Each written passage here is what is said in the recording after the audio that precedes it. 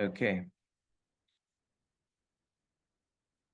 Good morning to everybody and welcome to this two-day workshop in the Democratic Marxism book series.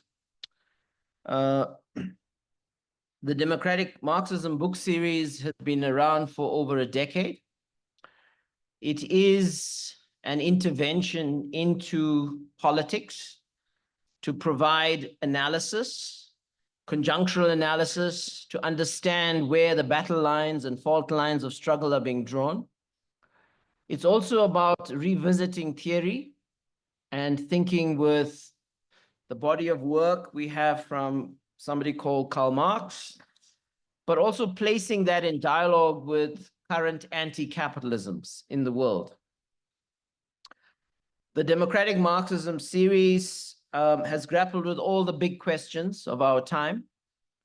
We've looked at capitalist crisis very early on.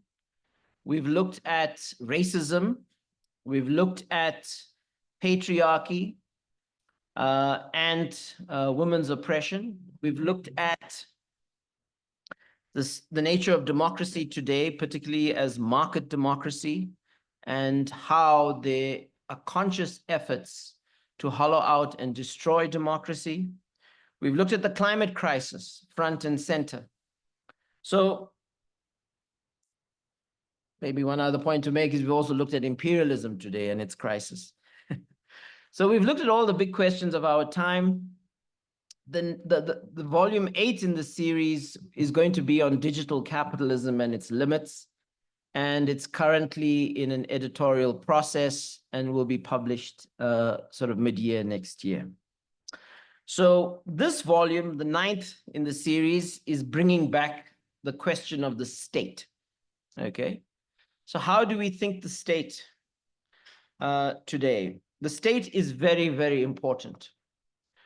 So as activists or academics, we have to understand what's happening to the state. It has a lot of power. It's not the only institution, if you like, that has power.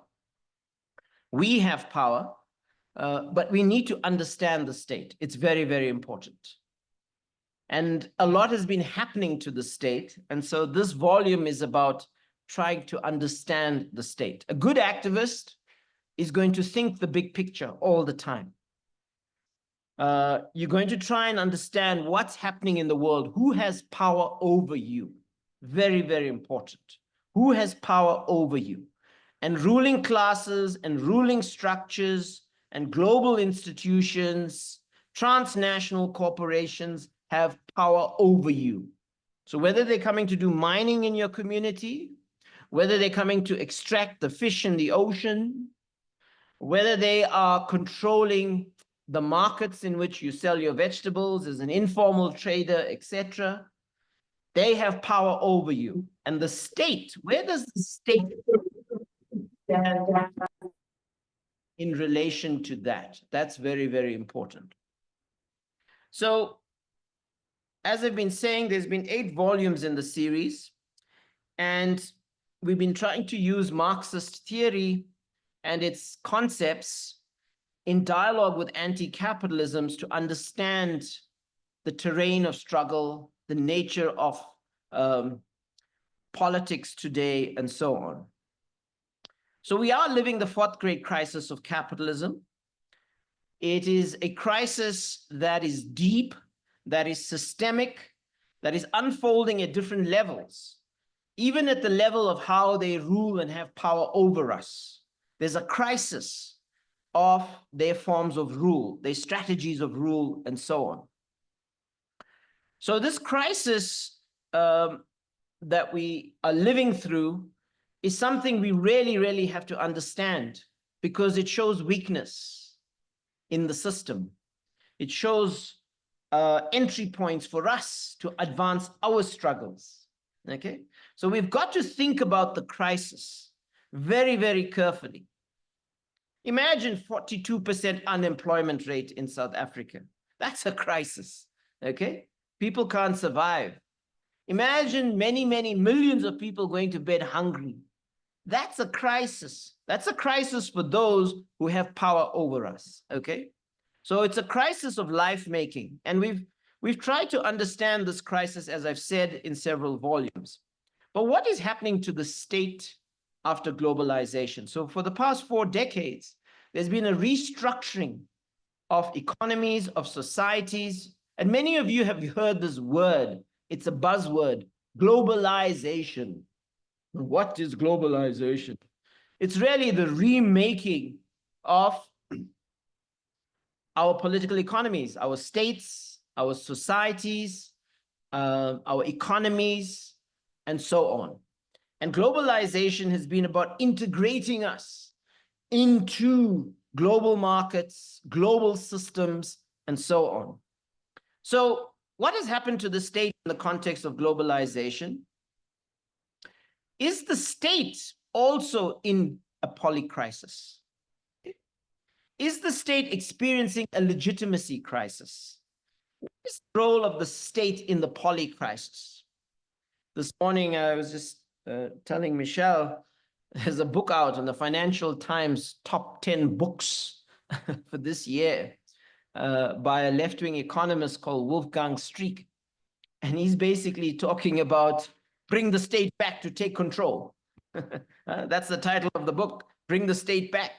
How are we going to defend community rights and people's rights? Yes, our mass power, but state power is also important. So these are kinds of the questions we have to answer together over the next day and a half.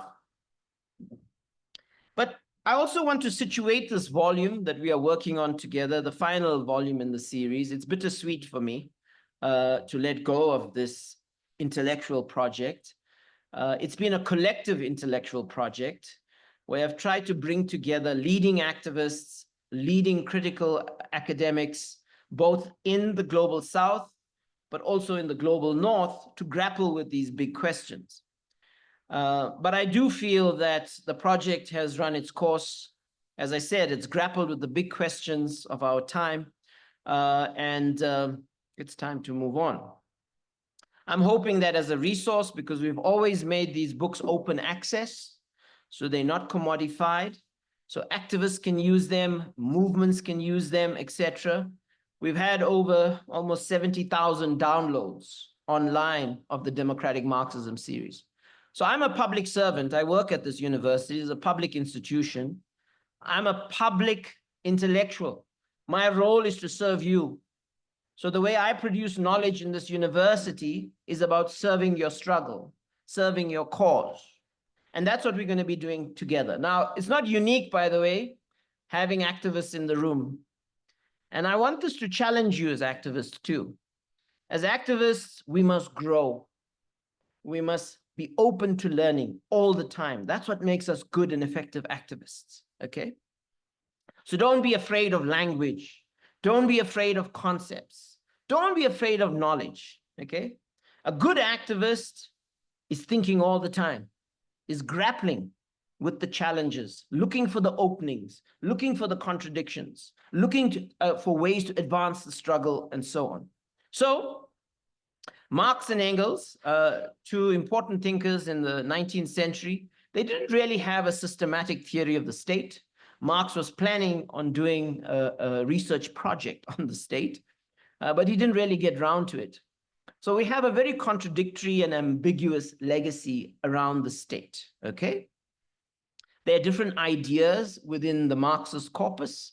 There's the idea of the state being the executive committee of the bourgeoisie and managing their common affairs. There's the idea of the state being a set of autonomous institutions, and so on. And into the 20th century, building on this, Stalinism gave us a theory called state monopoly capitalism. And basically, it gave us an ideological conception of the state. In other words, big capital and the state held hands together, and that's what it was all about. And then, of course, in the 1950s, within political science and sociology, the state was reduced to being a democratic pluralist state, where different actors in society could just lobby it, knock on its door, and bring about change. And so everybody had equivalent amounts of power. That was the assumption. There was also this idea that we shouldn't really worry about the state that much. Actually, what's more important is allocating values in society.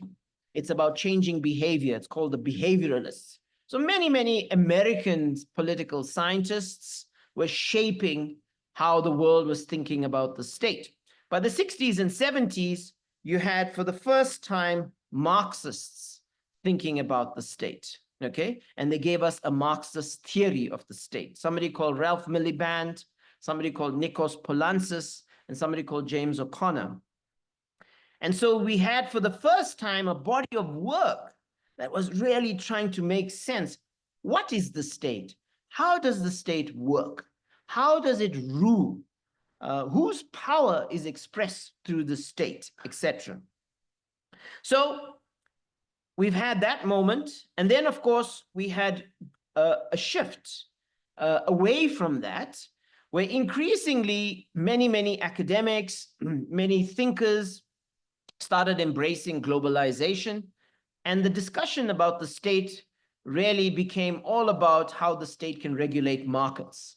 So it was no longer thinking more deeply about the state, the power relations, the social relations that were making up the state, and so on. And then, of course, we had in the academy what is called the postmodern turn, which turned its back on big analysis, on structural analysis, and understanding how power works, and so on. And eventually we had a moment of stateless theory, even in the academy, where people were no longer thinking about the most powerful institution that has power over the lives of people. So the complexity of the polycrisis is such that it is also the polycrisis of the state. This is an important premise for this workshop and for this book that we are developing together. So we really have the fourth great crisis, as I've mentioned, and it is also a systemic crisis. It goes to the heart of the system, okay? And these are interconnected crises. And these crises are inflating. They're becoming bigger and bigger. The climate crisis is becoming bigger and bigger and worse. The unemployment problem is becoming bigger and bigger and bigger. The hunger challenge is becoming bigger. The loss of biodiversity becoming bigger and bigger. So it's a multi-dimensional crisis where if you have a drought, that impacts on food systems. The food system, if the prices go up, impacts on the cost of living. That impacts on people, okay? So it's all interconnected. So since the mid-2000s, we've had resource peak, we've had financial crash and widening inequality. We've had climate overshoots since 2015. We started living on a new planet. We've had climate extremes, food system shocks, and basically market democracy becoming authoritarian. So you've had systemic crisis tendencies, biological disasters, and so on, all coming together. This is why it's a polycrisis. Poly means multi-dimensional, many crisis dynamics coming together. It's a big mess, in other words. It's a shit show. Complexity is also very much involved in all of this. And it's about how these systems, how do financial systems get disrupted? And what happens? How do food systems get disrupted? And what happens? And these are also post-normal problems. What I mean by post-normal is that they can't be solved just by politicians and ruling elites prevailing over these problems.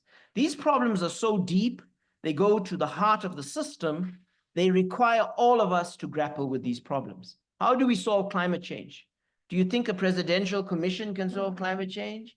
Do you think the parties in parliament are going to solve climate change? No. These are post-normal problems that are going to impact on generations. These are also long-range problems. So climate change is probably a 3-century problem, and it'll require at least 12 generations to grapple with this problem, okay? So that's what I mean by the complexity of these problems. The state responses so far have been about preventing the disruption of these shocks and these crisis tendencies to stop accumulation, making profits for the rich, okay? And on the other hand, you're also seeing states overwhelmed. So it's keeping the current game going. So the rich are getting richer and the powerful are getting more powerful. And at the same time, it is getting overwhelmed because the crises are getting bigger and bigger. So is the neoliberal state part of the polycrisis? We've got to ask this question. Is there a polycrisis of the neoliberal state itself? So you've got all this crisis, and is it ineffectual? Okay. Is it completely incapacitated, cognitively incapable of understanding this crisis? So comparatively, which states are trying to overcome the polycrisis? So the polycrisis also challenges what we have as theories and understandings of the state currently.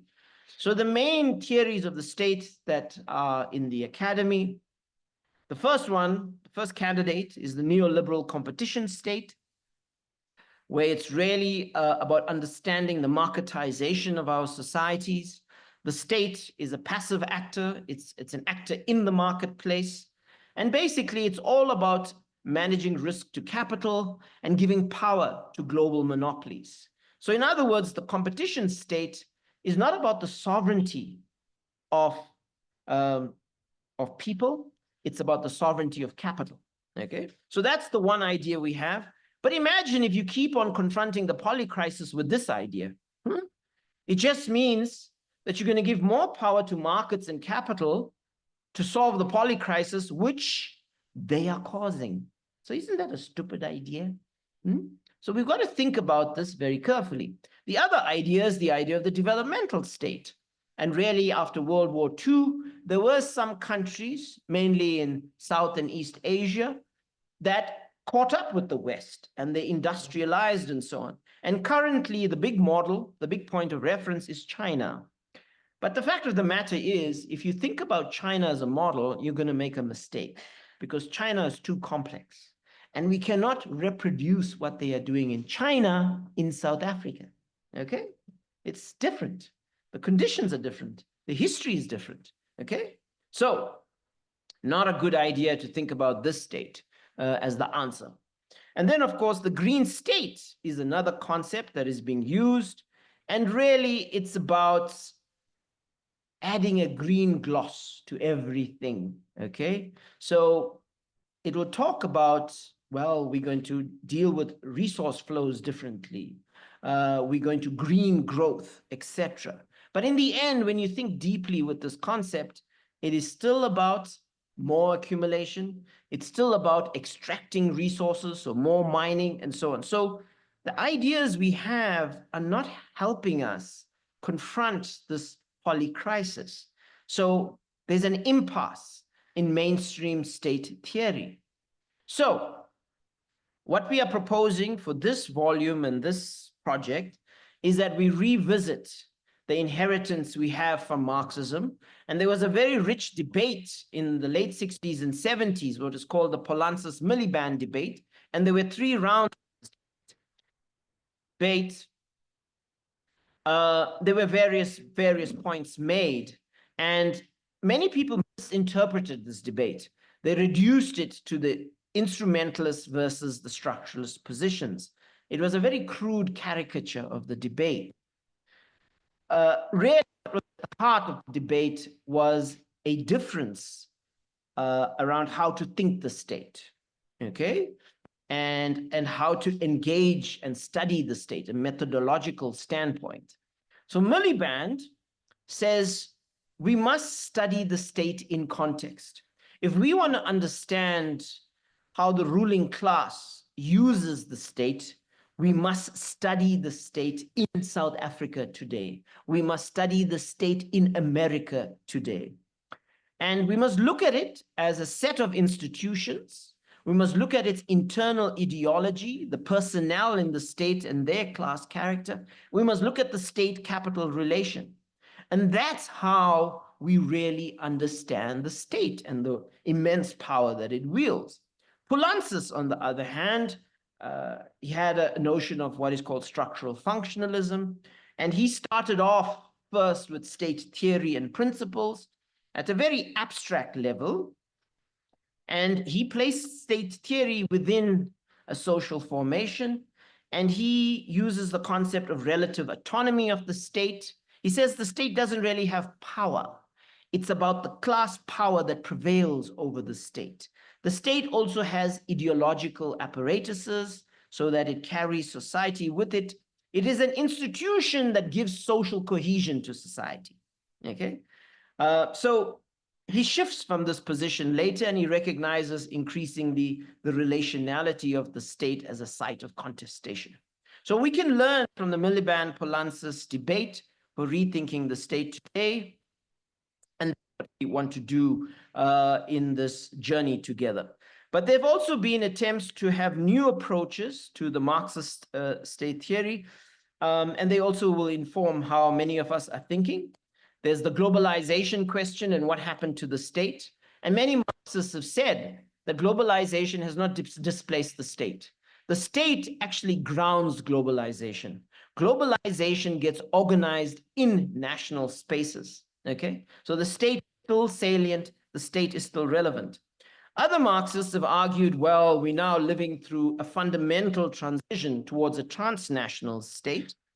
And there's been a counter position to this around the idea of a new imperialism and the new imperial state. There have also been attempts to question the historical formation of states, the myth of 1648, the Treaty of Westphalia.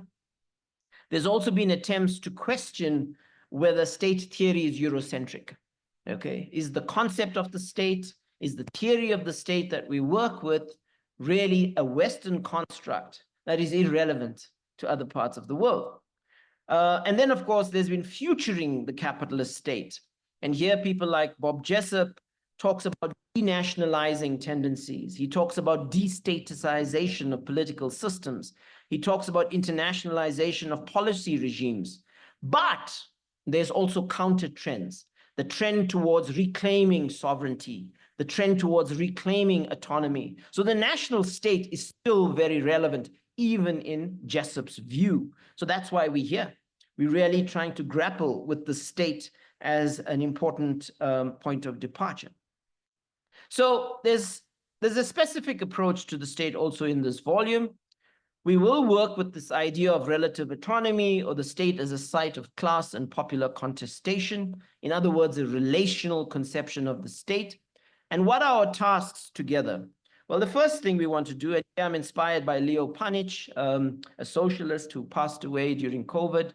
Firstly, we need to delineate institutions of the state vis-a-vis the field of struggle. Institutions are important, okay? Secondly, we need to have an empirical study of specific linkages between state institutions and class and popular actors in terms of ideology, personnel, relations of dependence and influence, etc. So we mustn't shy away. We mustn't get caught up in the lofty realms of abstraction. We must look at the state. We must take the social facts around the state very, very seriously. Thirdly, how do previous points highlight how the state functions to promote capital accumulation? What strategies of rule does the state use?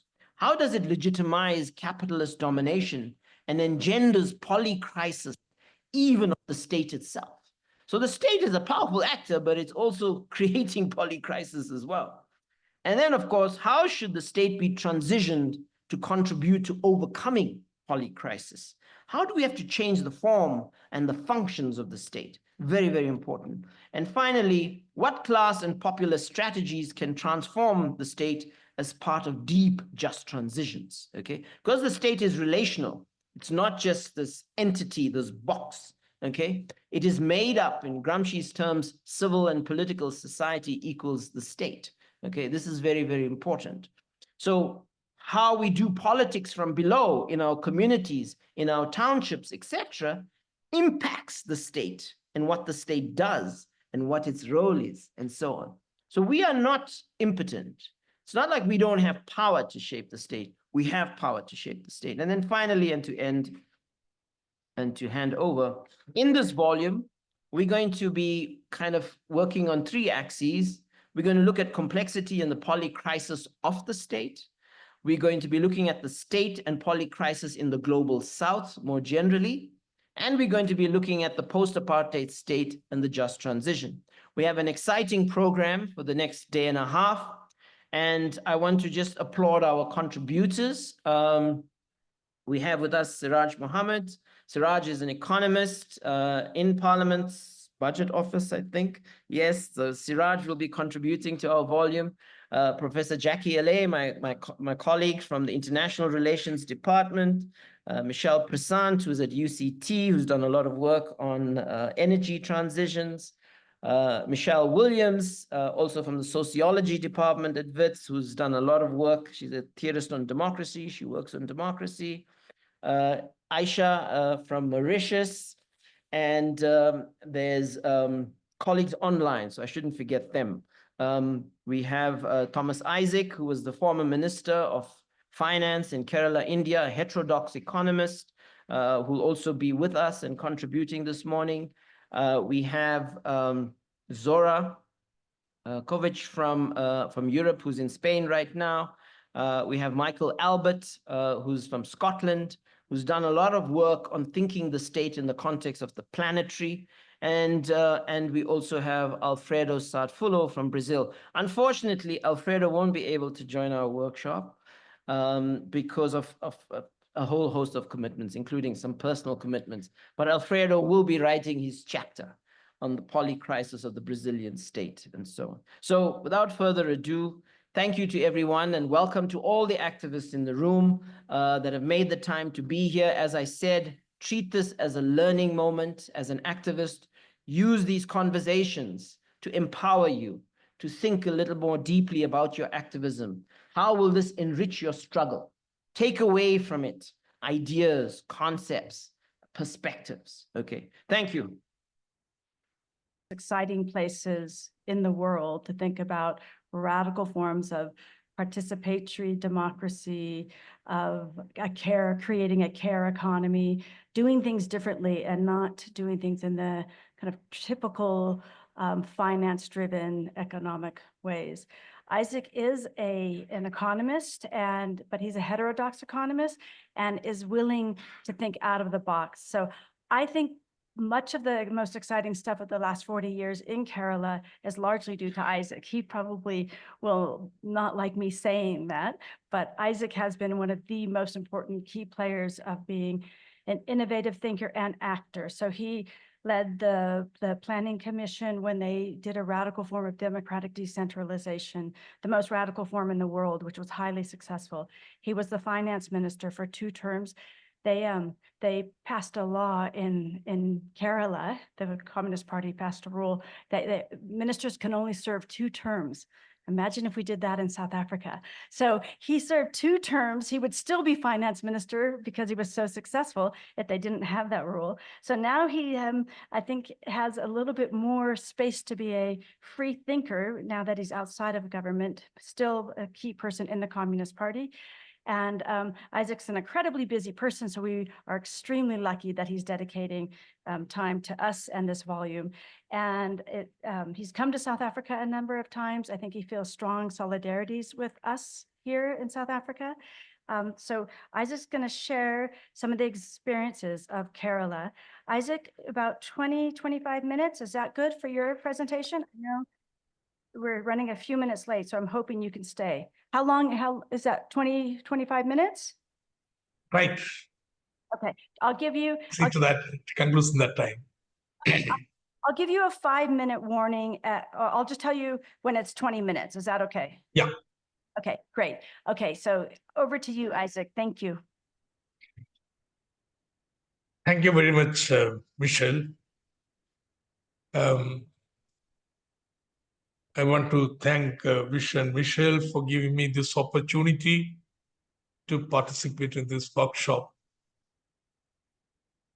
And I deeply regret that I am not able to be physically present there with you. And my presentation is going to be not on the national government, the state, but a subnational one, the experience in the province of Kerala, where popular action and class interventions have made a little more democratic state, which is able to link with the civil society much better, and therefore has much better results, outcomes, particularly in terms of meeting with catastrophic events like COVID. This, in brief, is my argument. I will have a presentation so that we don't lose much the conversation.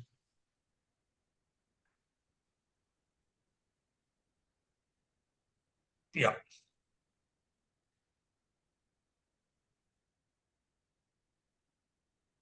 Change it.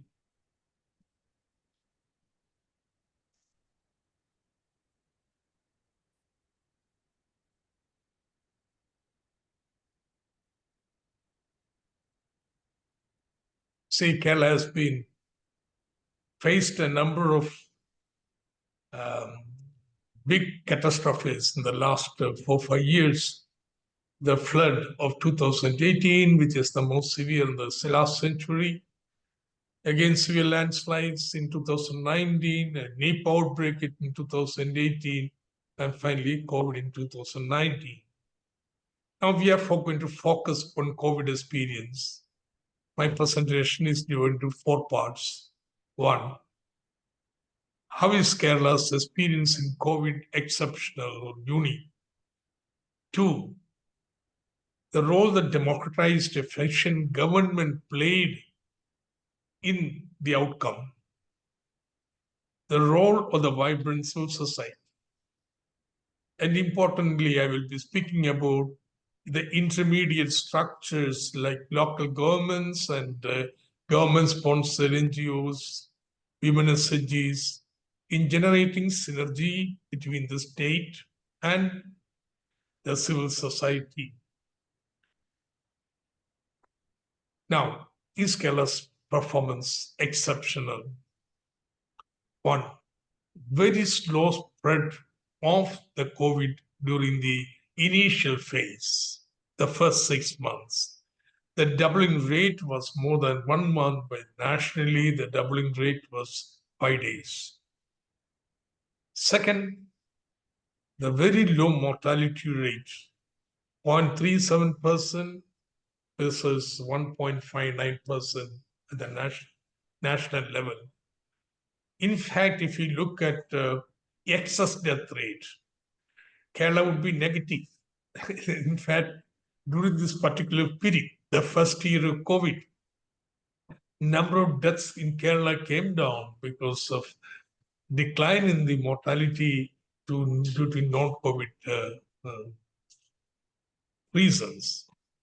But this whole changed in the second phase. You can see the graph, the number of cases sharply shoot up. And at one stage, Kerala accounted for 62% of the total COVID cases in India. So there was a lot of criticism against the left government at that time and so on and so forth. I will come to the reasons for this surge later. But there is one aspect. If you take the lower mortality rate, the much lower mortality rate, it is 1.32 in 2021, while Kerala it is 0.56. And in 2022, it is national level 1.7, and Kerala it is 1.02.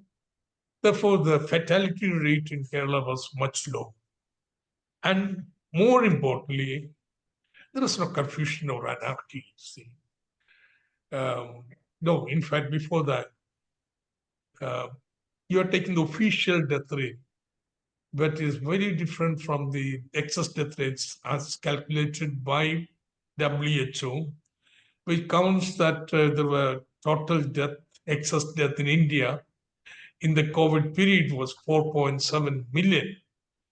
while India government official death rate is only 0.47 million, so excess death rate is higher by a factor of 10, while Kerala's excess death rate is higher by only by 67%. This underlines the statement I made: the death rate in Kerala, fatality rate in Kerala was much lower. And there was no confusion and anarchy.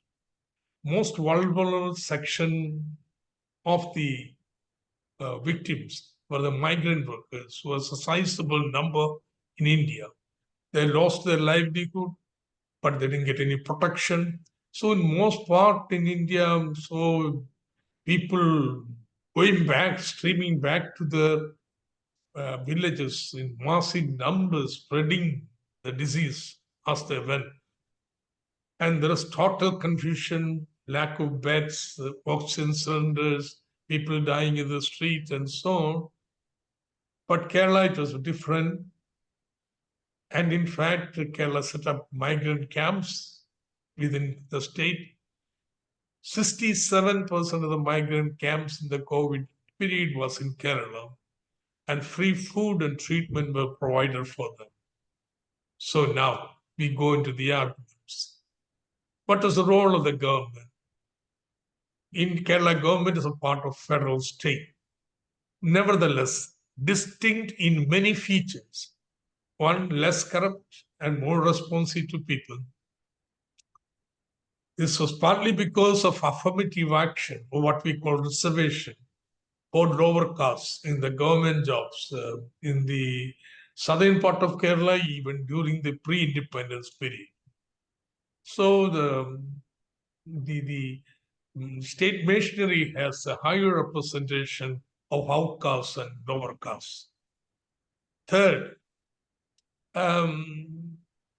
left has been a big presence in Kerala and have come to power, sadly, about 8-9 times periodically.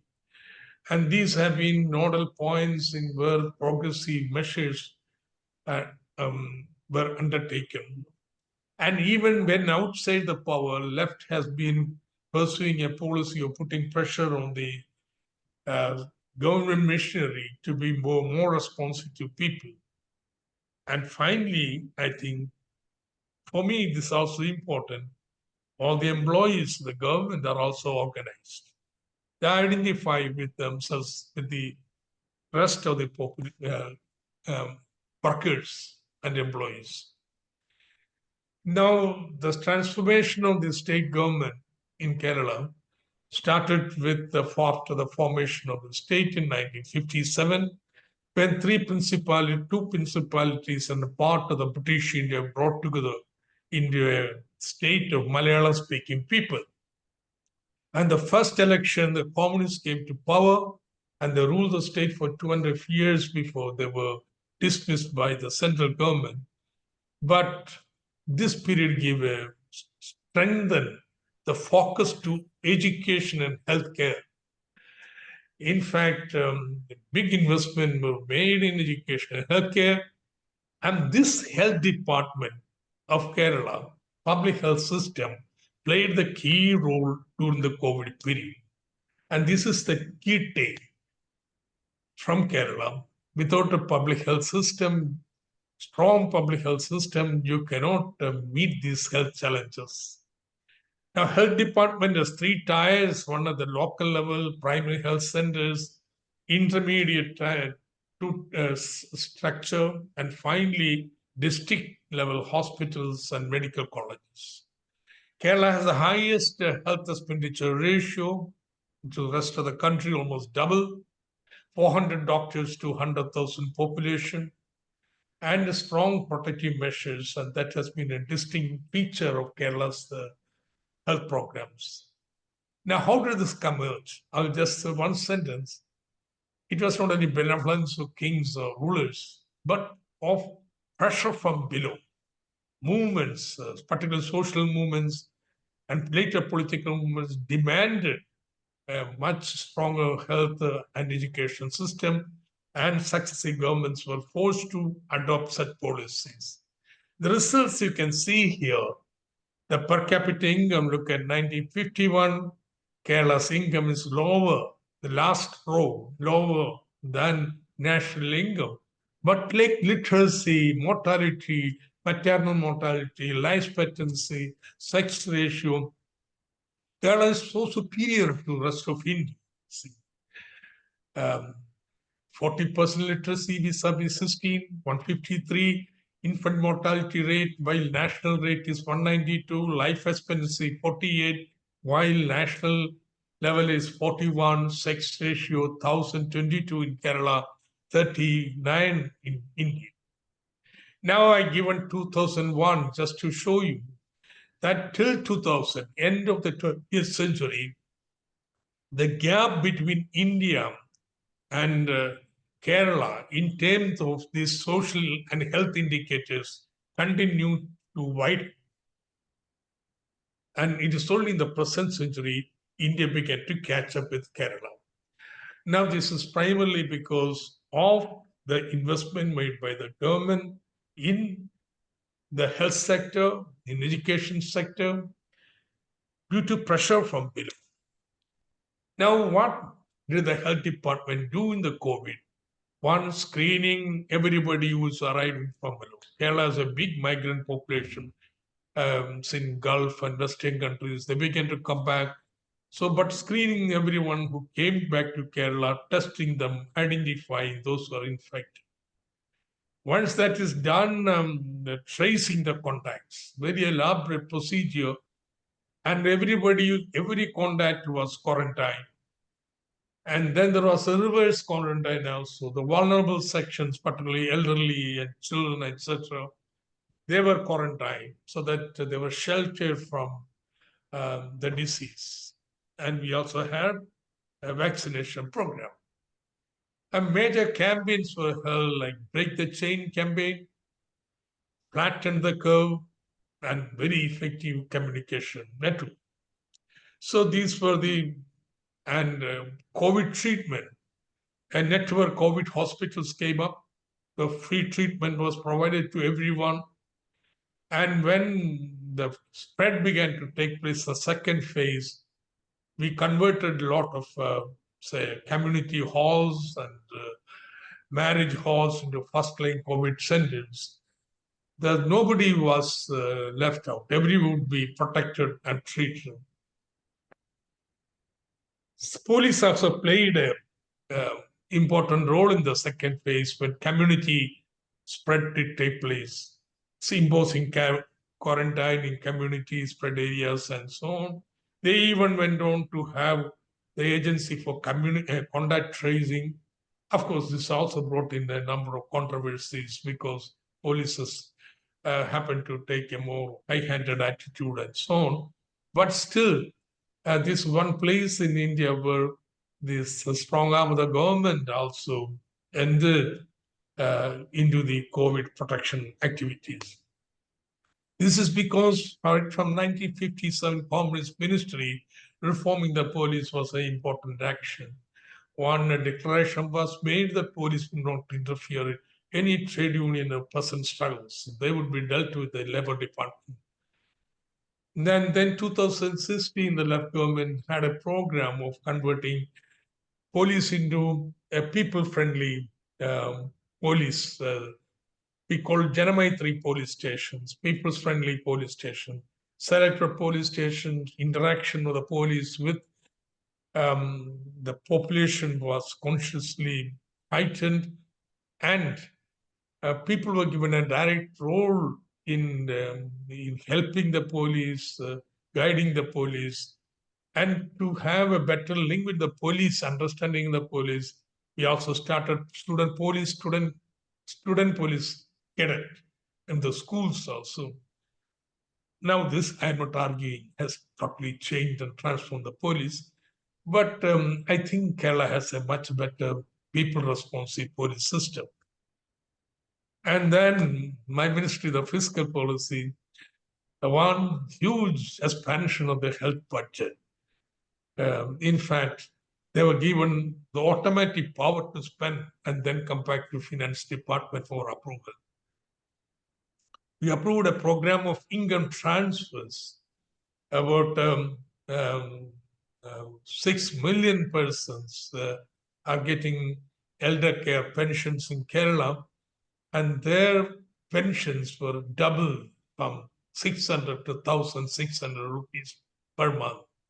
They also had instituted liberal loan schemes to everybody who wanted loan support using our cooperatives and public sector banks, and consciously followed a policy of running a large revenue deficit, unlike many of the states in India. See, and obviously, as a result, you have a much higher fiscal deficit. It's very difficult for a subnational government to run high fiscal deficit, but I just want to tell that we utilize every opportunity of given by the central government for borrowing more and spending, and also use some extra budgetary borrowing for the purpose. So a kind of activist fiscal policy in support of the above measures.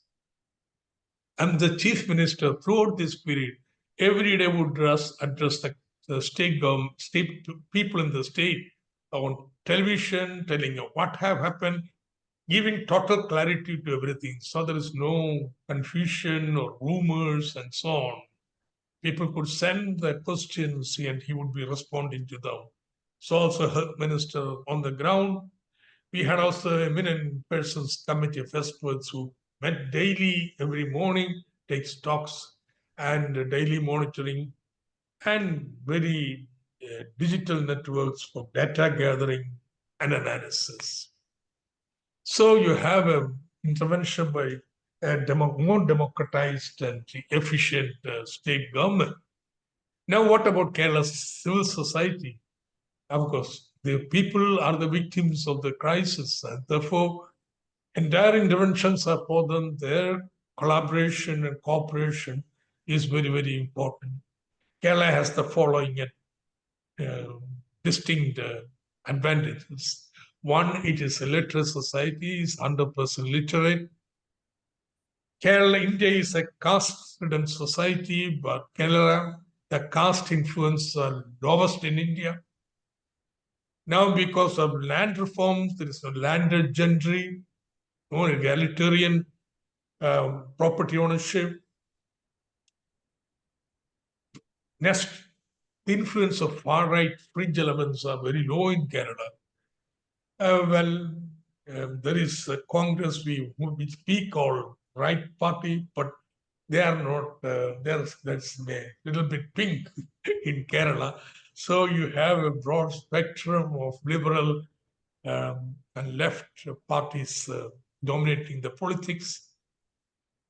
And Kerala has the highest density of libraries and reading room and highest circulation of newspapers. There is little place has got about 18 news TV networks. This is the highest associational density in terms of various types of people's associations. So it's a very vibrant civil society. And it accounts for popular compliance and participants. Now, reason for the resounding success of phase one, when even the spread of COVID was checked, was totally due to these people's total compliance with government instructions and cooperation, their own initiatives. These are amply documented by numerous village studies that have come out.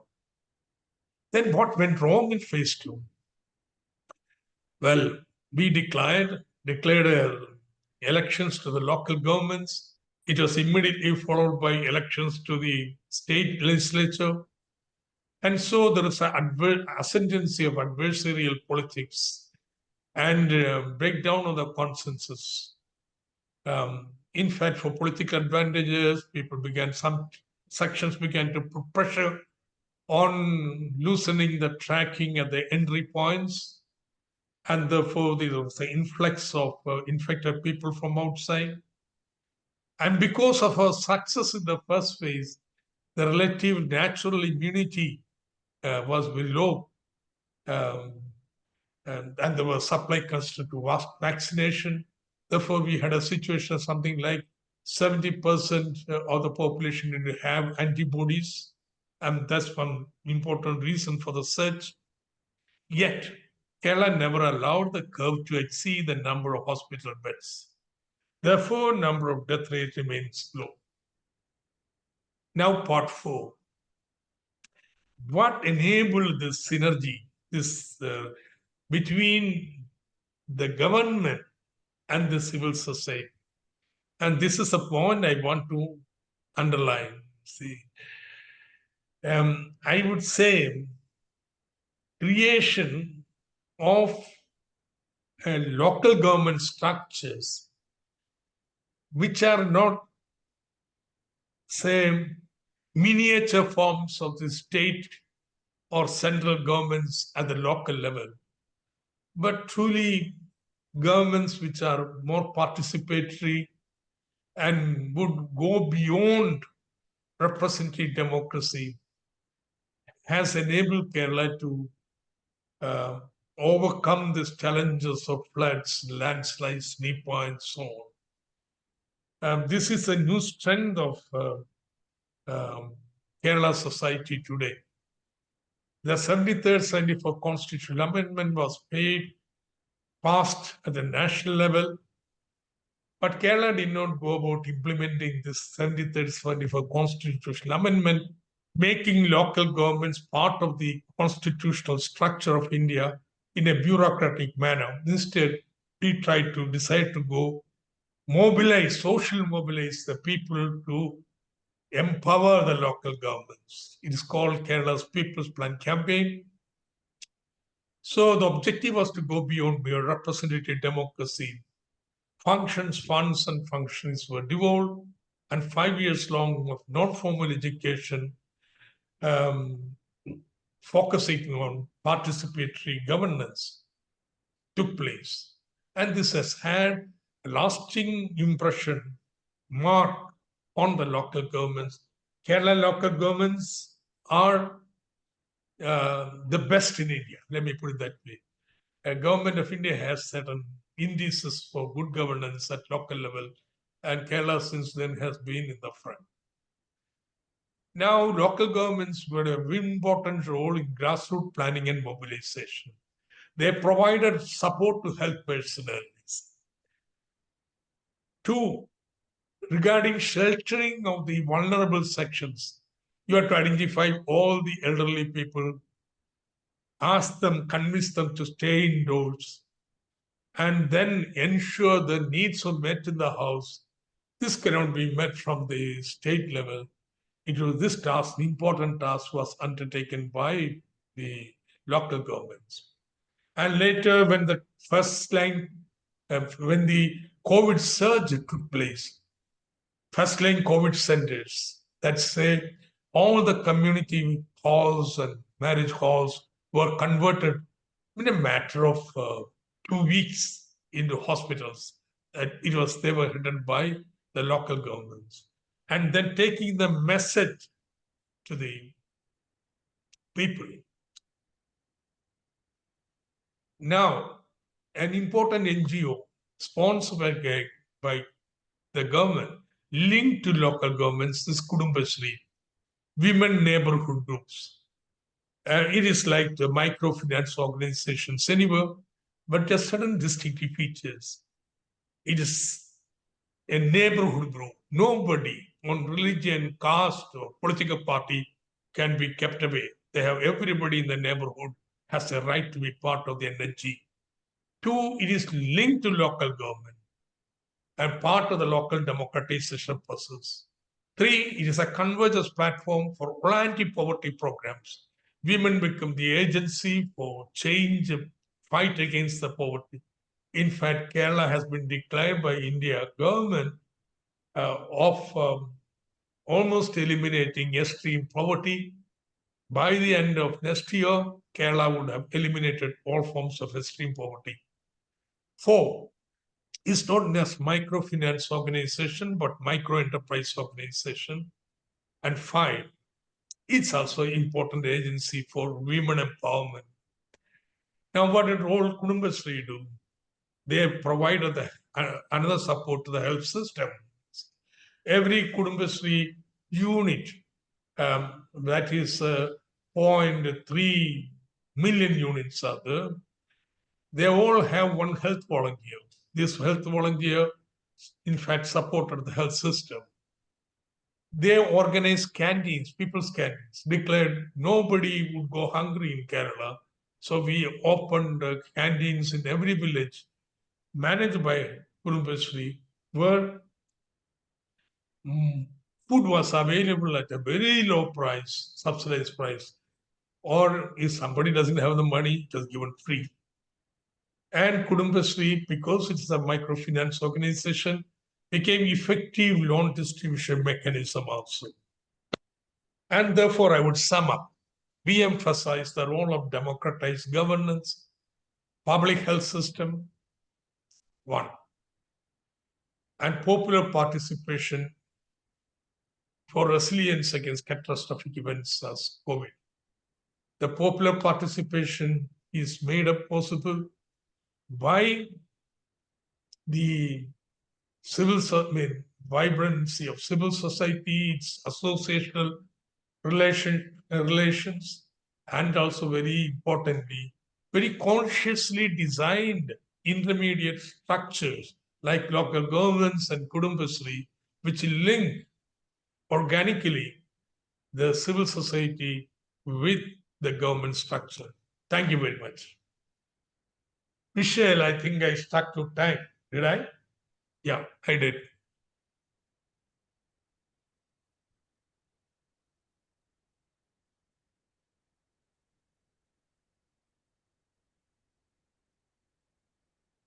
Can he hear? Oh, now you can. It has to be.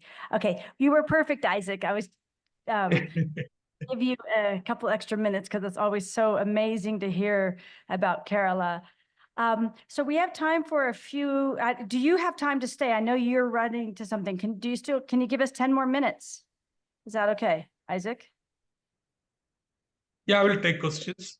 Okay, perfect, great. So can I open it up to the floor for questions, comments? So why people are thinking, one of the things that always strikes me about Kerala, and something that I don't think many places in the world get to enjoy, is that the government in Kerala isn't afraid of people's participation in local government processes and structures. So, you know, when COVID hits, they activate civil society and say, help us, you know, respond to this. So it's something that in Kerala, it's just almost taken for granted, but it is extraordinary that you guys could just call on the women's groups to not only, you know, be in charge of these canteens and providing the free food or the subsidized food, but also being a loan distribution mechanism. In South Africa, they centralized it into the Solidarity Fund rather than decentralizing it to the people. So it's striking, Isaac. And again, I want to say we're lucky to have Isaac because he's some of the brains behind all of this kind of stuff and has been able to influence. Vish, I see a hand. Does anyone else have a hand? Okay. And then just introduce yourselves, but we need you to speak into the microphone. Here, so Vish. Okay. You have a phone. I'll go up. So wait, who has a hand?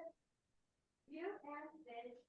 No, I know, but we're going to go back. The microphone's already. So I'm taking over. The microphone's with you. That because the central government was in crisis and couldn't deal with COVID, it gave more leeway to the Kerala government somehow. So Isaac, why don't we take all three questions and then you can answer? Yeah, right. What was the first question? Michelle wants more. The first question was about, is the crisis of the central government, did that give space to the Kerala government's response? So I think it's really a question about how did you carve out the autonomy and space at the local government to do the stuff you've done? Is that? Not really Right. We know that the central government in India has been waging a war against people of indigenous communities and try to get involved in different ways. I'm talking about the whole Hindutva movement and everything else, far right. So do you think that because they were in crisis, were unable to deal with everything else, that it also gave you more space and more capacity to do what you did in Kerala? Right. Okay. Yes.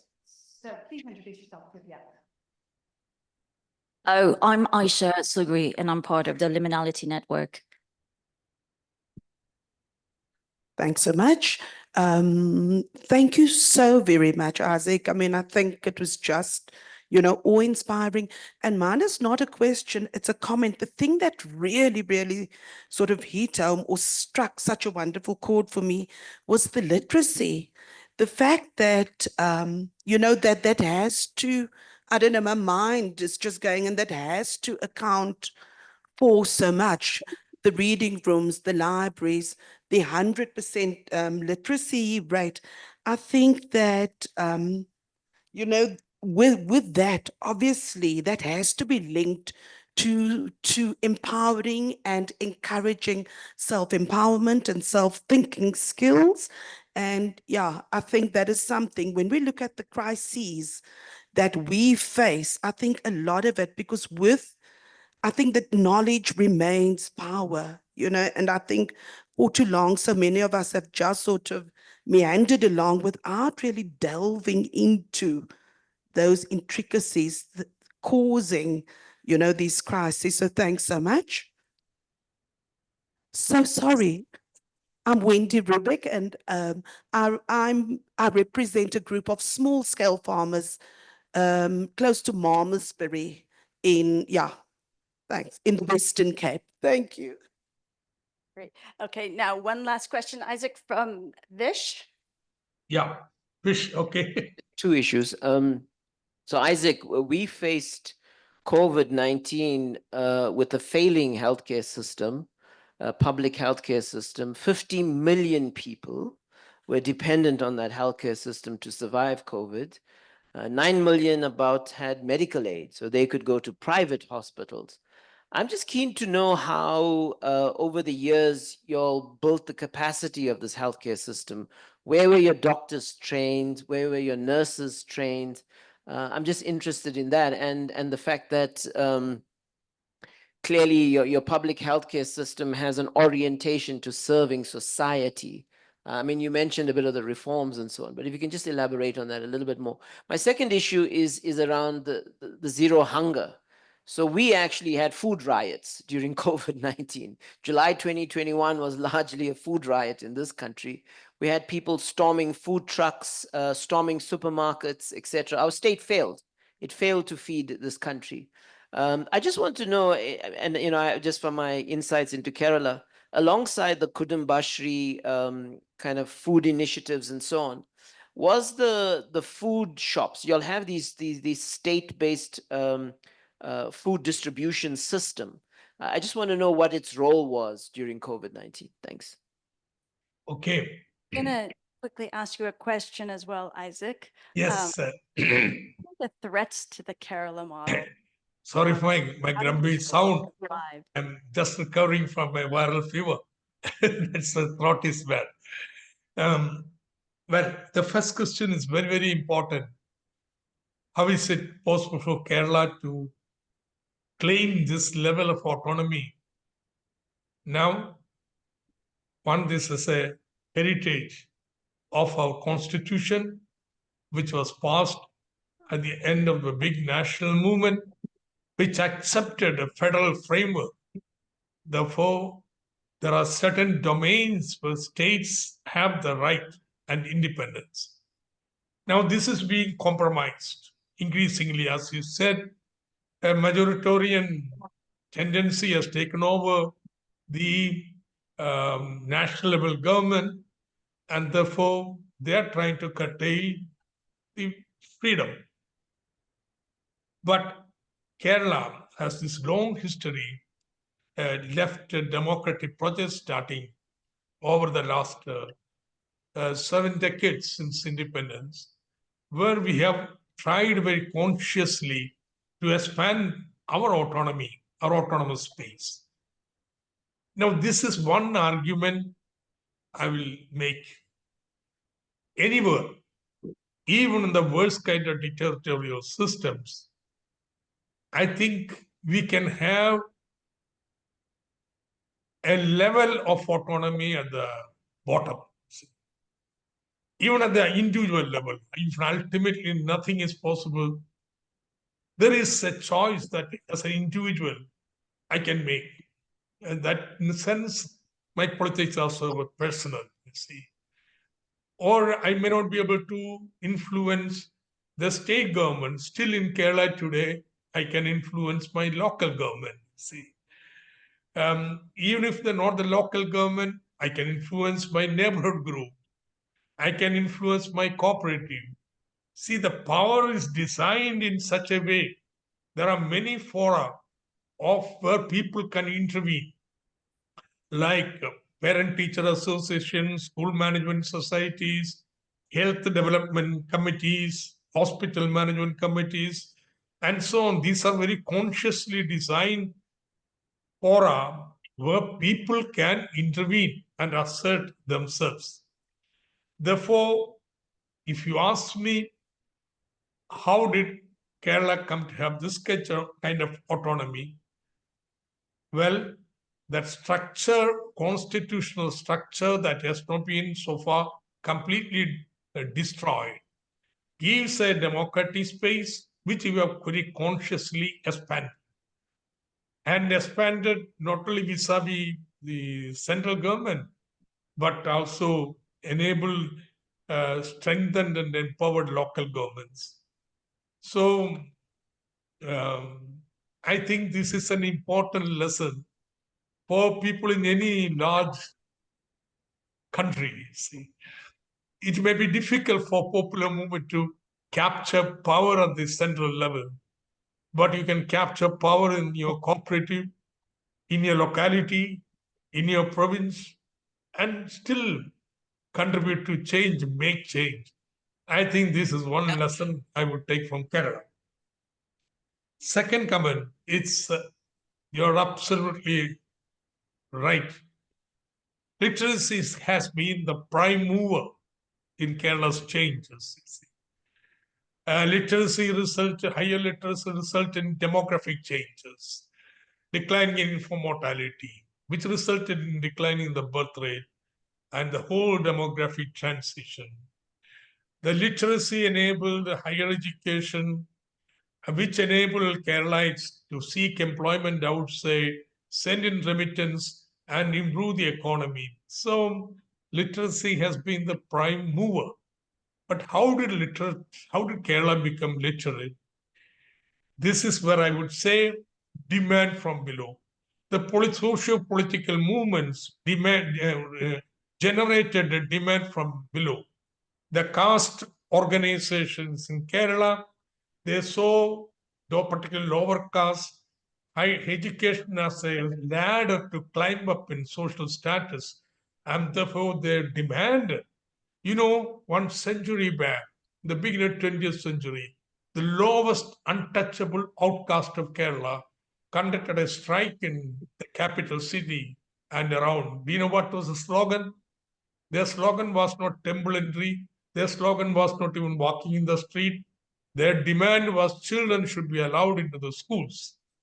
So this is the demand from below, which prompted the governments to respond. And this has resulted in a highly literate society. Third, now I talked about literacy, how it has been demand from below. So if you ask me, how did such a health system come? This is again demand from below.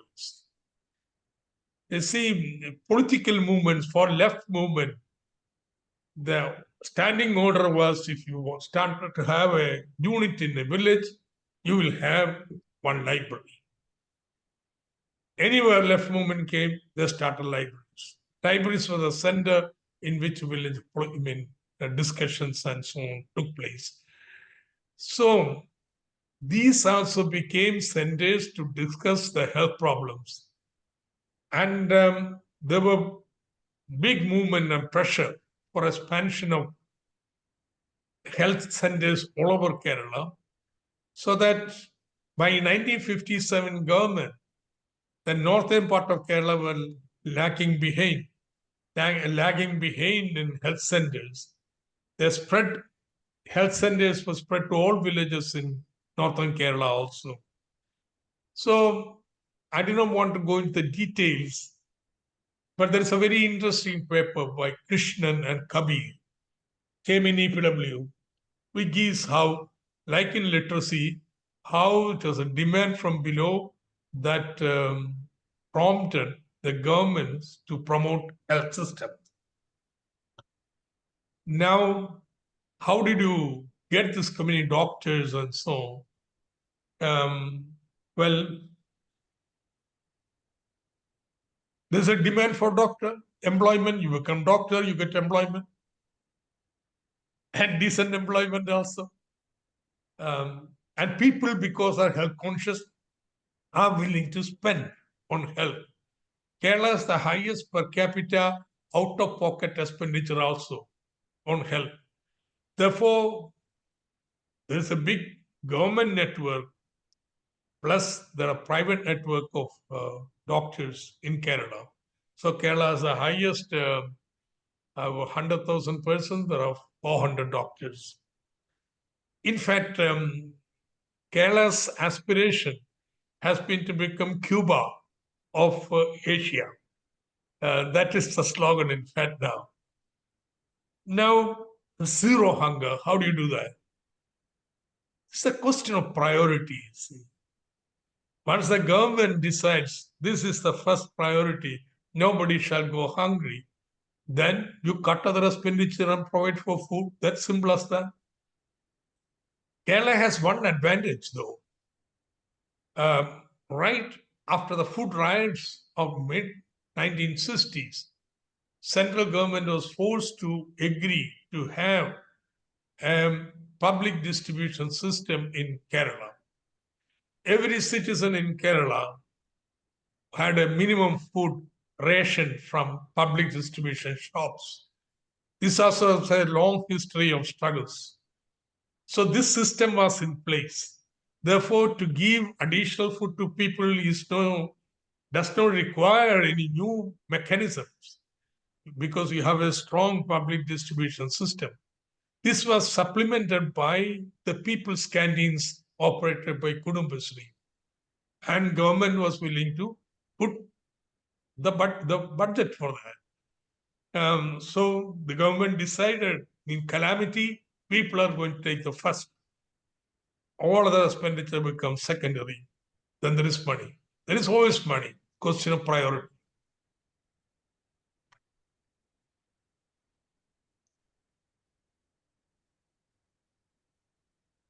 Yes, it's over. I just said my question about what are the threats to Kerala going forward? Can you hear me, Isaac? Isaac, can you hear me? Little louder. Okay, can you hear me now? Yeah. I was just saying the threats, what are the threats to Kerala to maintaining this radically democratic, people-centered approach to governing and to society? Well, there can be political degeneration. I can degenerate. So as you said, we thought we are consciously trying to prevent that. But now we are in power successively for the second term. This has never happened. No, you go giddy with power. Also, so degeneration can take place. So we have to be very, very vigilant against this. So this is, I think, self-critically the biggest challenge. Second, the present central government is opposite of everything we consider important and holy. Personal freedom, egalitarianism, same, same equality of all religious beliefs, secularism, and so on. Therefore, at every step you are facing problems. You have to learn to dodge them. See, for example, Kerala is spending so much on this social sectors. It doesn't have, it's underinvested in infrastructure. There's a big infrastructure deficit, which has to be overcome if Kerala's growth is to be sustained. So how do you do it? It cannot, a subnational government cannot borrow without center's permission. So you created a company which would borrow and do all this. And government pay the company over time. And so you have a huge investment program being rolled out. So now the central government in the 7th year has realized it has to stop it.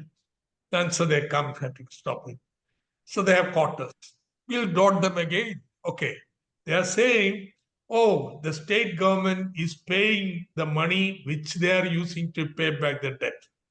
Therefore, it is not revenue earning, but dependent on government. But therefore, that company's borrowing will be considered part of the state government borrowing.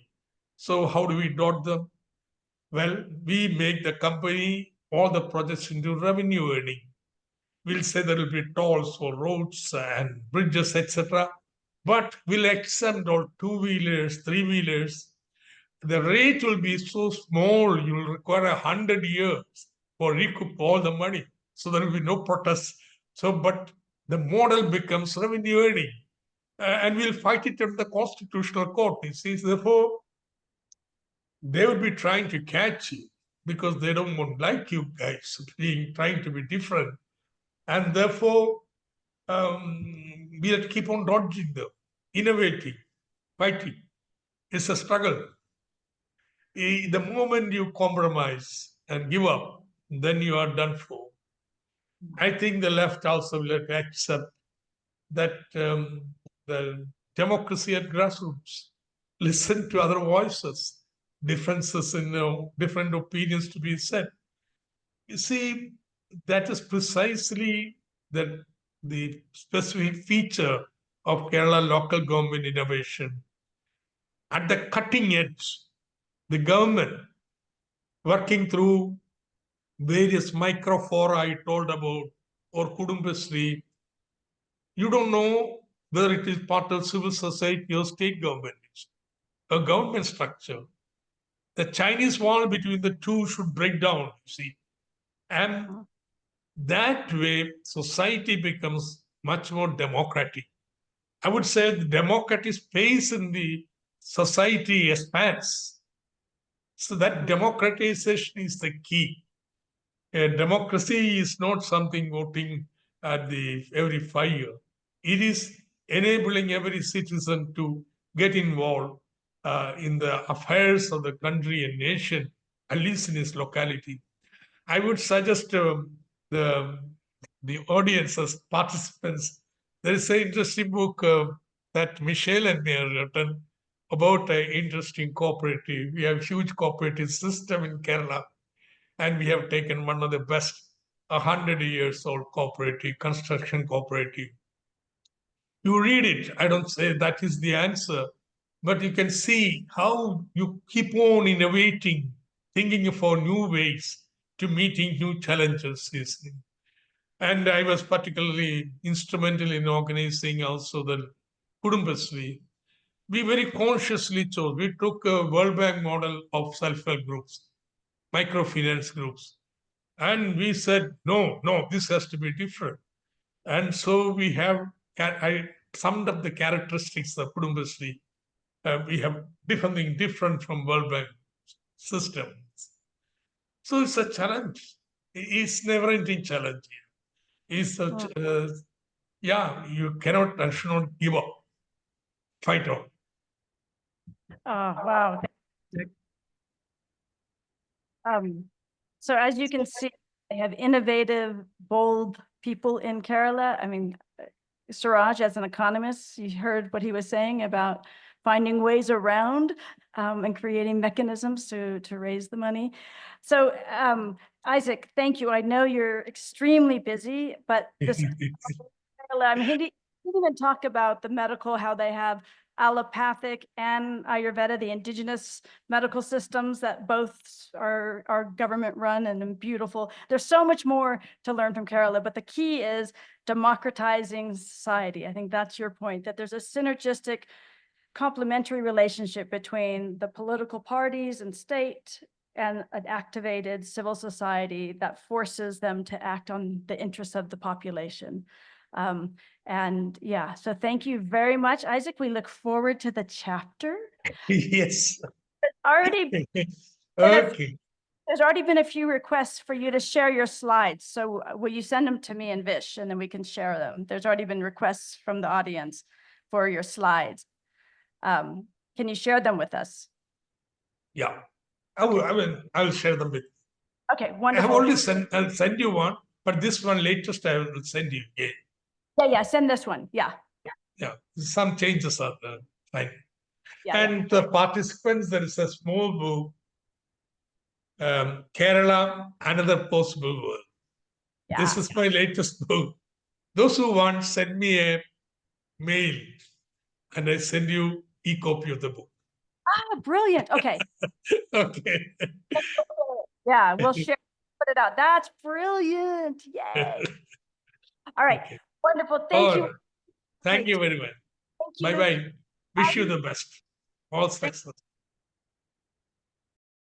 Everybody, please take their seats, grab your goodies. Zora, I was remiss about something. You know, there was a lot going on in my life. So over the past 2 weeks with the passing of my mom and stuff. So I didn't get your bios. So I want you to actually just introduce yourself before you speak, so the audience knows who you are and stuff. But over to you. You have about 20 minutes, 25 minutes. Go ahead. Great. Okay. Thank you, Vish. I'm very happy to get to spend this time with you all today. So a brief introduction about myself. I'm Zora Kovacic. I am a researcher and based at the Open University of Catalonia in Barcelona, Spain. And I work mainly on environmental governance and post-normal science. And this is part of what I'll talk about today.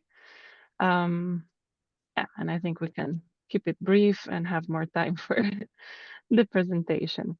So let me share my screen. Okay. Can you, let's put presentation mode. Can you see it? Yes. Yeah, great, excellent. Okay. So yeah, I won't do a long introduction because what I'm preparing for the chapter is very much related to the core of my work. So I'll just get into it. And my idea for this chapter was to prepare mainly a theoretical contribution, drawing on insights from complexity and post-normal science. So this is just a very quick overview of how I've been organizing my thoughts and my writing. A small introduction, what is complexity, introducing very lightly here the concept of polycrisis and how states react to the polycrisis. I make the argument that the polycrisis also is a crisis of the modern state, a crisis of governance, and look at what could be learned from post-normal science as way of alternatives to this crisis. And And the conclusions part actually haven't written, but I'm hoping that the discussion today will help with that and inspire. So I'm really looking forward to your comments and counting on them. All right, so the focus of the chapter is on the relationship between governance and complexity. And when I bring in this complexity perspective, I do it from the perspective of theory of science and post-normal science. So I'm not, it's basically an epistemological understanding of complexity and why this matters for governance.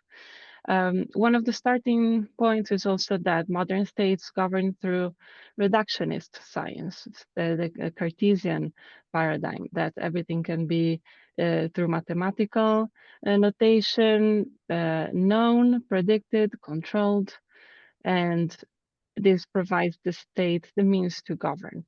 And one of the arguments is that this may work well when dealing with simple problems, whatever that is. But in situations of complexity, this model becomes dysfunctional. And this is why I want to make this point that environmental, political, financial crises become also crises of state capacity. They create a crisis of the ability to govern. So complexity, what is complexity? As I mentioned, I use an epistemological understanding of complexity. And this means I will just briefly, maybe an easy way to refer to complexity is this mantra that is often used, that a complex system is one where the whole is more than the sum of the parts. What does this mean in epistemological terms? It means that if I analyze the parts, I will get one type of knowledge, and if I analyze the whole, I will get a different type of knowledge. And what does this mean for governance? It means that if I base my governance decision on one level of analysis, I will act in one way. And if I base my governance decisions in another level of analysis, I will have a different policies come out of it. So this epistemological aspect of dealing with complex systems, I think is very central to governance. Now, the point is not only that we have different levels of analysis, but that the different perceptions that one can have of a given system result in different representations. And these representations, they may or may not overlap. And importantly, they may be in contradiction.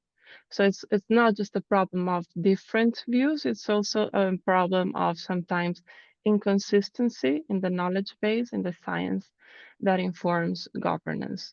And this is why this understanding of complexity, I argue, is important in discussing governance. So complexity creates challenges of uncertainty. When I talk about uncertainty, I refer mainly to knowledge gaps, unknown unknowns, things that we don't know, and we don't know that we don't know.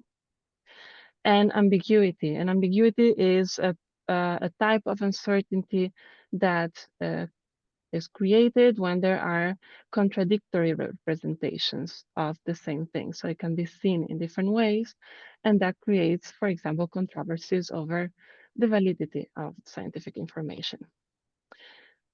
This is one part. On the other hand, governing requires simplification. So usually when we don't deal with complexity. We don't deal with complexity because it makes, dealing with all of this makes things ungovernable, can lead governing processes to a stall.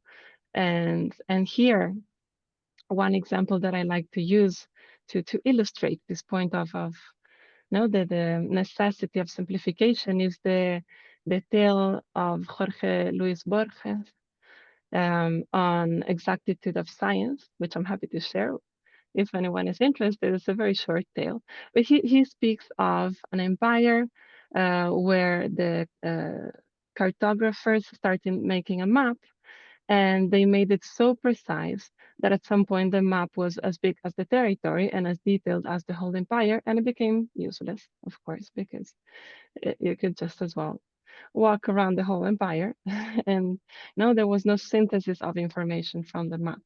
And this, I think, is a good image, no, that summarizes this, why we use simplification, need simplification to some extent to govern. I also argue that this is where the Cartesian dream comes from. The Cartesian dream refers to the work of Descartes, of course, in the Enlightenment, and this is a little bit the philosophy of science part. No, the Descartes, his inquietude came from he was trained in the humanities, which was the science of the time, the knowledge, let's say, of the time, and with this training, he never got to precise answers. No, he had many doubts, and at some point he writes, "No, what do I do with all these doubts?" And he starts questioning the knowledge that the education that he received, and at some point, no, the answer that he comes to from this inquietude that he was feeling is mathematics. That's the precise knowledge. That's exact. We don't have doubts anymore. And this is something, Descartes is a big representative of this, of this thinking, but he's not the only one. Now we can also, for example, quote Galileo when he said that nature speaks in the language of mathematics. So this is the type of thinking that became very popular with the Enlightenment. And no, this idea that, so how does the simplification that is required happen? Through mathematical notation, through quantification. And this gives this ability to control the system, to predict and control. And this also gives rise to the modern state. Now, the simplification, when it becomes, we need it, but at the same time, of course, it leads to a reductionist understanding of the problems that we're dealing with. And it means that evidence-based policy may not always lead to the desired results. No, we understand part of the system, the part that can be quantified, act upon it. Sometimes it works, sometimes it doesn't. In the long run, I also make the point that, and this is the situation a little bit that we're living now, we have this problem, let's say, or phenomenon of the undesired results or unforeseen effects, side effects of the solutions that science and technology have created have led to a situation in which now we speak of how to govern science, technology, and innovation responsibly. And this is a very interesting development, I think, no? Because when we start talking about responsible science and innovation, what does that mean? That if we don't regulate science and innovation, then the science we have is reckless, it's irresponsible, no? And some scholars in the field, they talk about the runaway train of innovation. It has gotten out of hand. This oversimplification has so many side effects that it has created the many crises that we're living today. Environmental degradation, we can think about social inequalities also, I would put there, with all the failed development thinking, which was informed by a certain type of reductionist expertise. And so this is a little bit the problem of complexity.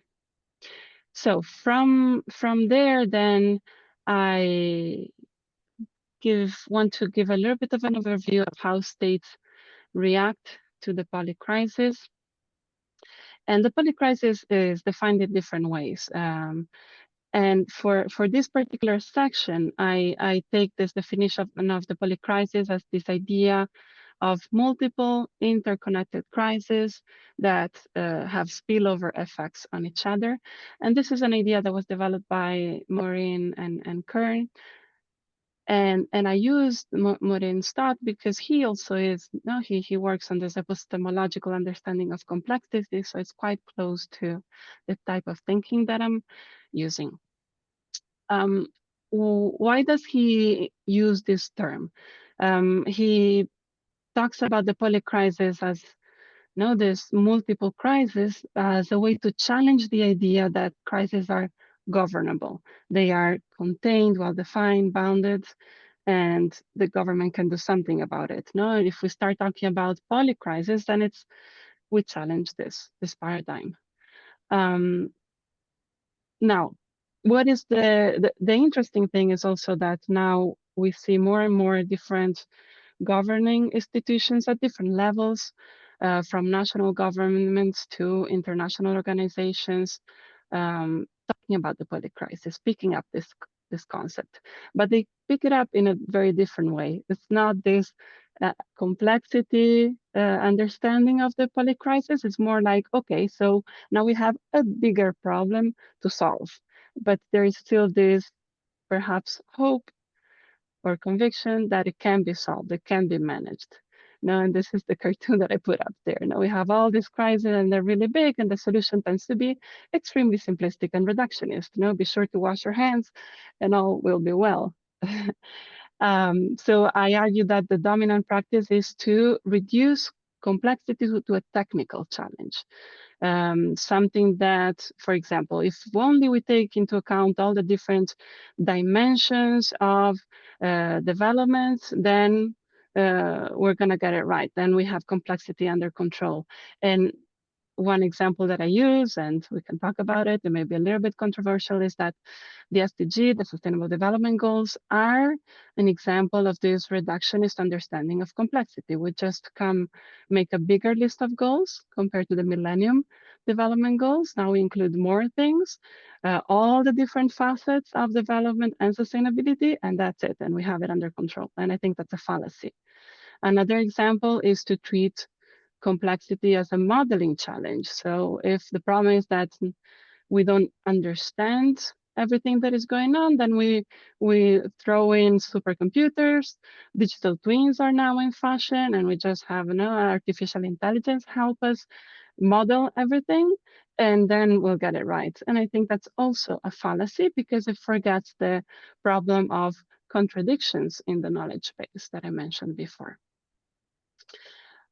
Now, why does this happen? Why this tendency to reduce complexity to a technical challenge? Because the alternative, if we don't do that, if we don't reduce complexity, the alternative would be to take complexity seriously and then admit that the ability of the state to govern is at best limited. And that leads to a conversation about, do we need the state at all? And that is something that puts in crisis, I would say, the legitimacy of the modern state. And this is why we have this reductionist approach to complexity. Okay, and so what I also argue is that in this reductionist reaction, what we see is a problem of, or a phenomenon that a colleague of mine, Roger Strand, has called desperate modernity. Desperate modernity is the situation in which it's not that we don't know that the problems are complex, but we act as if they could be made simple because it makes them governable, because the alternative is much worse. No, and again, going back to the example of the SDGs, this is the midterm report from the UN. They're failing. Most of them are failing. The vast majority are failing. We're not getting there. No, but still they are the forefront of policy agendas. So I think this may be perhaps an example of this desperate modernity. Even when seeing that we're failing, we keep saying, well, let's just push a little bit further. Let's keep going. Because what's the alternative? No, we don't want to admit this failure. And I also talk about the circular economy as another example, and this is taking a little bit from my experience working with the European Commission. And the argument I make very briefly is that circular economy is, well, it's a policy idea that scientifically is very contested, very problematic. And in workshops that we did with people with the Commission, when we presented these problems, the answer was, well, we know, but this is the best we got. No, one answer was, at least we're going in the right direction. And I think, again, this is an example of this desperate modernity. We know this is not great, but what are we going to do? Okay. So because of this, I argued that polycrisis becomes a crisis of the state, of the modern state, of the state that works by prediction and control. And here we can think of a second definition or a second way of thinking about the polycrisis, which some authors use, which is that they talk of the polycrisis as an age. So this is not a question, no, the crisis is not something that is delimited in time, but the fact that we have many crises that are interconnected, et cetera, means that we're living now in a different age, in turbulent times, and this is just the context in which governance needs to happen. And the fact that governments that mostly and keep governing through this desperate modernity, acting as if the Cartesian dream still works and matters. I argue that this leads to the ancien regime syndrome. Ancien regime is a term that has been used to describe the French empire just before the French Revolution, in which there was already turmoil from the population, but the king refused to recognize this. And this, in this sense, this is a regime that is ancien, it's old, because it just closes its eyes, its doors, its windows to the reality out there, refuses to recognize the problems, keeps going as it had gone before, and the French monarchy collapsed. And the argument is that this is the ancien regime syndrome is a term that was introduced by Funtovich and Ravitz, the founders of post-normal science, and they argue that this can be seen in other states, other periods of time as well, and generally leads to collapse. Here, this is maybe as way of example, but this is a bit more speculative example. But I wonder if the election of, for example, Trump, Bolsonaro in Brazil, Milei in Argentina, could be seen as instances of this ancien regime, where there are these supposedly not crazy, but Trump has been convicted. It is clear that he has lied many times. Same with Bolsonaro. The whole way that Bolsonaro managed the COVID pandemic was incredible, in the sense of all the lies, the false news, fake news, misinformation, disinformation, etc. So how does this happen? And I wonder if this happens because the regime is trying to ignore the impending collapse. And so this is why now I make this argument that all these environmental crises, social crises, pandemics, etc., they create, if handled this way, through denial, they create a crisis of the modern state. And because so the next step is not to end on a bleak note. I don't want to predict collapse of all states. And this is why then the last part of the chapter, I turn to the post-normal science as a way to think of alternatives. So if we're not, is collapse the only possible solution here or not? And I think not necessarily.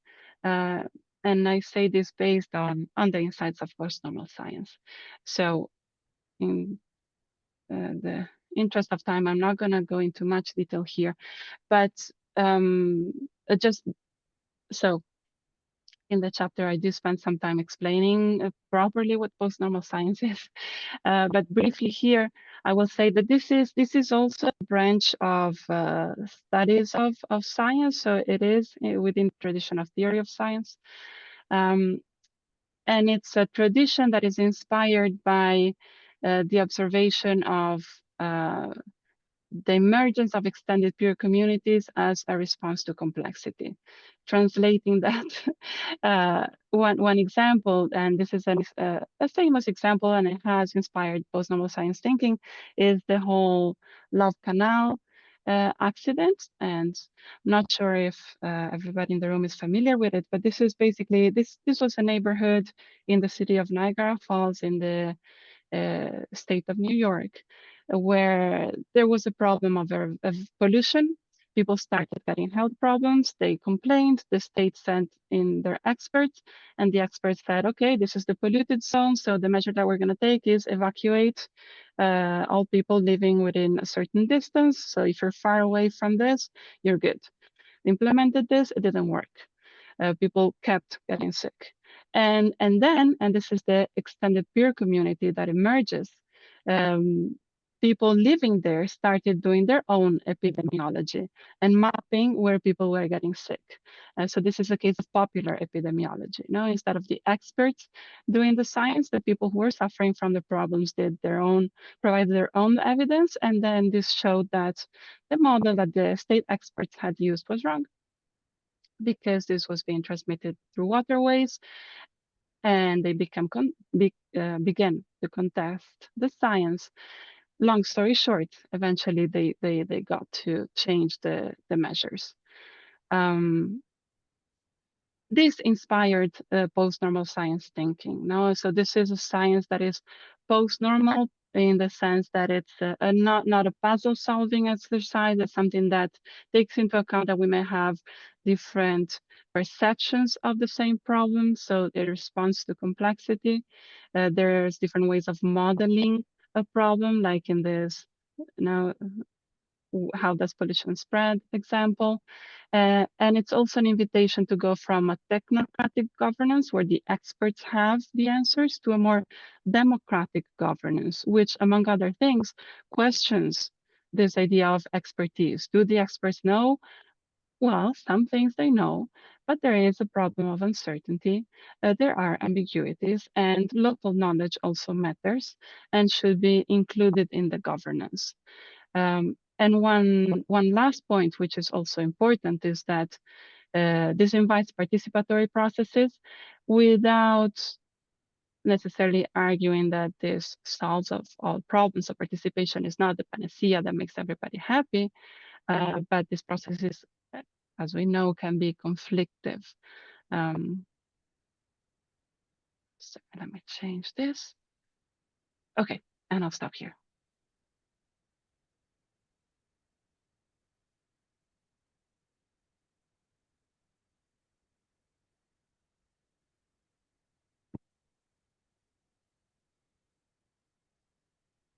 I can't hear, sorry.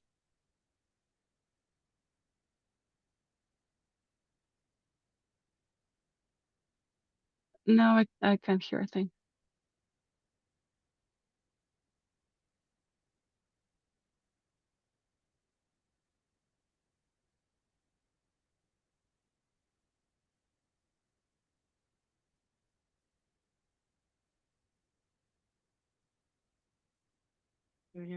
Okay, go ahead. Now it's working. Okay. Okay. Can you hear me? Yes, I can. Yes, perfectly. I'm Michelle. I'm at the moment at the University of Cape Town thinking through energy transitions differently and responses to climate change. I'm very intrigued and with your presentation and bringing in a kind of deep history and philosophical perspective. So my question, I just need clarity and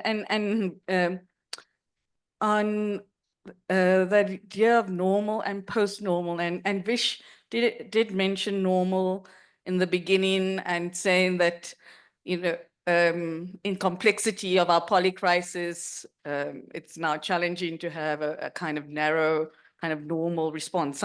So I'm just, are we speaking, when we speak about sort of normal, Western modernity's ways of being and thinking?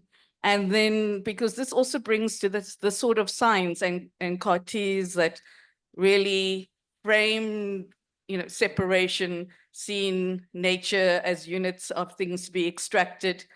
And I also, for my own research, related this to the response to climate change. So carbon and pollution's the problem. So let's get everything green and like all will be well. So, so how, and are you saying that post-normal science is beginning to move us away from that narrow ways of seeing science? So yeah, so clarity on this normal and post-normal. Okay, Yeah, okay. great. Zora, I don't know if you heard that, Yes. clarity. Good. Yes, absolutely. Yes, I didn't. This is the part that I accelerated on, but now I explained this a little bit. So I use a very specific definition of normal science, which comes from philosophy and, well, history of science in this case. So normal science is a term that was coined by Kuhn, Thomas Kuhn, the historian of science, when he talks about scientific revolutions. Extremely interesting book and easy to read if anybody hasn't read it yet. And so Kuhn's work was very innovative for his time, no? Because he argues that science doesn't progress by way of gradually finding and building the truth, but he argues that actually science happens within a paradigm, and this is the normal science. Normal science is the science that is done within a scientific paradigm that strives to confirm that paradigm. So there is a theory, and all the studies that are done within this paradigm confirm that theory, provide evidence to support the theory, etc. No, it means also that the quality of the science is judged in relation to how well it confirms this paradigm. And this is the normal science. And post-normal science is a critique of normal science in the sense that, well, this doesn't work in complexity. Now, so what we get is the idea is to get to a different type of quality assurance of the science. So quality is not the ability to confirm the paradigm. Quality is the ability to have it's more about the quality of the process of producing the science. So how is expertise defined? What type of knowledge is invited? What is left out? And opening up all of these questions, this is the work that post-normal science wants to do. So it's a very specific definition. I put it in the chapter. I just didn't go over it now. But just one comment that you made that I think is very interesting on the dominant practices, and I would say no, this, so post-normal science is a way of thinking of alternatives, but I would also say that it's theorized based on a set of mostly marginal practices, and it tries to give visibility to these marginal practices. They can be interesting, but the dominant practice is the reductionist, Cartesian, Western-based, etc., with all of its problem, and as you described very well, with climate change. Thank you, Zora. I mean, I think we're on common ground here. I mean, for me, when I was talking about, sorry, why is this on? Is it on? Okay. Yeah, I can hear you. When I was talking about sort of post-normal problems, again, it comes back to what Zora was saying. The state with its reductionist approach cannot understand the complexity, interconnections of systemic crises. It can't. And these are post-normal in that sense, okay? But they're also post-normal politically. So there's another layer to this. in the sense, and it actually converges with Zora as well, where if you're moving towards post-normal science, it's got to entail a more participatory, democratic approach to try to kind of understand the complexity and so on. Okay, Dinga's asked a question, so I'm just going to bring it in. Zora, on the chat, he asks, he thanks, then he asks, is there one type of modern state? Are there not strong and weak modern states in the global north and south? To me, there's a difference between a Congolese and French state in dealing with complexity and polycrisis. Do you want to just deal with that quickly? That is an excellent question. Hold on, Zora. There's Yeah. a complement to that. Please add quickly, Michelle. Okay, yeah, it was about the conception of the state, because you asked the question of, do we need a state? And it was actually, I felt that might be the wrong question. We might want to be asking, what kind of state do we need? And that then links to Dinga's, you know, there are strong, there are weak, but that's an empirical issue. But in just our thinking in complex times, we need to start thinking about what kind of states do we need? And the participation is essential to that. How do we then achieve the kind of state that we need that is reflective of a participatory process? Okay. So maybe just to even add to that, you know, I think Trump's agenda is to actually get rid of the state. So the Heritage Exactly. Foundation, Exactly. their blueprint is to really gut and hollow out the state. These efficiency Exactly. czars that he's appointing are also about hollowing out the state. But anyway, cluster those things and maybe just give us a short response to that. Big issue. Yes, my short response is thank you for these comments, because I think they're extremely important, and it's not something that I had, and they should be provide some more nuance to the argument that I'm building. So thank you. I'll take them in and include them into the chapter. I completely agree that, of course, there's different types of modern states.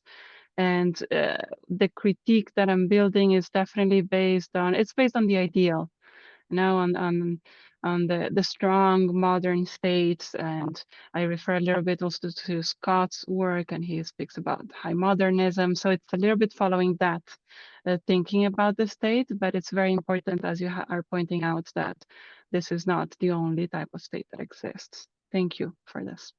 But it's also welcome. I mean, kind of working the kind of Scott vein of thinking is welcome in our space. And it also provokes us to think.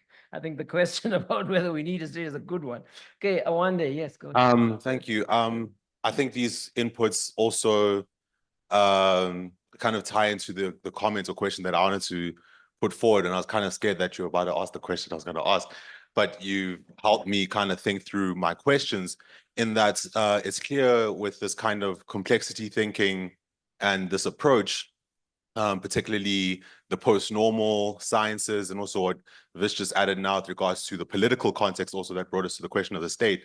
I also then want to ask a similar question that expands to the question of managing systems such as the economy, which tends to be under the responsibility of the state. But obviously, with the growth of neoliberalism, we've also seen the way in which that's been relegated to markets and other forces. So my question, or I guess kind of prompt to you, is that if you look at, and I think the point that Vish made is actually a good one, if you look at Trump and that whole project of trying to wither away the state and open up that space for private actors and more greater anarchy in that regard, it makes me think, though, in terms of this post-normal approach, is there not a risk that it can also be used to justify those kind of ends? Because I think if you look at Hayek and his philosophical justification, was almost a neo-Kantian view that we can't really account for everything. In some way that speaks to complexity and that we don't know everything. And that's, I think, maybe one end of the spectrum and how people might use this kind of complexity thinking or approach, even though I do agree with it.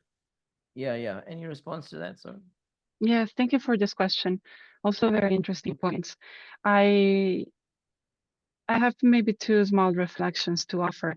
One is that this idea, this is an old debate, of course, right, of the state versus the market. So the state should roll back, and according to neoliberal thinking, so the market does its thing, its invisible hand. And this has been criticized. So to some, So I think this is an open debate. That's what I wanted to say, no? Because some authors argue that, well, actually, to have the market do its thing, you need a very strong state regulating so that the market is free. So yeah, there's a lot of lobbying and regulation going on within the US now, so that we get to a neoliberal state. So I think that can be nuanced, and I think it's up for discussion to some degree, although it's of course a relevant point. And then you ask if post-normal science can be done wrong. Of course it can. And I would link this, and this is something that I do comment on in the chapter. The same can be said about democracy. Can democracy be done wrong? Yes. Is it a perfect system? No.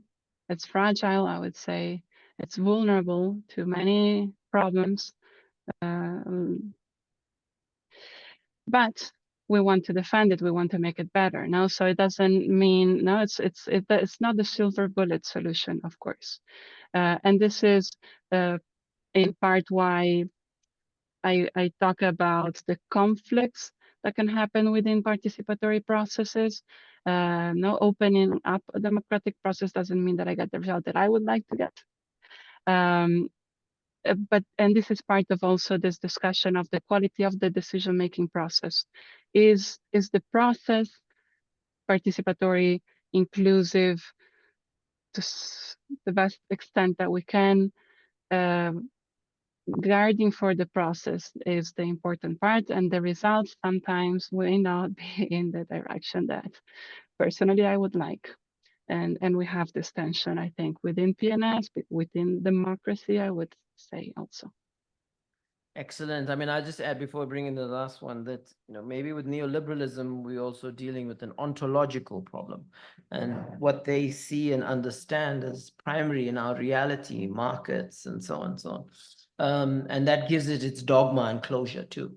But I do think that, again, if not, post-normal science is also based on a kind of scientific method, inverted commas, and maybe that's something you can comment on, Zora. It'll also be self-reflexive, but just think about that. I'm going to bring in one more comment and Seeraj to end. Okay, thank you. My name is Christina Mdau, Northwest, Marikana. My question, Zora, is based on your profession as a research and mainly focused on environment.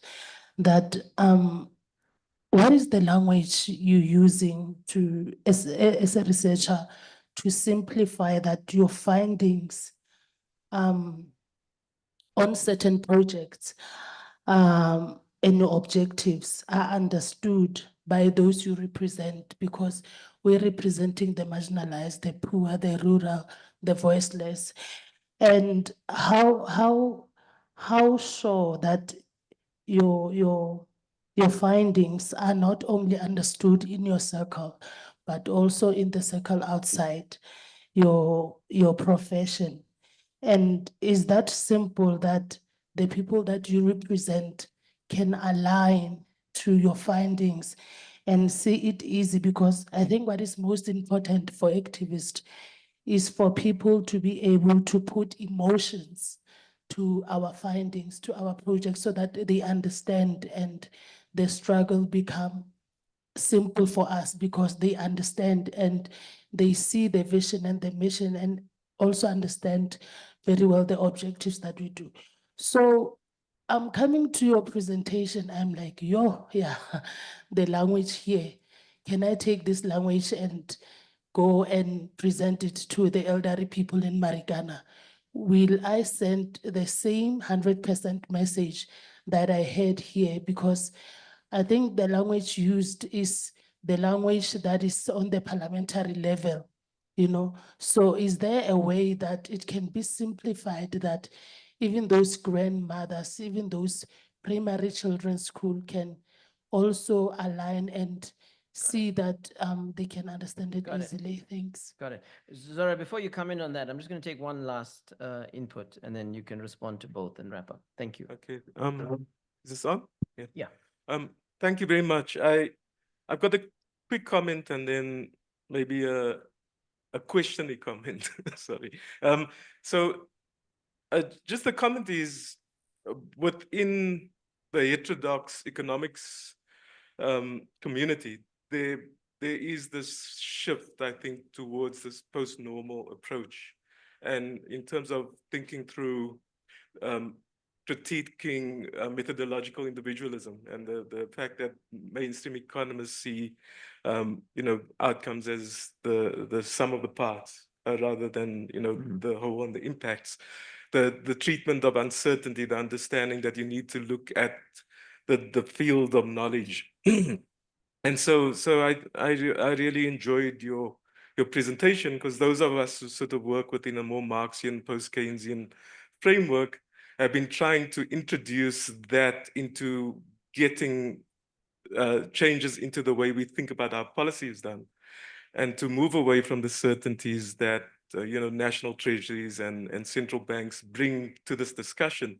And that's where my questioning comment comes in, is that the government often has public hearings and this pretense of democracy, but they already have their reductionist, simplified solutions in mind, a bit neoliberal solutions, and they have the answers, and so they bring in people from communities, they bring in experts to talk to them, but there isn't really a sense that this is furthering and building a democracy. So I think what you said about democracy was good and nuanced, and I thought I'd just raise this because I work in parliament and in that environment where when you are so powerful, you can bring everybody to come and criticize you and bring their views and say how things should be different, but you actually don't have to take on board anything they say. And this is the experience of South Africa over and over. Thank you. Two important interventions. Yes, hard to be brief. There are two very important points. To the point about language, first of all, I think you're right. Definitely, as I work on the science policy interface, I work a lot with policymakers, exactly on that level that you say. I speak a language that is probably not, it needs to be translated, let's put it that way. Not understandable as such to all audiences, and this is an important point that you raise, very pertinent. So I want to acknowledge it. Also, then the other, maybe what I can add is that I've done a little bit of work with favelas, for example, in Brazil, with townships in South Africa. I was working in Stellenbosch for a bit over a year. And what we did there was the question of language was so central, because we were working with the communities, we were working with people from Islam in Stellenbosch, talking about energy, how they had been done wrong by solutions that they got from the municipality, and how they were protesting. And the way they were protesting, this issue of language was central, because they would express their unhappiness with the solution provided in a way that is how they could express it. And this was interpreted again in a reductionist way, I think, by the municipality. And so what we did in that project was to work with the community, try to understand what the problem was, and then translate it to the municipality in different terms. And then we started talking about uncertainty to the municipality and how technical solutions, they are narrow, and they didn't consider all these uncertainties, that they didn't consider the needs of the social aspect of the problem, etc., etc., and then translated in those terms the complaints of the communities where I'm not going to say taken seriously, but I'm going to say at least there was a different conversation that was started with this work. So you're right, language is important. I am not the best at using a simpler language, but I still think that making this link can be interesting, and it goes in both directions. So yes, no, I would need training in speaking better to the communities, but then translating what the communities to say to something that is not oversimplified by the governing authorities. No, I think that's also part of the work that can be done. And on the second question, and yes, so of course, this participatory processes can become tokens now, and a token democracy. And this is part of what Sherry Arnstein denounced already, how many years ago? 50? 60 now. She wrote her famous article in the 60s on this. Yeah, so again, this goes back to the point of the participatory processes are not a panacea. They can be done wrong, they can be manipulated, they can become tokenism. This is a very important aspect. But I would say, and this is a limited answer, but at least from a theoretical or more philosophical point of view, post-normal science now is theorized from this contestation. So going back to the example of Love Canal, this is not the state that invited the people in. They came in with their experts and imposed their truth and their solution, and this was contested. Now, and the popular epidemiology is, and it was a very conflictive process to get the state to change its diagnosis and what the experts had said.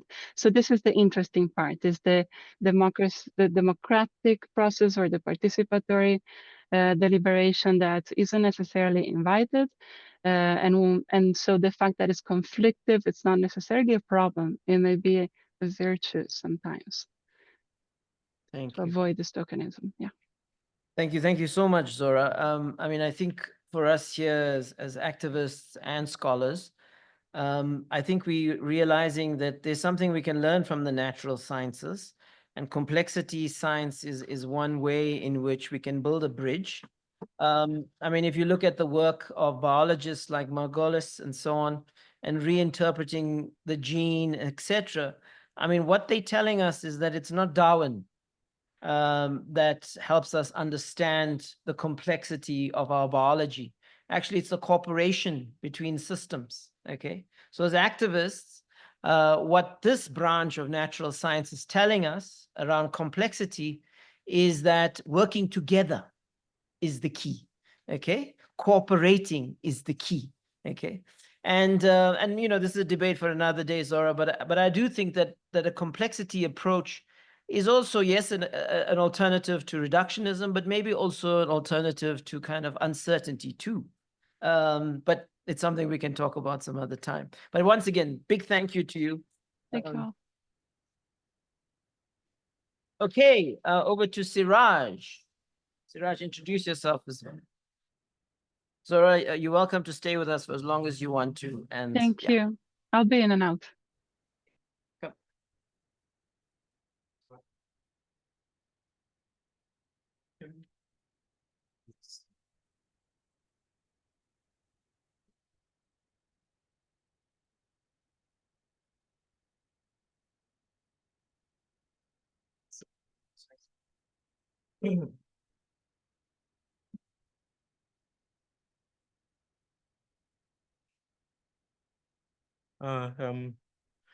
Hello, everybody. Just I want to thank the organizers, Vish, Michelle, everybody for including me in this process, and to say that it's very good to be part of this process and to be part of something that feels like activism and writing. So I'm going to be talking about finance, financialization, money, what we now call money manager capitalism, different views of how the techno structure in a sense of capitalism has changed. But a lot of what I want to do, and I'd like feedback from you guys. Okay, is that better? Can you hear me? is also to help me think through how to make the language simpler. So what I'm going to be trying to do today is to demystify a lot of these things that get written about in journals on finance by technical people and people who work for central banks and banks for international settlement. But at the root, they are about politics and power, and who has politics and power, and how the state that becomes neoliberal hands over that power to private actors, particularly in finance. And so when I talk about neoliberalism, I talk about it as underpinned by financialization. So neoliberalism has happened, and there's a lot of things that's not financialization. But if you look at the history of how it unfolds and the increasing power and dominance given to financial actors, wealthy individuals who have finance and assets versus the rest of us who have debt and are sort of within the system, including our governments, right? We basically just handed them more and more power, and I think it's astounding the level to which that is happening and the way in which we think about our states and then the possibility of taking back that power. And I think to start with that, we need this engagement and demystification, because my career as a macroeconomist has been about speaking to people and having their eyes glaze over. You know, and then they'll talk about trade or they'll talk about unionism and organization, but there isn't this kind of thing to realize that this is one really important part of statecraft, and the way in which power at the visible level. But I'm also going to talk about what I call what's called in the literature the plumbing in the international political economy literature on finance of the system, and how power then gets taken away from us, but used within that system. And it's really important, because when we think about fiscal policy, monetary policy, the interest rates, how much government spends, how much debt government's going to take in austerity, that happens by neoliberal governments saying, we're going to hand over that power to the financiers. We're going to say that rather than us deciding what is good macro policy or what the fiscal framework or the government's debt should be, you will tell us what is credible and we will operate within that framework. And that's what's happened in South Africa and also the developed world. And in fact, I mean, there was talking about the Trump and hauling out of the state, but we see the places where the state has actually been reinforced is where the state increases this power of the private financiers but also the large multinational corporations.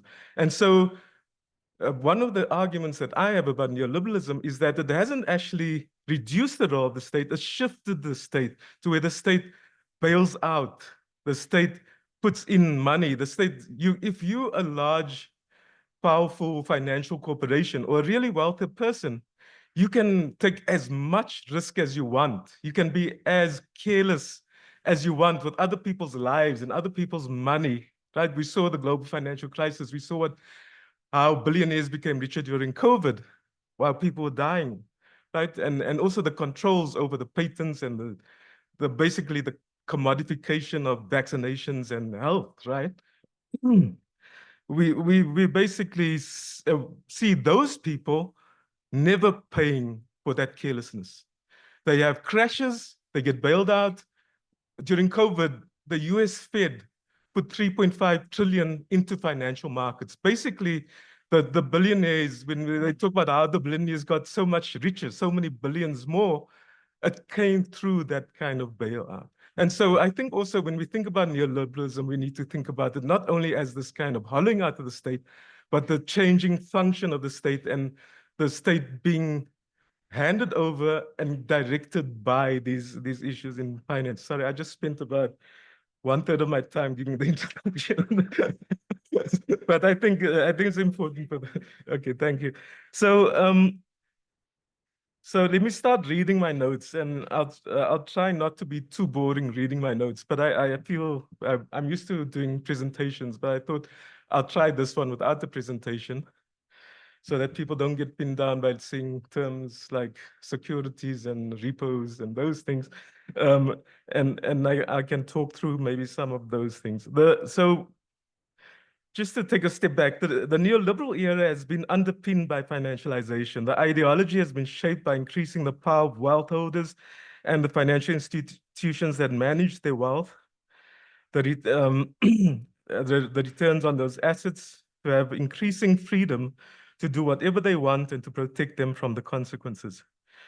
In the 1960s, the famous Keynesian economist John Kenneth Galbraith, the US-based one, talking about the US, but also looking globally, described how capitalism has shifted from this notion that we have in mainstream economics and in conventional wisdom of a kind of market society to a hierarchical system owned by cartels of corporations. He called this a technostructure that was run by a global elite who usurp markets, fix prices, and control demand. And this is one of the huge differences, I think, between mainstream economics, neoclassical economics, neoliberal economics, and the kind of economics I practice, which I sort of call heterodox economics. But there's a huge range within that as well. So I sort of see myself as working within a synthesis of Marxian and post-Keynesian or Kolexian economics. We can talk about that later if people have questions. So the technostructure replaced the New Deal's goal of full employment with the goal of GDP growth. So after the Great Depression, and also in the post-World War period, there was this resurgence, this emergence of an alternative and organized around the Bretton Woods arrangements that allowed all the developed countries in the world that we know now to become welfare states. And in order to have a welfare state, you were required basically to control the movements of capital, especially cross-border movements, but you also had to control and regulate your domestic financial markets.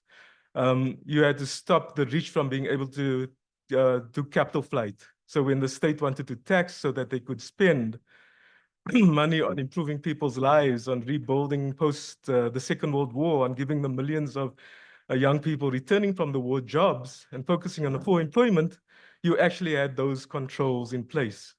And so you had a very Keynesian welfarist type system in place. And you within this, you actually had a very high level of growth. And so what I'm saying is not to hark back to that and say we need to go back to that era, which I think a lot of Keynesian economists do, but is to point out that there was this very different approach.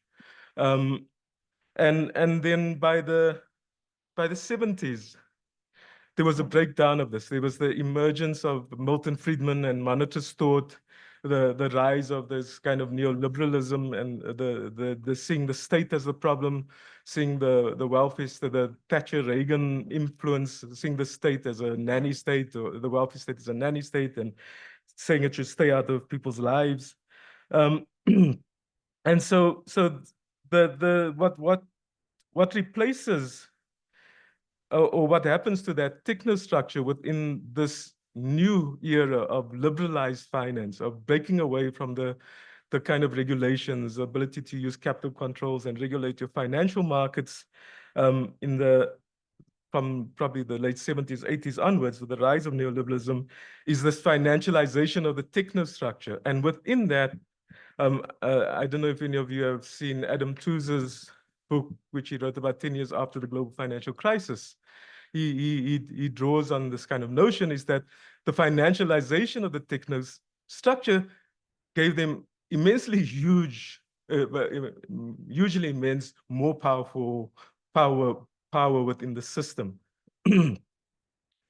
So financialization underpinning neoliberalism, so the strengthening of the dollar-based hegemony in a way that macroeconomic analysis focused on the nation state. Sorry, my handwriting's bad. On nation states can reorganize from and from the 1990s, we saw the real actors, real action was taking place in the interlocked balance sheets of multinational financial corporations. And so when I talk about the plumbing, a lot of that is sort of about really short-term transactions happening between banks, but also shadow banks, to ensure that those actors, the financiers, can increase their risk as much as possible, but still have short-term liquidity to cover their issues. So when we talk about the repo rate that the central bank has, that's an overnight rate. That's a really short-term interest rate. So what the banks, they'll do is a bank will say, I may have some trouble meeting all my cash requirements from people I've borrowed from or bought financial assets from in the past that I have liabilities against. And so just to cover that, I will go to the Reserve Bank and there'll be 0.1 or 0.2% interest on that I will repay the next day. And that's a repo. But those are basically really short-term contracts within the financial sector to buy an asset, a financial asset, and then to resell it to the person you bought it from in a short period of time for a very small return to them. So central banks do it all the time, but a lot of it happens amongst different financial institutions, and we see that even the banks now have shadow banks attached to them, and a lot of that happens with that in the underground. And so the liquidity and the functioning of the global financial system is very much related to that. And that way Adam too says the action is. So these multinational financial corporations have ended up asserting huge influence on policy and governance of finance through these markets that have created, but where they actually got that power is that when especially during the global financial crisis, but even in some of the earlier crises in the neoliberal era, when finance was liberalized, it was when the US Federal Reserve and the European Central Bank sort of copied this, was that when financial institutions ran into these short-term liquidity issues, they used the private financial system to extend liquidity and to put that out. And so basically, they use that existing infrastructure. And what's happening today, I'm sort of taking a step ahead in my story, but we're finding more and more that developing countries are being told to emulate this kind of payment systems that developed in developed countries, and there are people who write about International Political and others who say, well, this is a system that developed, just it's a structurally, it's socially constructed. It happened on the spur of the moment with huge power and vested interests, and so why would we want to emulate this system? Just because that's what the Americans are doing and the Europeans are doing. And it's also very much a transatlantic system, right? To some extent, and we see what, for instance, the BRICS talking about setting up their own financial payment systems and not as reliant on the dollar. And part of that is because they are forced into this dollar-based global reserve system where they have to actually become and be conditioned to the interlocked balance sheets of these large, powerful multinational financial corporations, or basically mostly American and European.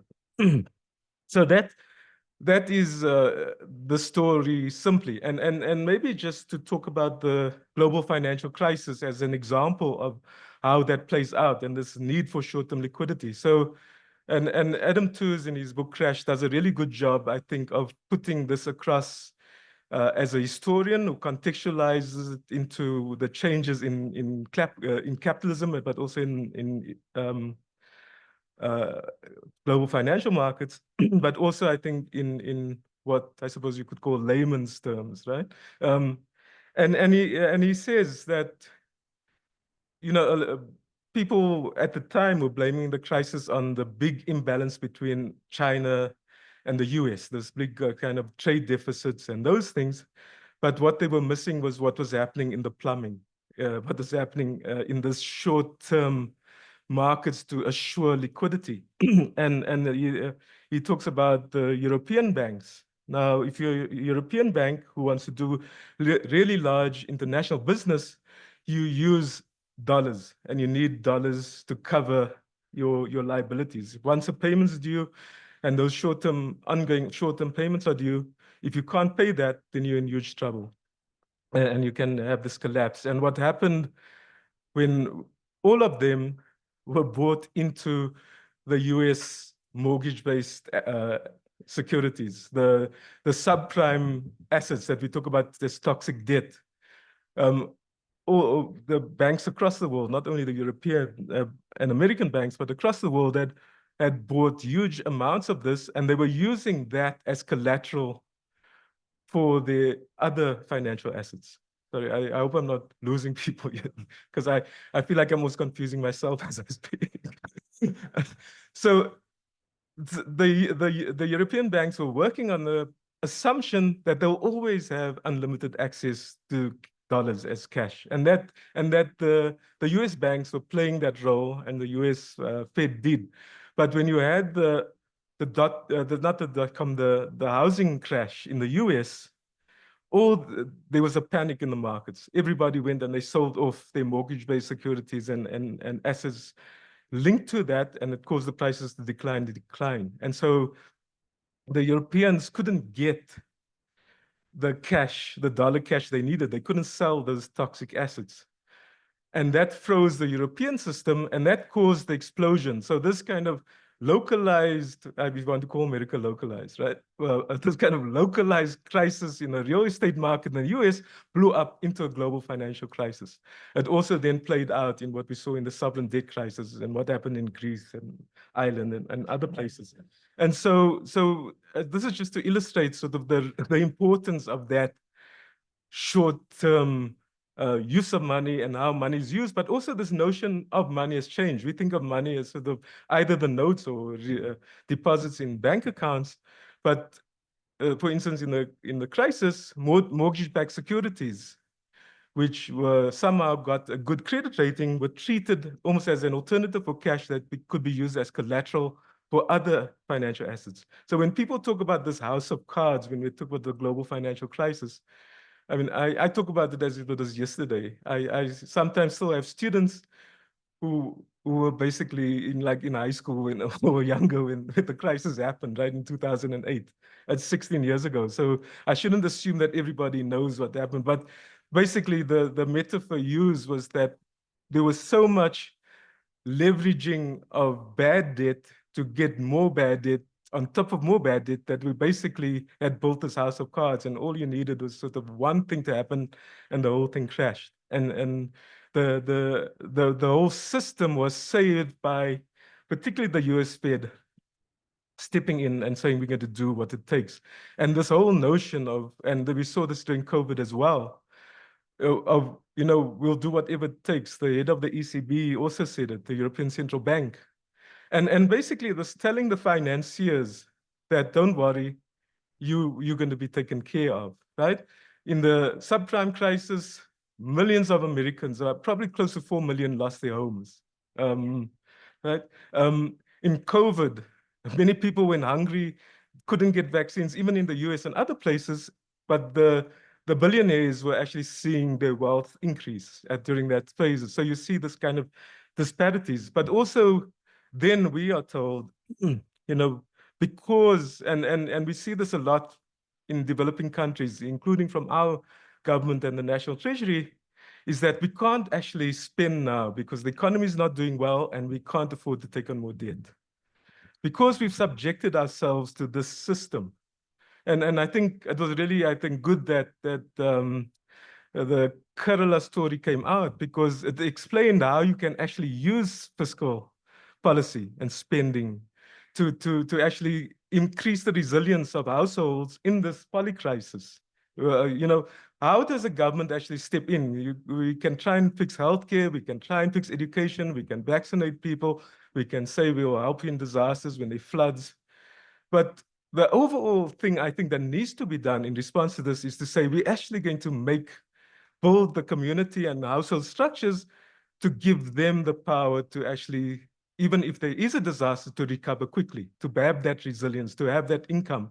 in Europe and the social democratic countries, you saw a quicker comeback from the crisis because they had what economists call automatic stabilizers. You had unemployment insurance, you had childcare, old age pensions, you had sometimes in some places the equivalence of a basic income grant or coverage for people who couldn't get jobs but were not children and older people. And so the fact that these people were still getting incomes and from and services from the state during the crises actually meant that those countries' economies didn't freeze up as much, say, for instance, as the US, where you don't have that kind of social security systems and social grants. And I think a lot of what Biden did during COVID was to try and expand that. And I think part of Kamala Harris's problem was that she actually said she supported Biden, but it was very clear that the billionaires were writing her policy speeches and there was no plan to actually take Bidenomics or those aspects of Bidenomics further. Besides all of them having huge issues with supporting a Holocaust, right? And genocide. So anyway, I'm getting a bit distracted from my points. I should have stuck to my notes. So let me go on to talk to, so at the kind of more visible sphere, when we talk about money manager capitalism, almost as this new phase of capitalism and what's happening in financial markets, we see this emergence over the past two decades, and particularly since the global financial crisis, this rise of what is now being called money manager capitalism. And it represents the larger role of institutional investors and the concentrations in global finance. Now, institutional investors are like the pension funds, right? So all of us who have jobs, well, hopefully, but a lot of us who have jobs pay pensions for our retirement. Even the government's pension fund gets money managers to take that money and invest that somewhere else, right? And so this is a lot of the money being used is our money, but also because of this huge growth in inequality around the world, there are a huge number of individuals and families that also use these money managers and they manage their money. And what happens when you have a money manager is you give them your money and they buy shares or financial assets or stocks and bonds, but those belong to them. And then they get the power, the corporate power, the governance powers over other non-financial corporations and even over states when they own their bonds, that ownership gives them. And one of the things I wanted to point out is I spoke about the concentration and the power of the money managers. Is if you look at who the biggest money managers are, right? We see most of them are from the USA. In the top, let me just see my notes here. Yeah, so BlackRock, Vanguard, and Fidelity. BlackRock, I think earlier this year they estimated that they had about $9 trillion assets under management. Vanguard, 7 trillion. Fidelity, the third largest, 4 trillion. And these three control over 50% of the market and exchange traded funds, which are basically financial assets that will combine different companies or different financial instruments into one, and then they'll sell it to individuals or to companies, to pension funds, as a financial asset that they say will give a very high return. And so these three, and what's happened also with exchange traded funds is that they also started being used as a collateral and as part of this kind of repo system as a collateral or to underpin other financial transactions. And that's happened more and more, especially since the global financial crisis.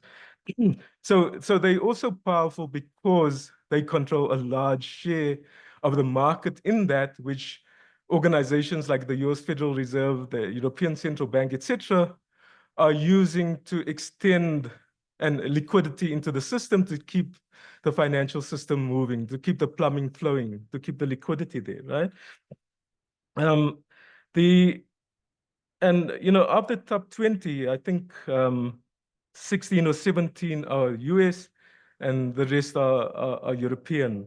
So this is this is really the control and the ability to exert control, the kind of imperial power, in a sense, is housed within those large corporations. And we see that the relationship between central banks and governments and these organizations, particularly in managing what we're seeing as sort of an increasingly risky world, because these guys are the ones who make the world so risky, but the partnerships are that. And so thinking about the last presentation, that there isn't really a solution. I mean, what these guys are doing is they're basically just pushing the crisis further down the road. And when there is a crisis, they're basically trying to redistribute money from the bottom to the top and bail themselves out. And in that process also, we see increasing commodification of things. So, so if you think about this relationship, this economist Daniela Gabor, who works on in this field that we're now calling critical macrofinance, she talks about the de-risking state. And basically, the state then says, we want the private sector to get involved, do all these things, and we will basically take on the risks. You're too big to fail. But also in countries like South Africa, where we're saying we need huge investments in services and infrastructure, and we say, but government's got too much debt, we can't do this ourselves.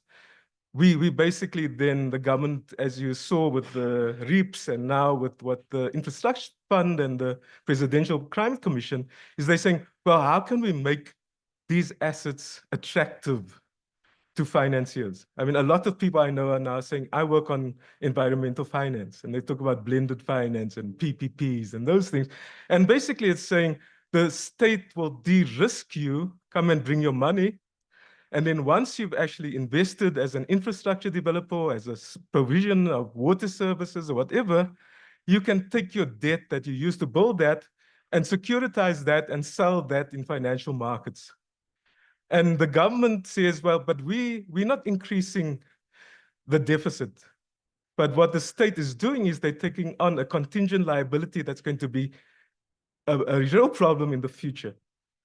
Yeah, and so I mean, we're basically seeing the neoliberal state in South Africa and elsewhere setting ourselves up for a huge, huge crash and collapse. And what they're going to do is then say, that's why we have to cut services more. Okay, so so these, I didn't even go into how powerful these guys are, but I think you get a sense of how big and powerful in terms of money, right? So BlackRock itself has more assets under management than the combination of the entire global hedge fund, private equity, and venture capital industries combined in the world. They're so powerful that they actually, under financialization, and the work we've done on financialization was to say, how do corporations increase shareholder value? What do individual corporations do? And what we saw during the sort of this earlier phase of financialization is that non-financial corporations got involved more and more in financial activities to increase their returns and more speculative activities. So people talk about General Electric and General Motors becoming finance companies on the side of a factory, right, to make things, cars and toasters and whatever those different companies did. But with these guys, they actually own so much of the market, so many corporations, that they don't actually worry about what individual firms do. They're worried about what the whole market is doing. And we see, so the CEO of BlackRock, on the phone with the chair of the US Fed saying, this is what I want to see happening with interest rates, with monetary policy. In fact, he wanted to be, a few years ago under Biden, he was actually wanting to be the Secretary of the Treasury in the US. I mean, basically, they want whole markets to move. They basically tell countries, this is how we want you to act. But they can also, with their power, and we see the top three, for instance, colluding when they go to company meetings. So say they go and talk to Elon Musk about Tesla and SpaceX, the three of them will go to Elon Musk and say, we think that your plan should be this. And because they're so powerful and have so many of Tesla's shares, they can tell the richest man in the world who's now running the US government how they actually think his business should be run. And now they're probably telling him what to tell Trump as well, right? So we're seeing this kind of shift in power relations. And this is why we're calling this money manager capitalism. And so this raises the issues about the state and the fact that once our state accedes to a neoliberalism and neoliberal economic policies, and they say we're going to have this kind of what we in economics call monetary dominance, where we don't use government expenditure to improve people's lives and to stimulate the economy and have growth, invest in productivity and healthcare and those things, but we're actually going to be bound by the monetary policy, what pushing up interest rates to keep inflation down and focusing on inflation, not seeing the goal of macro policy as for employment, but basically promoting a certain kind of GDP growth and also low inflation. We then handcuff ourselves to these guys. And so, yeah, maybe I should stop there. That's the story. Okay, so where the comments, questions?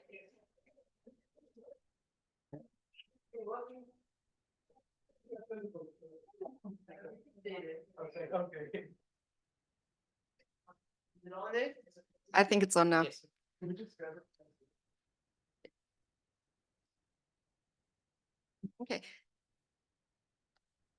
Thank you. That was a really, really interesting presentation. I think the problem with the 2008 crisis is that it showed the flaws in neoliberal economics.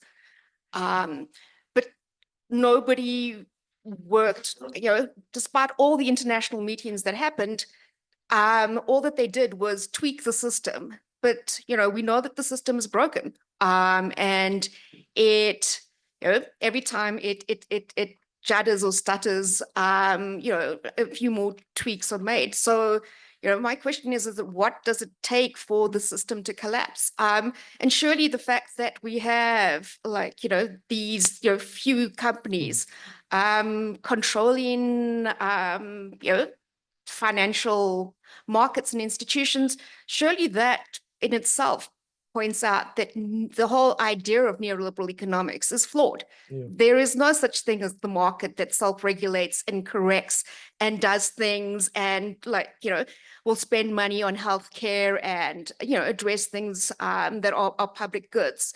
But for all socialists proclamations of the end of neoliberal economics, it seems to be a system that is remarkably resilient. Yeah, I mean, Do you want to respond to each one? yeah, I think it'd be easier unless you want to take a group, but Take two. Let's take two. okay, we'll take. Thanks, Seeraj. It's always a great pleasure to delve into this world that's so complicated. But your presentation was very sobering and scary. So I have two questions. One is, given what you've described, what can a tiny state like the South African state do? Do we have any power in this enormous house of power, which is concentrated at the very top by a very small elite that you've just described?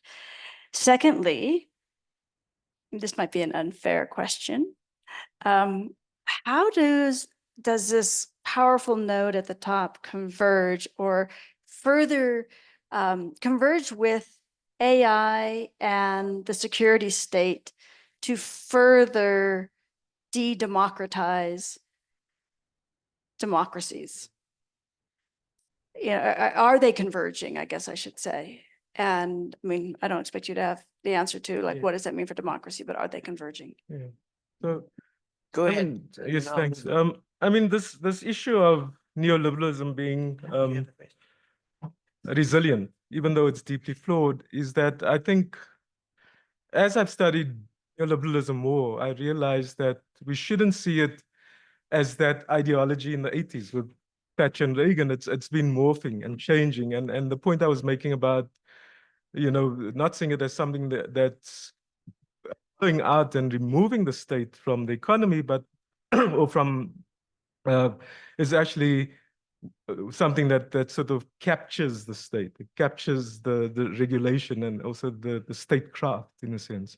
And I think that's why we saw, I mean, what saved the global financial markets after 2008, what saved the global financial markets during COVID was basically the willingness of the politicians to step in and say, rather than solutions that are going to improve the lives of people, we're going to save the financial sector. And I think that's testament to their power. But in doing this, they're creating problems for down the road. I mean, the Marxian kind of contradiction, they're huge contradictions, right? And part of the contradictions are what you're doing to the people. I mean, we're seeing in the US, for instance, the US being, sometimes I think about the problems in the US very much like South Africa: hunger, illiteracy, joblessness, not being able to be resilient to all the polycrisis.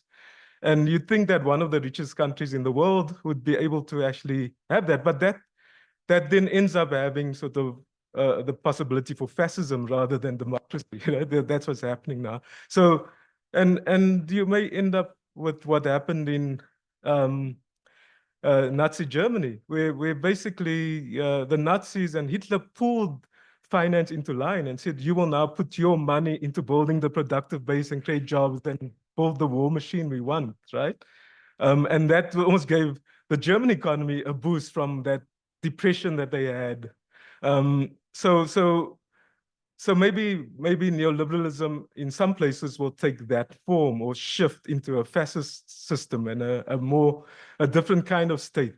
So a fascist state with finance working with it. But it seems that in all those situations, finance managed to survive. That's also why I sort of make the point of saying neoliberalism underpinned by finance and financialization. So yeah, I mean, I get accused all the time of, predicting 8 of the last 2 financial crises. Because every time I look at what's happening in these markets, they just seem like it has to collapse. I mean, they haven't sorted out the commercial bonds market, real estate bond markets around the world. They haven't sorted out industrial.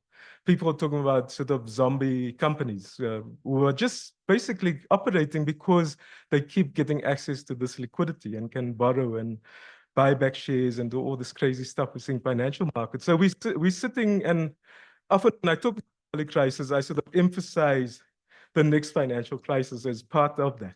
And as things with the environment get worse, what we're seeing sort of houses losing value, insurers not being able to insure housing in the US and all over the world, we're seeing all those problems. That's going to create a problem in one market that, like the subprime crisis, could then just lead to a huge liquidity problem. We may have the Trump administration saying to the Fed, we don't want you to bail out the European banks.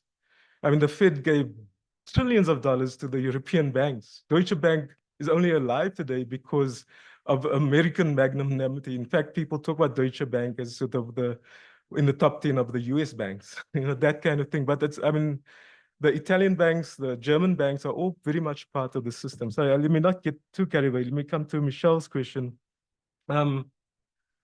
So I mean, I thought the Kerala story was hugely inspiring because it actually shows, I mean, it's a province half the size of South Africa within they've got 35 million people, right? Yeah. Okay, so almost half the size, a bit more than, yeah. But they've been able to assert a kind of independence, but built on grassroots organization. And they've been saying, well, we will not get involved in financial markets. We won't have monetary dominance. We'll actually keep interest rates through community structures low for people. And we will actually borrow and we will increase our deficit, even though this fascist Hindutva government, this violent government, is actually trying to tell us not to do. And in fact, what you're seeing is that the of sovereignty of the states in India is being very much attacked by Modi. They're moving much more to conditional funds rather than just division of revenue and handing over shares of the national government money. And so they're putting more and more pressure on states like Kerala and others to do what the national government in the federal government in India wants to do. So that is a problem. But I think as a South African state, I don't have any hope that the current elite in South Africa will actually go that way. But it does show, and I mean, if you look at I spoke about this relationship in finance is very much a kind of transatlantic relationship, right? There's a possibility that through regional structures, through the possibility of the BRICS, if we can get lots of BRICS to stop acting like sub-imperialists and, the kind of actions that it's possible. The New Development Bank for me was a really hopeful sign. But what happened was that South Africa and India said, well, we want to do stuff through the IMF and the World Bank as the New Development Bank. They empowered those institutions that were on their way down at the time of the global financial crisis. And as the kind of BRICS countries, China basically just hand waved and said, okay, you do that, and we'll just go and do our Belt and Road stuff and our bilateral lending and those kinds of things. So I think there is hope for that a smaller country, a developing country, could break out of this, could impose certain kinds of controls, but it has to happen outside of a neoliberal framework. If you're part of that, then what is seen as credible by these managers, by the ratings agencies and stuff, affects your ability to do anything on the financial side, on the fiscal side. And I think there's this real need to shift to what I would call a fiscally dominant macroeconomic policy rather than a monetary dominant economic policy. And I mean, I think we're seeing more and more, especially in the way in which venture capital is funded in the US. The whole AI thing, and even the financing of the energy and storage capacities that the huge energy needs of AI, and also cryptocurrencies, the digitalization of finance. It's very much being controlled by these guys, by the big guys. And I think part of what we're seeing with people like Trump, Musk, is this push to basically say, we want to write the regulation and we want to keep this system of venture capitalism and control of these new technologies, the ability to indiscriminately take anybody's data and to use it as a commodity and commodify that, the ability to use all the new technologies that come with AI and to control that in our interest rather than in state interest, or to democratize the use of that. And so I see that as very much linked to that commodification. And I mean, you see, I mean, BlackRock and these guys they hugely invested in artificial intelligence. They're controlling, and that's why you're getting this kind of concentration and control. So like Facebook and like the social media has become hugely, monopolistic. I think we're going to end up seeing one or two global AI companies that all of us, if we want to use AI in the future, are going to have to hand over all our personal information so that we can actually use that. And we're going to be told, if you can't use this and you can't have a job, you can't be competitive, you can't be a person operating in a global economy, right? Sorry, I've taken a really long time with this question. Interventions and you reply to all three. Yeah. You have to wrap. Yes, go. Yeah, no, thanks. Comrade Vish is actually making me intimidated behind me. But yeah, just a quick one. Thanks very much for that very informative presentation. And I think, yeah, your notes were somehow not friendly with you in terms of not being able to see them, but I think you did justice in terms of sharing the information. And I was covered on the neoliberalism agenda from the first speaker. Mm-hmm. So, you mentioned a lot of very, very important issues there. I think that most of our people, they lack that information. Mm-hmm. Because it affects our daily daily lives. For example, you spoke about the carelessness spending of governance, because they just don't care. There's no accountability, and it's not like they're spending their own money. So I think these issues that should be addressed in our own local platforms, so that people understand the importance of holding government accountable. And you also spoke about the issue of public participation that is meaningless. When you were sitting here, projecting it to the presenter. Yeah. And I fully agree. Currently, we have a 2-day ESCOM high tariffs in Durban. It's a tick box exercise. We have, on numerous occasions, we have participated in those platforms, but NERSA will always, give a go ahead to ESCOM. So basically, these tick box exercise, I think it's about time that in our own respective communities or gatherings, we need to debunk the myth that is really, or it will really make any meaningful change, because at the end of the day, they're using our funds, taxpayers' money, to hold and host these kind of platforms and these engagement, but they're really not meaningful. Last one is, I just want to understand your views around the issue of SARS as a private, South African Reserve Banks as a privately owned institution, and yet it's a very, very critical institution in the country, yet it's privately owned. I was also tempted to also put some remark around the issue of cryptocurrency as well. Okay. I mean, you can see that, in writing this chapter, I'm not going to talk about cryptocurrency, and I'm not going to talk about the major changes in the roles of the central banks, because central banks are now an implicit part of the story and a partner in the de-risking to these large corporate, multinational financial corporations particularly. And I just wanted to, my only comment on what you were saying is that, we often worry about government waste and government fraud and spending, but I think for me, the bigger capture that is the problem is the capture by finance of the state. And I think in South Africa, if you read Daily Maverick and all these things, the focus is very much on government and the blaming of government, and therefore government is not capable, right? But I think what's not recognized is that government is very capable in supporting, through the Treasury, through the central bank, through other parts of government, the Presidential Climate Commission, the South African banks. I was looking at one of the reports done for the Climate Commission, and they were looking at the different, what they call just transition projects. These projects are paying 10 to 12% interest per year to Standard Bank and others, who then go and advertise, we're doing this to green South Africa, right? They're making huge amounts of money in an area that government has opened to them, where government could actually have been the implementer and carried out these projects, right? They're not talking about how that money is being stolen. And for me, so there's basically the power that the neoliberal state has given to finance to do whatever they want, and then to de-risk them and bail them out when they have problems.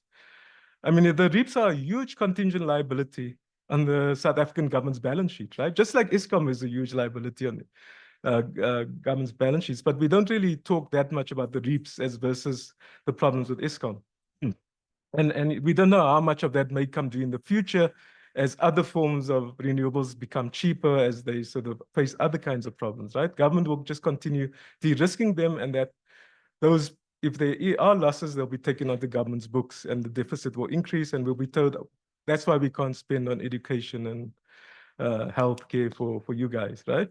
That story. So I think, for me, maybe we need to develop a hierarchy of capture and say, this is the most important capture, but it's really hard to mobilize people around the capture from the financial sector. But I think it needs to be at the back of our minds as we go into this discussion, because I think a lot of the other kind of corruption we're seeing is a symptom that comes with having this kind of pushing back fiscal policy as something that can help people. You know, the weaknesses in local government other ways. Sorry, I'm again getting carried away. My question is not short, so in the interest of time, I'm not going to ask. Thank Sure. you. Okay, there was We one can last. talk during There the was break. one last Yeah. complaint here. Sorry. I had a question. Very quickly. Let me try to be short. My name is Togozile. I'm an environmental activist from Soweto. Thank you so much for the session. I was really looking forward to it because economics affects our lives, especially in townships.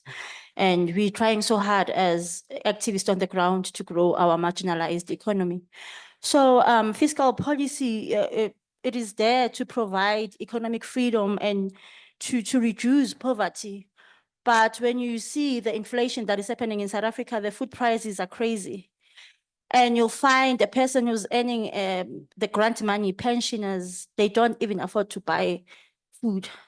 So in my corporation, we're dealing with people who have kids who are living with disabilities. They can't even afford to buy those expensive nappies if you have a child that lives with a nappy for the rest of their lives. It's really difficult.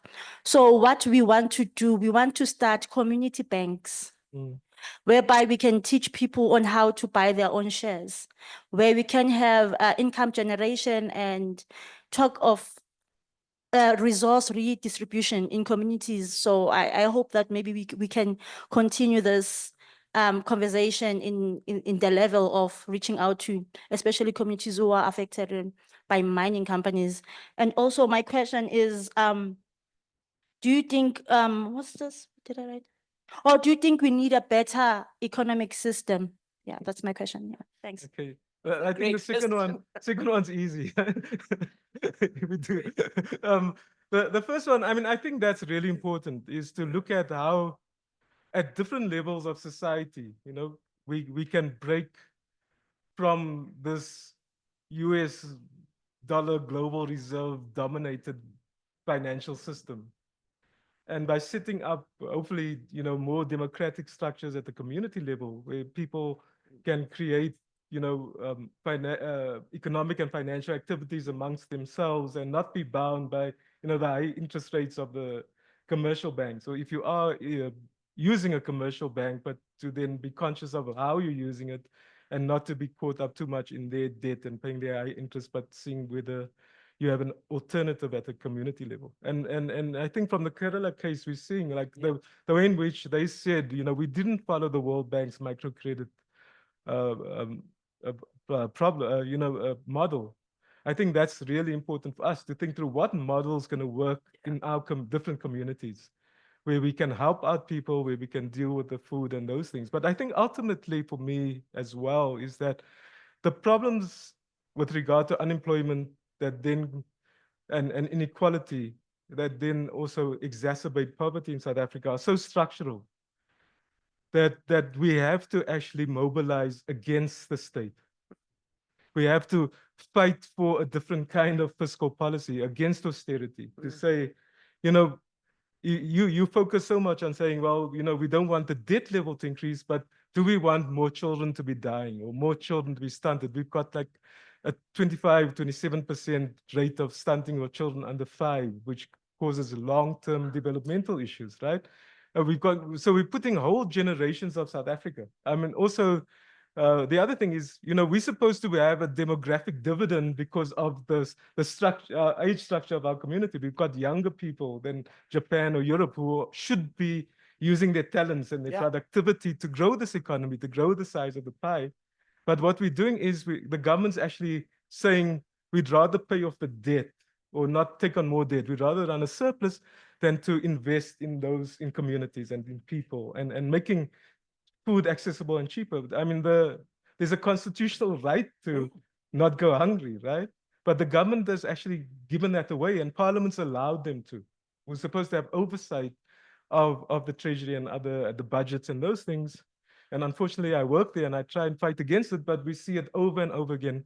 Parliament allows this to happen. We're going to wrap up, guys, because we're running out of time. So you can have a conversation. Okay. we here together, so don't worry. I mean, just to reiterate two critical points for you to think about, Seeraj. I mean, the issue of alternatives is crucial for your chapter as well. And I think it's come out in different ways. The question around South Africa, can we go that route? The question of community scale. You know, we have cooperative bank legislation in this country. The most successful cooperative bank in a community is in Orania, of all places, because we haven't rallied ourselves to build cooperative banks. It's very, very important. It's one way of breaking the structural power of finance capital. So we got to pull down this law and we got to make it work in our communities. And we'll be talking about that in Activist School as we go down this road. And then finally, I mean, just to say that I think, you know, your spotlighting of the structural power of these investment companies and so on, I mean, it takes us into a more nuanced understanding of capture, by the way. And I think I just wanted to underline that point. Liberal civil society in South Africa beats the drum loud. The Guptas, the Zumas, yes, we agree with that. But they never talk about the other side of capture. And I think this is what's important. Michelle, come through. Yeah. Can we start?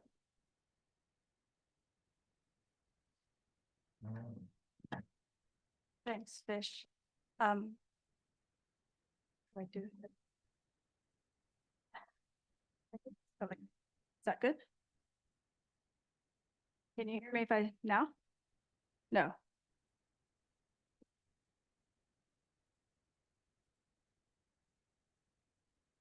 Is that better? Yeah, okay. This is a high podium. Okay, thank you. And I first just want to start by thanking Vish and the COPAC team that and the Emancipatory Future Studies Project.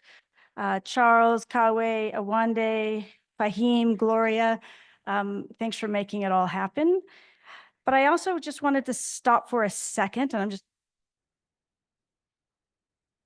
special workshop for multiple reasons. The Democratic Marxism series is very special. Vish mentioned some of the reasons.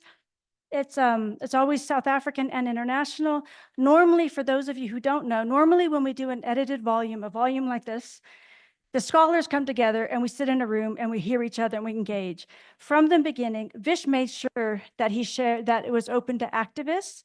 He raised the money to get the activists here so they could be part of this process. The first one of these was 12 years ago in 2012, and every single Democratic Marxism volume, this is now the 9th, has been structured this way. It's taken an enormous amount of fortitude and fundraising from Vish's side to make this happen. So everyone in this room is here because Vish and the team felt you should be here to have this knowledge. But it's also very special. It's the last one. This is the last of the Democratic Marxism volumes. So this is the last opportunity you'll ever get to be in this space for all of us. So for me, having journeyed from the very beginning, it's actually it's emotional for many reasons, but enjoy the knowledge. And yeah, and we have plenty of time together to talk about how you translate. I mean, this is, we speak at a certain level because it's an academic volume, but we're here to help translate it as well. And and they've made sure that the right activists are in the room, so you guys know how to translate it. So it's a real honor and very special, but a huge thanks to Vish. I think he is.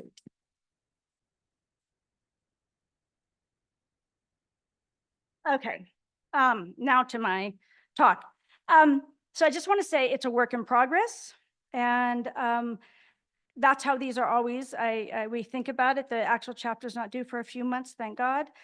And so I welcome any comments and thinking around this. So the title of it is The Crisis of Democracy and the State.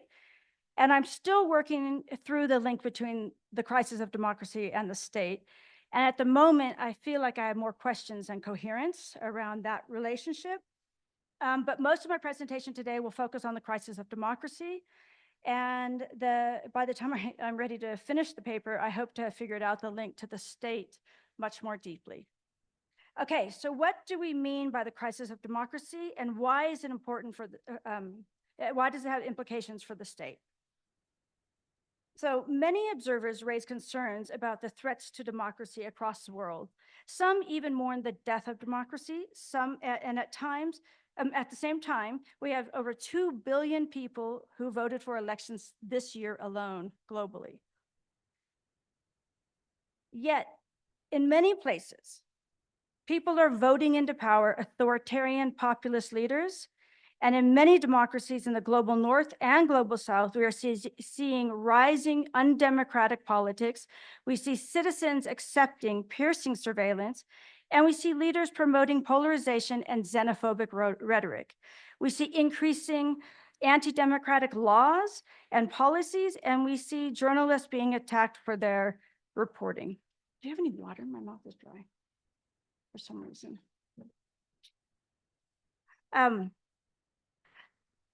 So all of these developments are antithetical to democracy. They are against democracy.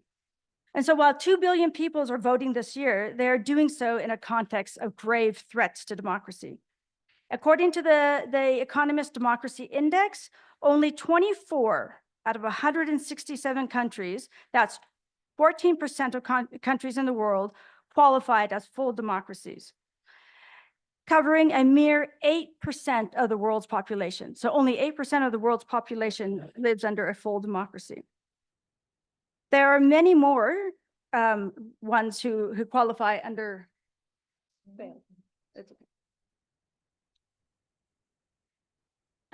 Perfect, thanks, Janet. Okay, so the, sorry, where was it? Okay, so and then within the group of democracies, of these 24 democracies, only 7 ranked highly as full democracies, and the rest ranked as flawed democracies. The strongest democracies are in Denmark, Finland, Norway, Sweden, Iceland, and New Zealand. And this is an important point. All of these places also have strong social welfare states. All of them have high union density, and all of them have high human development indices. So, but despite this, even in those countries, you're seeing rising authoritarianism and rising anti-democratic politics emerging. So this begs the question, why are long-standing democracies de-democratizing, and why now? And why are democracies in the global south teetering on the precipice of growing dysfunctionality, hollowing out democratic and accountable states? And I liked, this is great because Seeraj, our pieces, I mean, will speak very, very closely to each other because I'm asking some of these questions and he's helping us figure out why this is happening. And so this has led some to question whether democracy itself is a good thing. So you hear people more and more saying, oh, well, democracies aren't, democracy is not good. We don't need democracy. And I want to state categorically up front that we believe that democracy is worth saving. I mean, Vish, that's why he's doing, the democratic Marxism. We even thought Marxism should be democratized. We believe in democracy. And that is because it's the only form of government that sees people ruling themselves. And democracies, various forms, have been part of human history from the beginning of time. So democracy is worth saving, but that's not to say there aren't serious problems with it today. And so, as some of the speakers have said earlier, democracy is not static. It has had many various forms at different periods of history. So for example, in neoliberal capitalism engendered market democracies that are essentially de-democratized democracies. In market democracies, states act on the dictates of corporate power. So it's exactly as Seeraj was saying, it's not that states are weak, like we often say, but they actually act on the interests of corporations. They don't act on the interests of the people. They're often hostile to the conditions of their publics. So they use powerful lobbies, international agencies, and direct influence. Omnipotent corporations influence the states to pass laws and in their interests. So this is an exclusionary form of democracy. So when I say democracy is worth saving, I'm not talking about that form of democracy, that market democracy. I'm referring to a very different form of democracy, one that Isaac earlier took for granted. That's what they're doing. It's actually the lifeblood of Kerala. It's a democracy that reinforces not only that not only reinforces the basic liberal criterias, and we do need these criterias of civil liberties, political freedoms, principles of equality, and protection from abuse of power by states and corporations. We need independent judiciary, capable and accountable government, and checks and balance between the arms of government, and regular and free elections as part of that. But these are basic criteria of a liberal democracy, and they're not enough to have a full democracy. So when I talk about democracy, I'm talking about what we often call in democratic theory, agonistic and deliberative democracy. Democracies where you can have contestation and confrontation, but it's actually in the interest of the public, in the best interest for us to collectively figure things out. It's based on democratic public power, prioritizing social well-being, promoting commonly held life-enabling systems, strong democratic civil society, so the organizations, and why Vishwa is always so committed as an activist, because he believes that democracy is anchored in a vibrant civil society in the organizations that you guys, many of you come from. So democracy includes democratic practices, administrative capacity, public legitimacy, electoral systems, aspirational principles of equality and liberty, but also extends beyond the political arena and must also include the economy, the natural commons, and society. So when we talk about democracy, we're talking about the entire society, not just the political realm. We're talking about what Seeraj was talking about in the economy, but also in society, as well as the natural commons, the way in which we manage our natural resources. So I explore the ways in which democracy's imbrication with capitalism, the way in which it grew up with capitalism, to understand today's threats to democracy. For 200 years, democracy and capitalism have been in tension because the growth and profit imperative of capitalism is fundamentally at odds with democracy's imperative of serving the interests of its publics.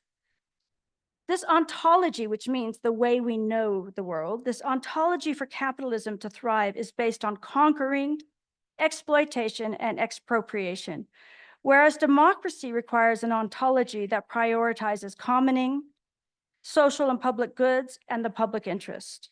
The tension between the two different rationalities plays out through powerful contesting forces, trying to gain power, greater power over the state and civil society. And Seeraj just gave us examples about how finance has actually done that. It is essentially a struggle between economics versus politics, elite classes versus subaltern and middle classes, private interests versus democratic publics. It's a tension that shapes the type of democracy in different historical periods.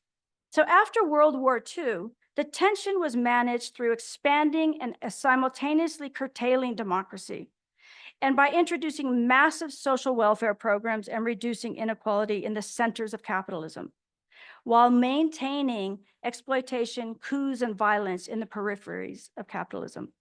This period of state-managed capitalism, what we also call social welfare capitalism, began to unravel as neoliberal capitalism introduced a new regime of social organization, where corporations became more powerful than the states that were meant to regulate them. As a consequence of the enormous power of corporations, and especially the finance sector, democracy enhancing civil society and democratically accountable states were systematically weakened. The weakened democratic state was turned to new purposes after 9/11, and this is actually globally. We have the ascendance of the security state and surveillance capitalism, which are again deeply inimical to democracy. So whether democracy will survive this stage, these new challenges, is yet to be seen. It's not clear it will. The conditions that produced the mid-20th century social welfare capitalism, which enabled more democracy, were two devastating world wars and an economic crash. In fact, the mid-20th century period of social welfare state, growing standards of living, and low inequality was a unique period of capitalism's history. There has never been another period of history like it, not before nor after. So today we face challenges that could end all life on Earth. We face nuclear war, climate change, the rise of artificial intelligence, global conflagrations, and we don't have the luxury of waiting to see what catastrophe brings, because it could bring the end of life, so we need to act now. Okay, so democracy is in crisis. That's what I've just been arguing. And I'm just going to give you a brief history of how the link between democracy and capitalism, which I cover in my chapter. So over the last 50 years, the state power has conjoined with economic power, unhinging democracy as corporate power corrupts democratic systems. The struggle between political and economic power has been the central struggle between democracy and capitalism. Capitalism has faced 4 major periods of general crisis, what we call polycrisis, in the late 19th century, the interwar years, the early 1970s, and the current period. Each period of capitalism generated a polycrisis, each one of these historical periods, and each period threw up intense struggles. Each period had different balance of power among classes and varied institutional forms and normative orders and values. Each period also found solutions that resolved key elements of the polycrisis, and that came up earlier about the resilience of capitalism. The mid-20th century solution was social welfare, which was a result of the polycrisis of the interwar years. At that time, working classes in the centers of capitalism had enormous power, and democratic states adopted policies and laws for extensive social welfare programs in the global north. This period of social welfare capitalism resulted in the polycrisis of the 1970s, which was resolved by the rise of neoliberal capitalism. So we are now living in a polycrisis that was created by the rise of neoliberal capitalism. We are facing a crisis in the economy with extreme wealth and power concentration, in the political sphere with threats to democracy and the rising authoritarianism, in social reproduction with the precarious existence of billions and fraying social bonds, and in the climate crisis that threatens life on Earth. The solution that capitalism is offering are actually exacerbating the problems this time. They're not solving them. So to resolve these crises, expansive democracy is key, which is why Isaac kept saying their response to every crisis they have faced is actually more democracy, participatory democracy. So there are 3 criteria for democracy to flourish. The balance of power among classes has to be in favor of subaltern classes, meaning it has to be in favor of working class, the poor, and increasingly the middle class, which is struggling to survive as well. 2, the strength and capacity of an accountable state and its relations to democratic civil society and the ability to regulate economic actors is key. So for democracy to flourish, you have to have a capable state that wants to respond to the population, the needs of the people, and it has the capacity to regulate economic power. And 3, transnational institutions and geopolitics that support democracy. That's probably our biggest challenge today, is we have anti-democratic transnational entities. So in fact, corporate power today is so dominant that states struggle to regulate it, and you have an international system that reinforces the power of corporations. So we have weakened states in relation to their populations, but they're stronger states in relation to corporations. So unlike the strong and accountable state of the era of monopoly capitalism that was able to achieve social welfare for its citizens by playing an important oversight role in the economy, now you have neoliberal capitalism dismantling the power of the state over the economy. So rather than redistributing the wealth of society, neoliberal capitalism eroded the social welfare regime and state capacity to deliver public goods, not the state capacity to deliver corporate goods.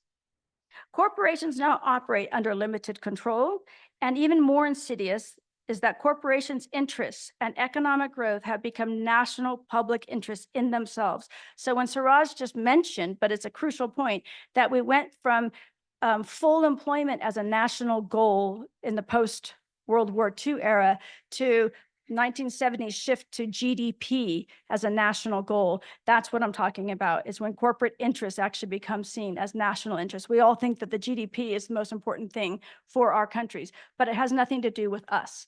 It's de-linked from the people. Okay, so in short, corporations' interests take precedence over the needs of democratic publics. At the same time, the climate crisis now threatens all life. And market democracy's interests are so intertwined with corporate interests that the states refuse to take the necessary actions to save us from fossil fuel capitalism and the plutocratic elite. So let me just pause and caution against the celebration of the 20th century social democracy. So while state monopoly capitalism brought rising standards of living, low inequality, and flourishing democratic systems and universal human rights in the centers of capitalism, we also must recognize that these achievements came at severe cost. Social democracy was predicated upon colonial and imperial conquest, while the centers of capitalism rhetorically supported democracy in the post-colonial peripheries.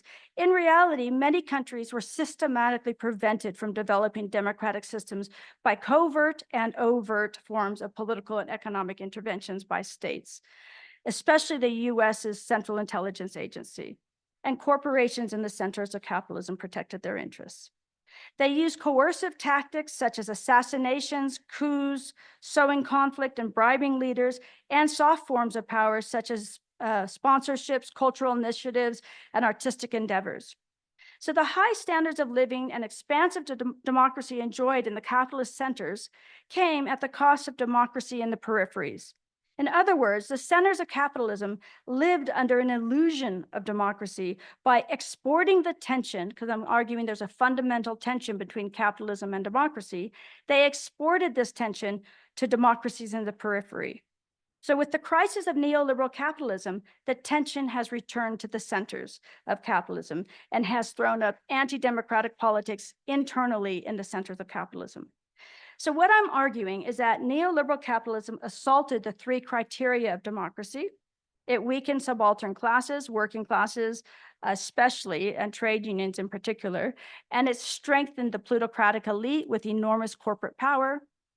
It weakened the pro-democracy and redistributive character of the state, and it strengthened transnational corporations and their regulatory bodies. So power is now concentrated in the plutocratic elite, what Seeraj was talking about as like finance capital. But the dangers to capitalism are more than just structural. The insidious creep of neoliberal rationality also affects publics and their understandings of politics. Democracy requires publics educated and nurtured into democratic practices and able to prioritize the public interest over private interest. Instead, democratic publics have transmogrified, they've transformed into influencers and celebrities able to shape millions through online engagements. More and more people get news via social media with little distinction between fact-based and fake news. Authoritarian populist leaders are celebrated as saviors from the failures of democratic states. Xenophobia, toxic nationalism, patriarchy, racism, and religious fundamentalism are used to divide publics, to divide the things that used to the publics that used to be powerfully conjoined to fight these kind of anti-democratic tendencies. Democratic civil society and democratic publics engaging deliberative debate has withered. Neoliberalism has assaulted the everyday lives of people, their class formations, and the social bonds that knit us together. So one of the features of neoliberal capitalism was the rise of the political and economic right wing that initiated a market democracy, but they still worked within the broad framework of democratic structures. For example, Ronald Reagan's party did not try to dismantle democratic structures within the US. It shifted them, but it didn't dismantle them. The rise of neoliberalism that we have today has engendered a backlash by a new right wing that is openly anti-democratic, promoting exclusionary nationalism, Trump's Make America Great Again, religious fundamentalism, and romantic notions of fictional histories of greatness. Authoritarian populist leaders like Trump, Modi, Erdogan, Orban, Zuma masterfully play on the disaffection and desperation of people. Increasingly, we see the plutocratic elite supporting these leaders. For example, Forbes reported that Elon Musk gave $45 million every month to Trump's 2024 campaign. This new right's assault on democracy is leading to fascism. The recent US Supreme Court's decision giving Trump immunity for any decisions made while president places the president above the law. The US president now has more time than any time in its history and is untouchable by the legal system. So we're facing these crises, and there's even greater challenges to democracy with the rise of the security state. 5 minutes, okay.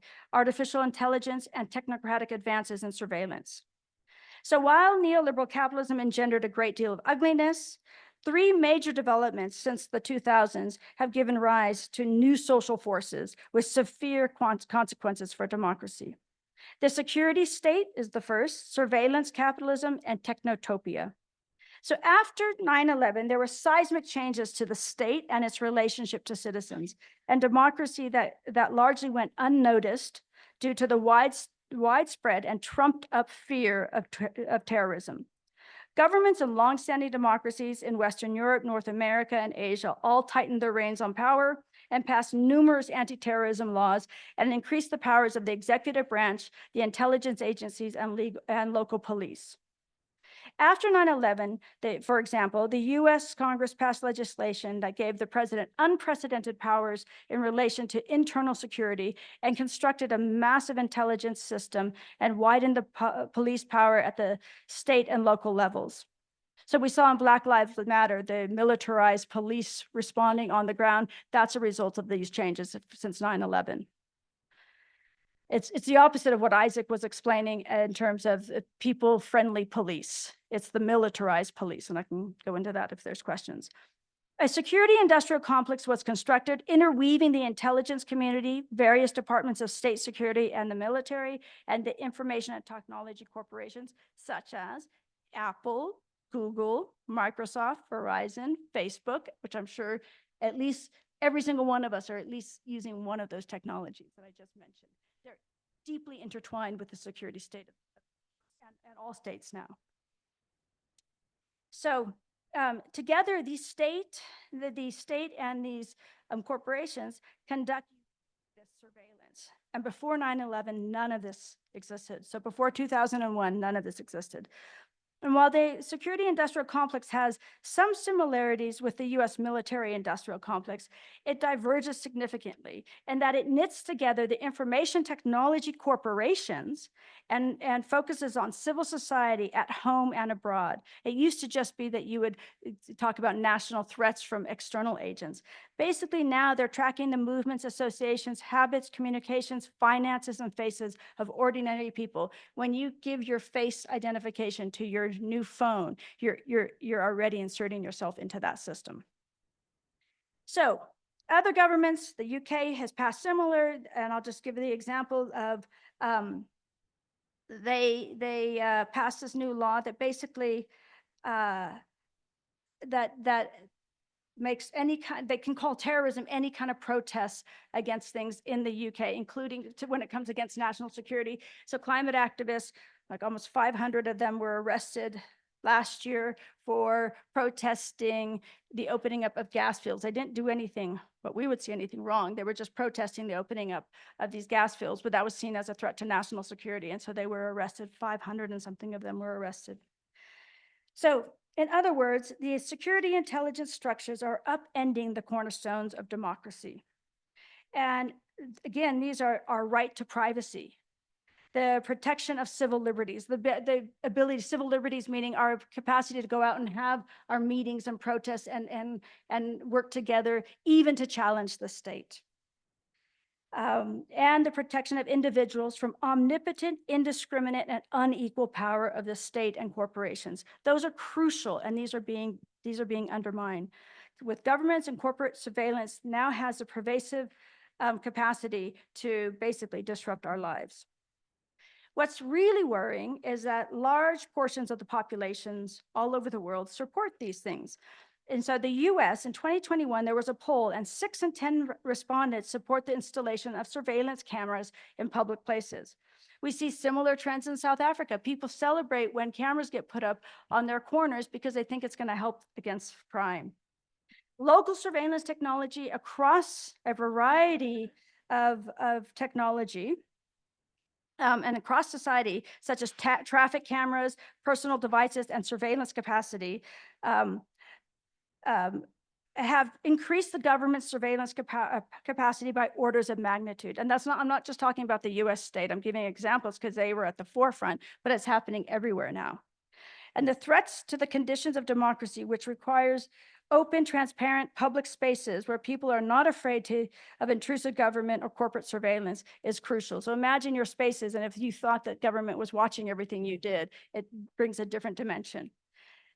Okay, I'll skip my thing on Edward Snowden. Okay.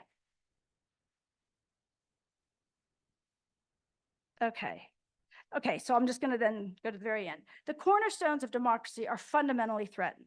The right to privacy, the protection of our civil liberties, political freedoms, independent media, and the protection of individuals from omnipotent, indiscriminate power of the state and corporations are now contested rights. For the better half of the 20th century, those were taken for granted. Now they're actually contested rights.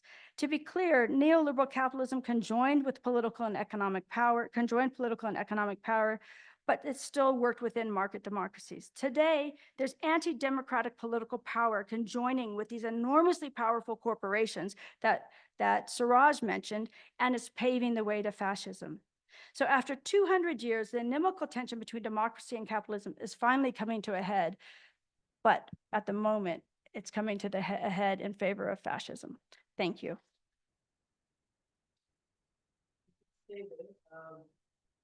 We'll just take 3 questions because of time, just to add to the conversation. Australia's parliament is debating the banning of social media for children. It's step in the right direction. Okay, who wants to go? Yeah.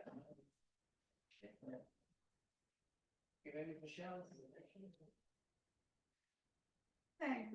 Yeah, so Baya Kololapi, Nigerian philosopher, with Alkali, asked the question, is democracy white? And I just want to put that out there. While I hear your interpretation, but might we also just be questioning the nation state and the Eurocentric notion of this? Because there were many civilizations in the world, and I don't know if indigenous peoples call their way of governance democracy. So, and then, yeah, and I also just see that the discussion is mostly about human democracy, although you did mention natural resources, but there's also lots of thinking around the agencies of the non-human world and how they also participate in this. Just note that. I was going to move on.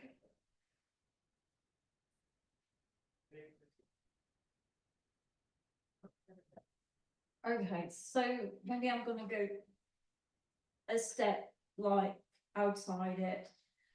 We had discussions in our network about the collapse of civilizations with Dan Hoyer, namely, and a few others.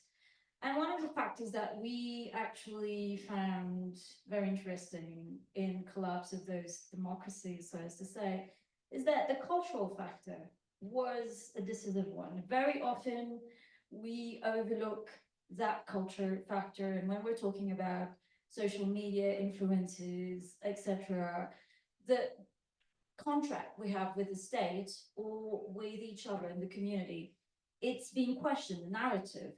And also the more than human is not always considered. It's true that when we look at what we call democracies in the indigenous world, and we talk to indigenous folks, it's very different. The more than human is part of who we are.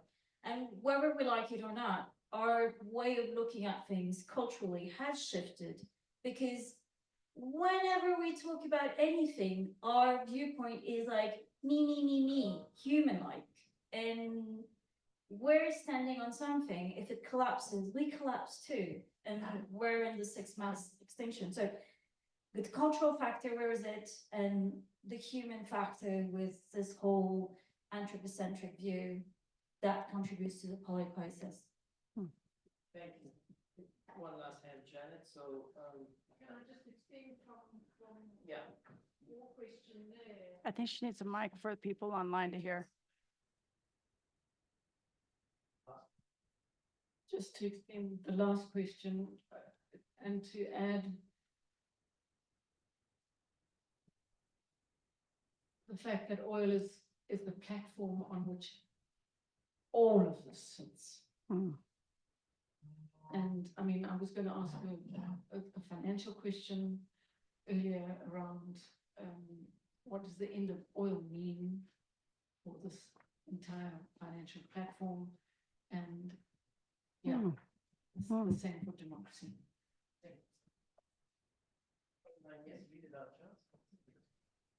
The online question, yes, go ahead, Charles.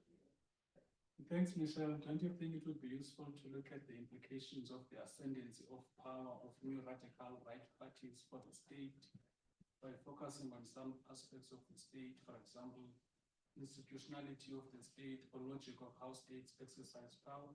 I got your examples on implications for liberal legality. I'm trying to find a link to state groups. Is that one? Yeah, great. Okay. Okay.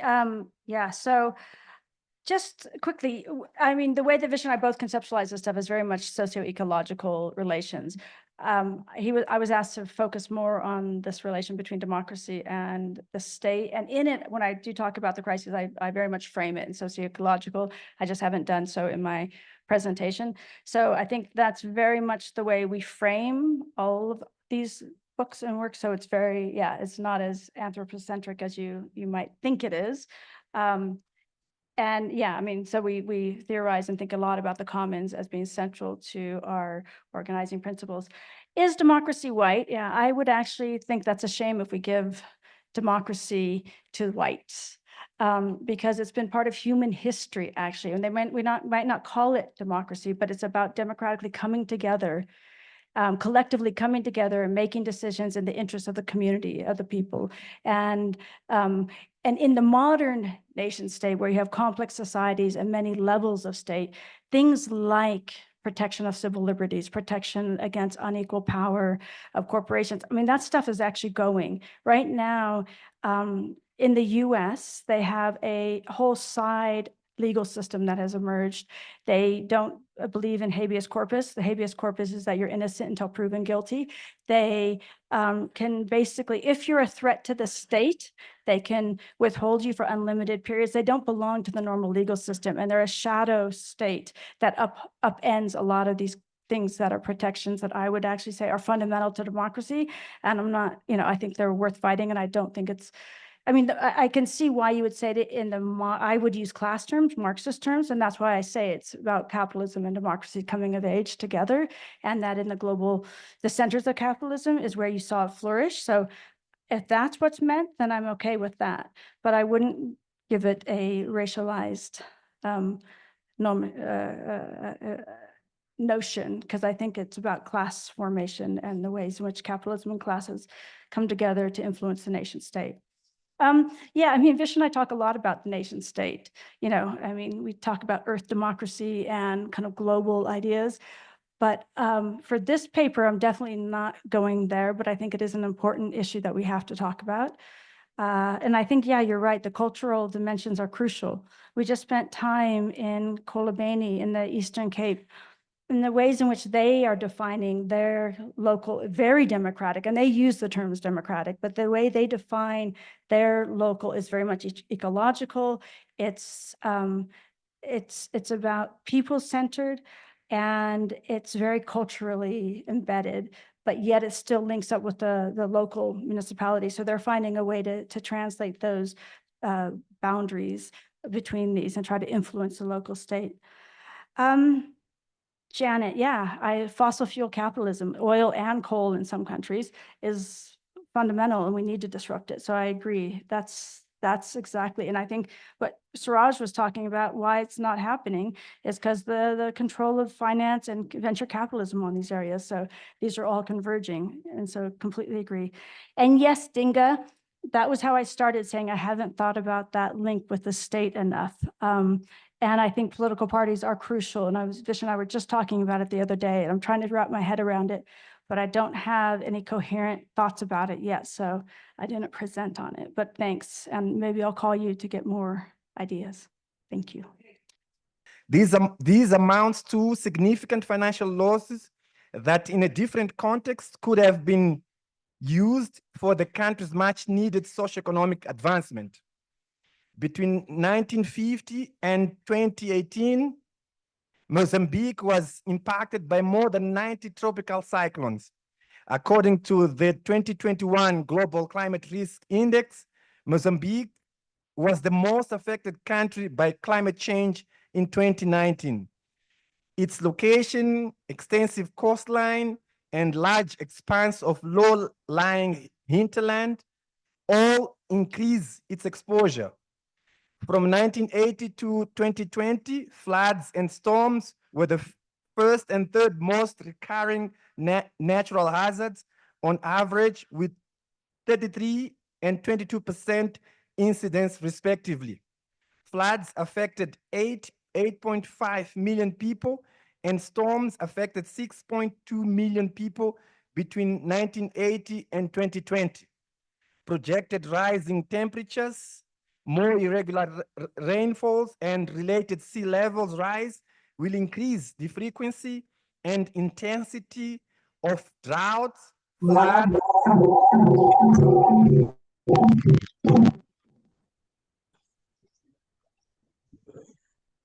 and cyclones.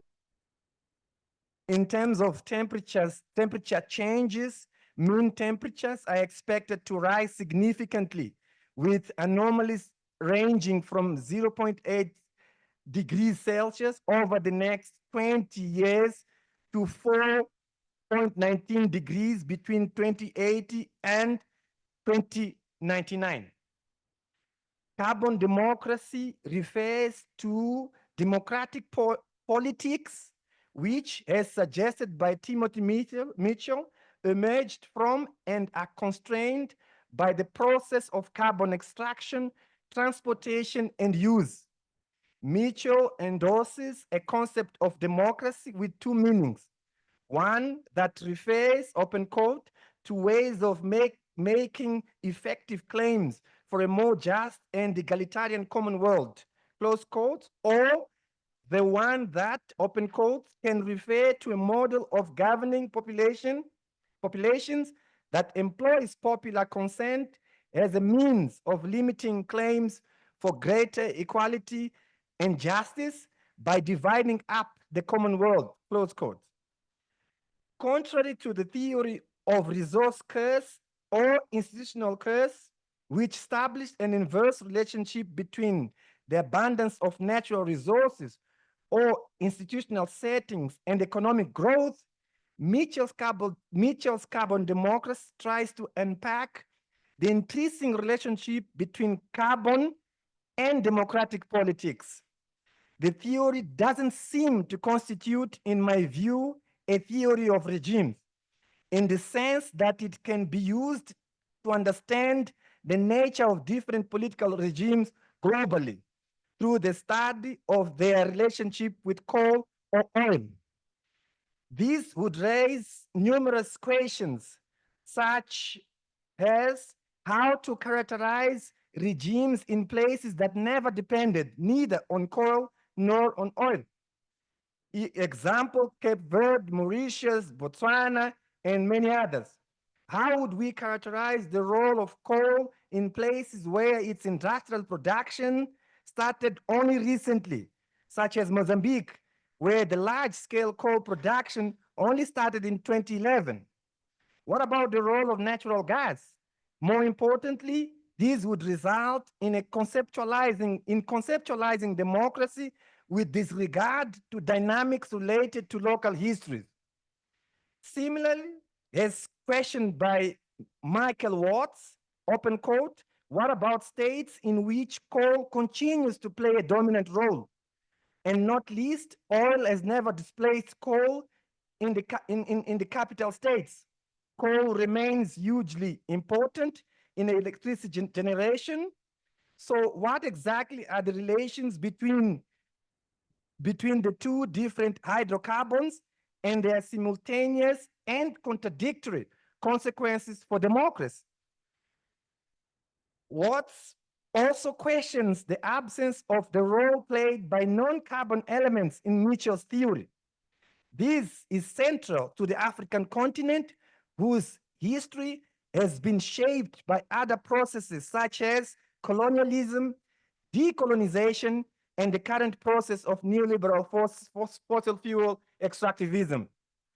Carbon democracy is about the history of how coal and oil shaped 19th century democratic politics under the conditions that existed in that particular context in some part of the Western world and the Middle East, which still exists today, such as the universal suffrage. Carbon democracy is not about how regimes become more or less democratic due to their relationship with coal or oil today. We believe that this is so true to the extent that when limits are imposed to democratic practices or to liberal democracies, scholars prefer other designations, such as hybrid regimes, competitive authoritarianism, partial free regimes, nominal democracy, flawed democracy, etc. As advanced by Mitchell himself, while coal helped create democratic politics in some parts of the world, it also helped create colonialism on the other parts of the world, including on the African continent.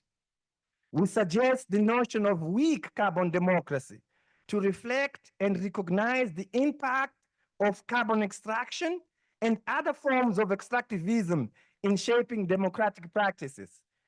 It also recognized the limits imposed upon democratic practice that emerged from the specific political and socioeconomic histories. Our notion of weak carbon democracy goes beyond the dynamics identifiable in the relation between democratic politics and carbon, as proposed by Mitchell, thereby offering a more comprehensive understanding of the relationship between the process of extractivism and existing democratic politics.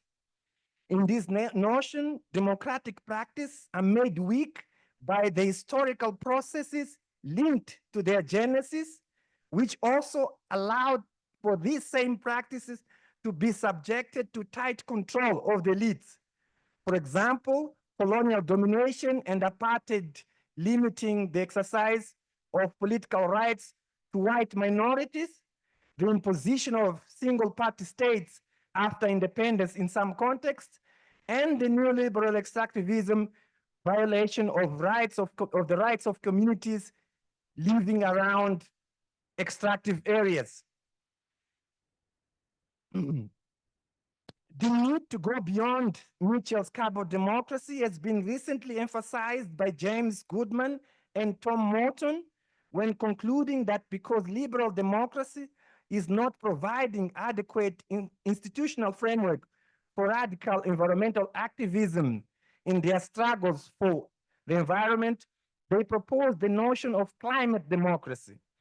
Instead of indirect representative democracy, the notion of climate democracy advocates for a form of direct democracy, which would also recognize the central role of mobilization and civil disobedience as legitimate forms of contestation.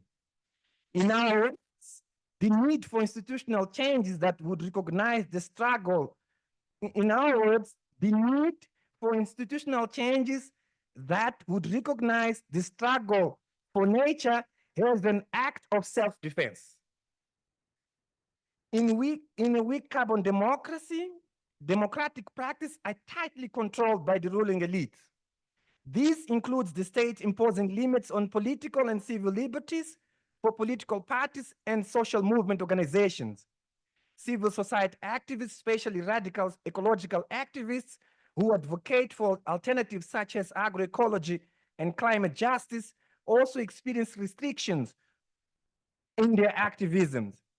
In addition to political limitations, economically weak carbon democracy, as observed in the case of Mozambique, tend to have very poor resources at their disposal to deal with disasters. As a result, they tend to rely heavily on foreign humanitarian assistance to manage crises. Mozambique's responses to Cyclone Idai, which hit the country in March 2019, exposed significant limitations in disaster management practice within weak carbon democracies, particularly in the context of anthropogenic climate change. In an era where disaster-related events are becoming more frequent, states are expected to adopt disaster management mechanisms that not only effectively mitigate the impacts of such events, but also address their root causes.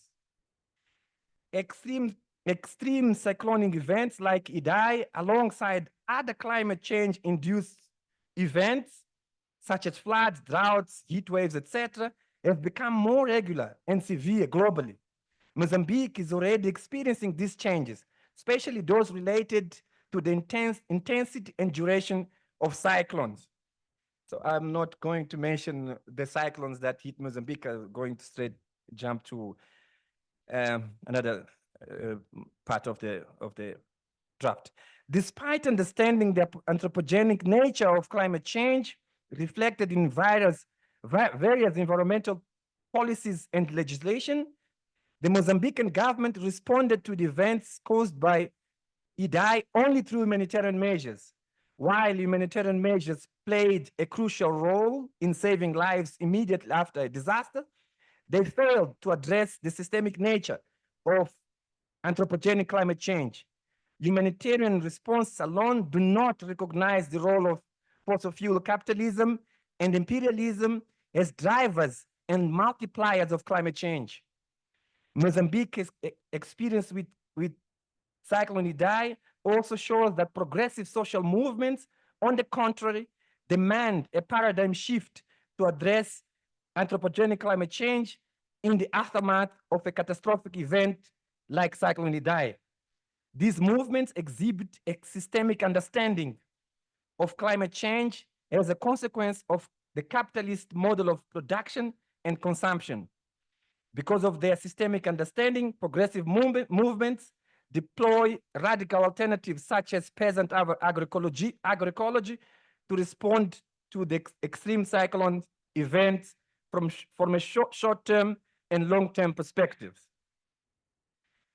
Well, I tried to use for my case 3 organizations: UNAC, ADECRU, and Justiça Ambiental. So I'm not going to describe them here. In this chapter, we examine the responses implemented by the Mozambican government following this disaster caused by Cyclone Idai. The aim is to expose the limitation of disaster management practice in weak carbon democracies using Mozambique as a case study. Then I describe the chapter. This chapter is based on a qualitative research conducted in Beira, Mozambique in 2022, employing Michael Bureau's extended case method. Bureau's method applies reflexive science to ethnography, recognizing that the researcher is also part of the social world being studied. This implies the participation of the scientists in the world under investigation. Its central aim, the central aim of this case study, was to reconstruct Marx's theory of metabolic rift in order to reflect state and societal responses to extreme climate events like cyclones. Despite enabling us to understand the conflict between capitalism and nature and offering a model of society that resolves this conflict, Marx's theory of metabolic rift fails to explain 3 important dynamics. Firstly, because it results from Marx's observation of the impact of capitalist agriculture on human nature metabolism, it fails to fully explain the broader connection between capitalism and climate.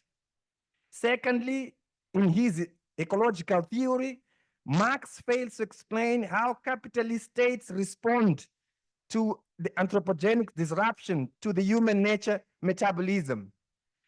Thirdly, Marx's metabolic rift theory fails to explain how associated producers, as Marx himself put, or the general society in general, respond to shocks emerging from the consequence of anthropogenic disruption to the human nature metabolism. Well, Bureau argues that in the process of theory reconstruction, we need first the courage of our convictions, then the courage to challenge our convictions, and finally, the imagination to sustain our courage with theoretical reconstruction. So this is what I tried to do. And maybe I have to explain a little bit why am I saying that Marx's theory of metabolic rift. Okay, Vish says there's no time. Then maybe just to summarize, what I found is that while the state responded only by humanitarian measures to save lives and so on, rebuilding schools, saving,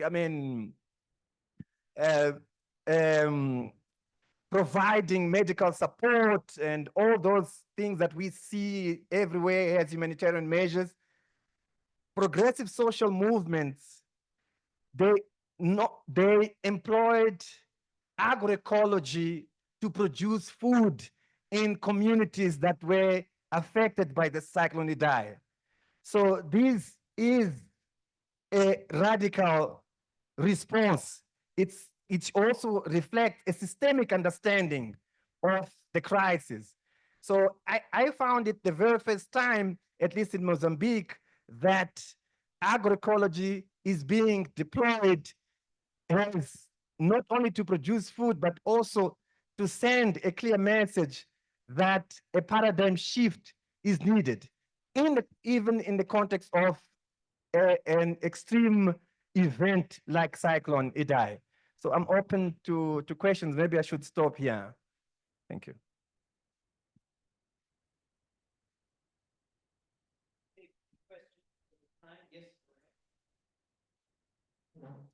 Thank you. So,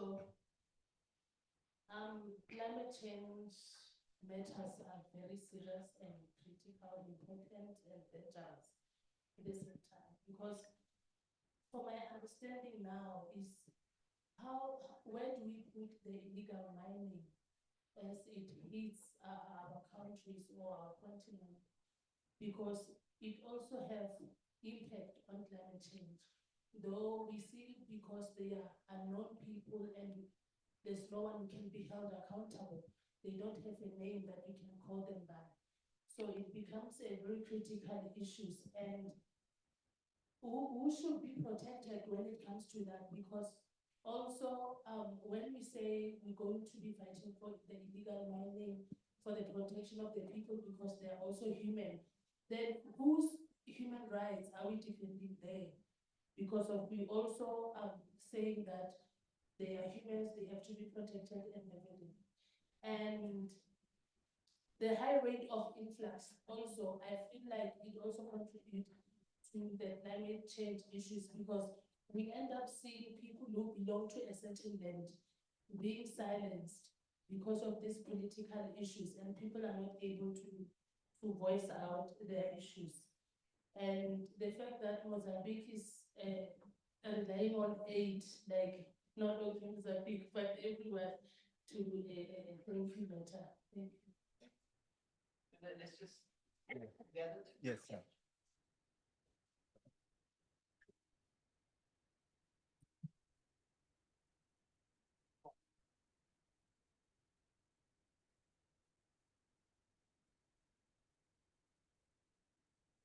Yeah, the agroecology option has also been adopted in the Philippines with the cocoa project, following several typhoons and adapted to the Philippines has faced its sixth typhoon in a month, just a few days ago.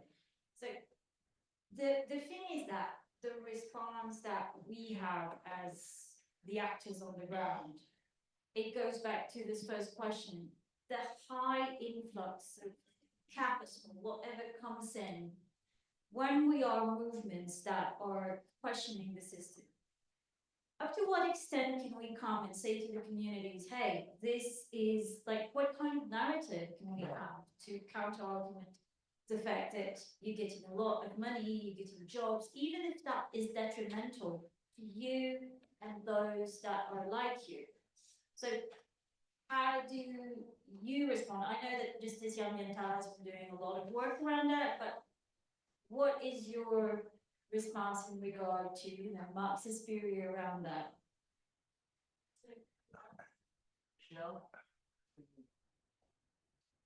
Thanks, Fredson.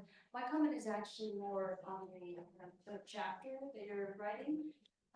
So I didn't really find a link between your theoretical, I mean, you basically talked about the problems with these theories. Yeah. You don't like Mitchell's carbon democracy, you don't like Marx's metabolic rate. But I didn't see how that was helping you understand your cases. So your theories are meant to be, first of all, and Burwood and recite them, but it's about, does it help us understand the world? So for us, like understanding class helps us understand the world. So I would spend less time on your critiques and more time on what you take from those and how do they help you understand your case, and what's happened. And also really think about theory must be useful, and don't critique someone for not getting it all right. That's your job to help them develop it further, and that's what the democratic Marxism is all about. So please tell us what happened. You must have a case study in your chapter. So what happened with Idai? Okay. What were the impacts? What were the consequences? And what is the state response beyond the humanitarian stuff? Give us some level of detail to show its limits, its shortcomings, etc. That's going to be key. Those empirical details are going to be key. Yeah. That's it. Yeah, good.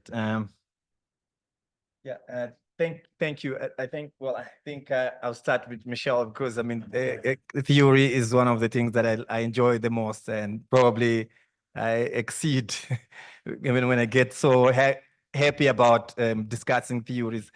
I think I was doing exactly the opposite. I didn't mean to abandon the theories because I didn't like them. That's why I say my effort is actually to find weakness, not to abandon, but to extend them so that they can expand their analytical reach. For example, with my case, the idea was to find weaknesses with Marx's metabolic rift in order to turn it into a climate metabolic rift. By doing that, that's why I had to connect the impact of capitalism in the climate environment, like Franz did, and Marx was aware about that. So my critique is that Marx knew that relationship between capitalism and the climate, but he didn't explore that in his theory of metabolic rift. Maybe because he died before he actually managed to do that, but it's also a possibility. And Sato, in her recent study about locating Marx in the Anthropocene, states clearly that I can even use her words. She says, while Marx did not make that relationship, we can only speculate that he was going to go there. So the idea is not necessarily to develop a critique to abandon, but is to extend the analytical reach of theories. And that's why I say Marx helps us understand capitalism nature relation, but we need to move beyond that and go to the environment. And illegal mining, well, in Mozambique, illegal mining would be something like invading the land that are legally allocated to other people. Artisanal mining is not illegal as such. So community mining, mining has existed for many years. Communities have mined for many years, thousands of years. So the problem is the industrial mining, is when the process was industrialized and placed within the capitalist system. So that's, I think, where the problem becomes, and then the impact in the environment becomes way much bigger. I'm not saying that illegal miners do not compromise the environment. They do, but the extent to which they do that cannot be compared to the extent the industrial mining does. So I don't know if this responds. Agroecology how do we, from a Marxist perspective, how do we, I mean, what does it speak about responses? Again, Michelle, I'm sorry. I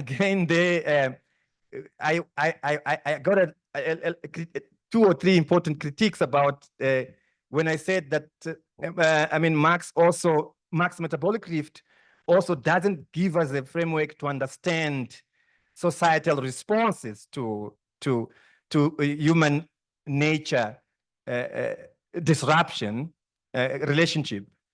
But some people said, no, you have to place it within the second contradiction of capitalism theory. But I said, yes, it's fine. That provides some inputs, but it's not, it's a Marxist theory, but it's not Marxist theory. So it was not developed by Marx himself. It's an extension by O'Connor. It allows us to understand what O'Connor did. It also allows, because for him, the second contradiction created the new movements, new social movements. But then that's raised another questions.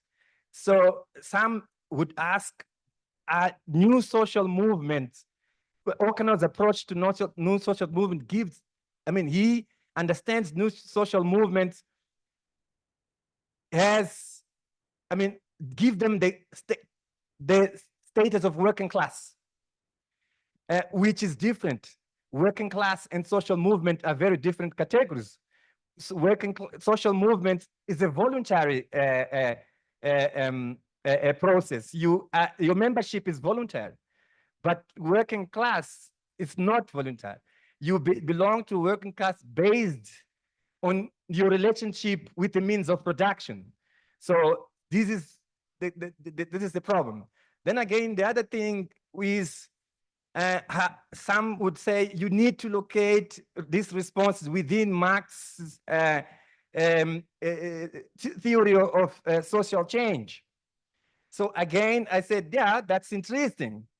But the problem, if we do that, we would be then we would be saying that the working class is leading the struggle for the environment. The wage workers are not doing that. The struggle for the environment is not necessarily being led by the trade unions and so on. To some extent, trade unions have been opposing that. They have been actually, you know, opposing changes, like Pile said about in South Africa about the 1 million Kamet jobs campaign not advancing because of not being able to get the trade unions. So yes, there is, of course, Marxist theories about responses, and we need to explore them, and I try to do that. But I understand your suggestion. So now, looking at the responses, yes, Cyclone Idai hit Beta and 600 people died.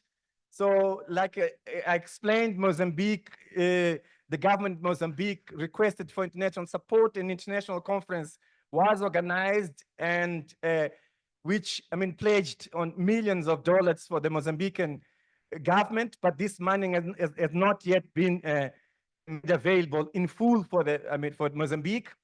So this, like I said, exposes also limits to weak carbon democracy managing disasters. But what impressed me was obviously the responses by progressive social movement organizations who, like I said, deployed agroecology in communities to produce food. They also involved in solidarity measures like rebuilding houses and so on. This in MST together with ADECRU in a district in Sofala in Beta. So this is maybe just to summarize a little bit.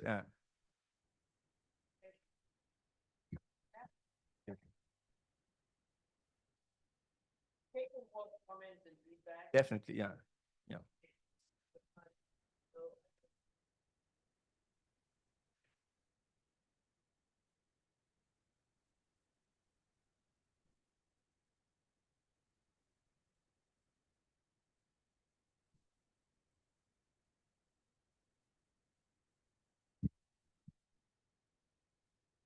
Yeah, it's not a good timing because everybody after lunch, now you're kind of tired. No?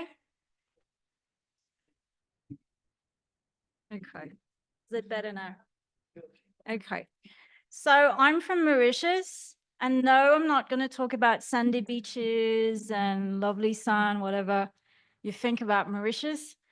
The idea is that when we look at Mauritius, very often people think of Mauritius as an ideal state, a democracy, a really good place where you have freedom and economic power. We're just going to show through this presentation how far we go back in time in instituting a very pervasive system of control on not just working class, but all people that are not of upper class descent, let's say the bourgeoisie. So these include the white settler elite from the French, but also other settlers, descendants that are still here. If you want to do some work, you can just check the boards of our different big groups and companies in Mauritius. So everybody see this slide. So this is a map of Mauritius, an old one, in case you can't situate it, because I know that we're very small compared to South Africa and the other states. And my aim is to show that as an island, we're also very much confronted to cyclones and other events. And the fact that we're quick to learn and to have protocols has helped us to navigate through these, okay? Now, we're going to look at two periods, French and British colonization, to understand how our protocols against disease, cyclones, etc., come from. Under the French colonization, we had what we called the colonial assembly, l'Assemblée coloniale, the directoire, the directory, municipalities, and communes. Sorry, I put it in French because it was much closer to it. And under British colonization, we had the colonial office that didn't really count because it was on some kind of mainland that we didn't really care about. You had the governor who was always colluding with the French elite, the governing council, and then the legislative council, which was basically made up of people who were previously in the colonial assembly or their descendants. Okay? You still following me, not falling asleep on that? Okay. First case we're going to take is the smallpox epidemic that we had in 1792.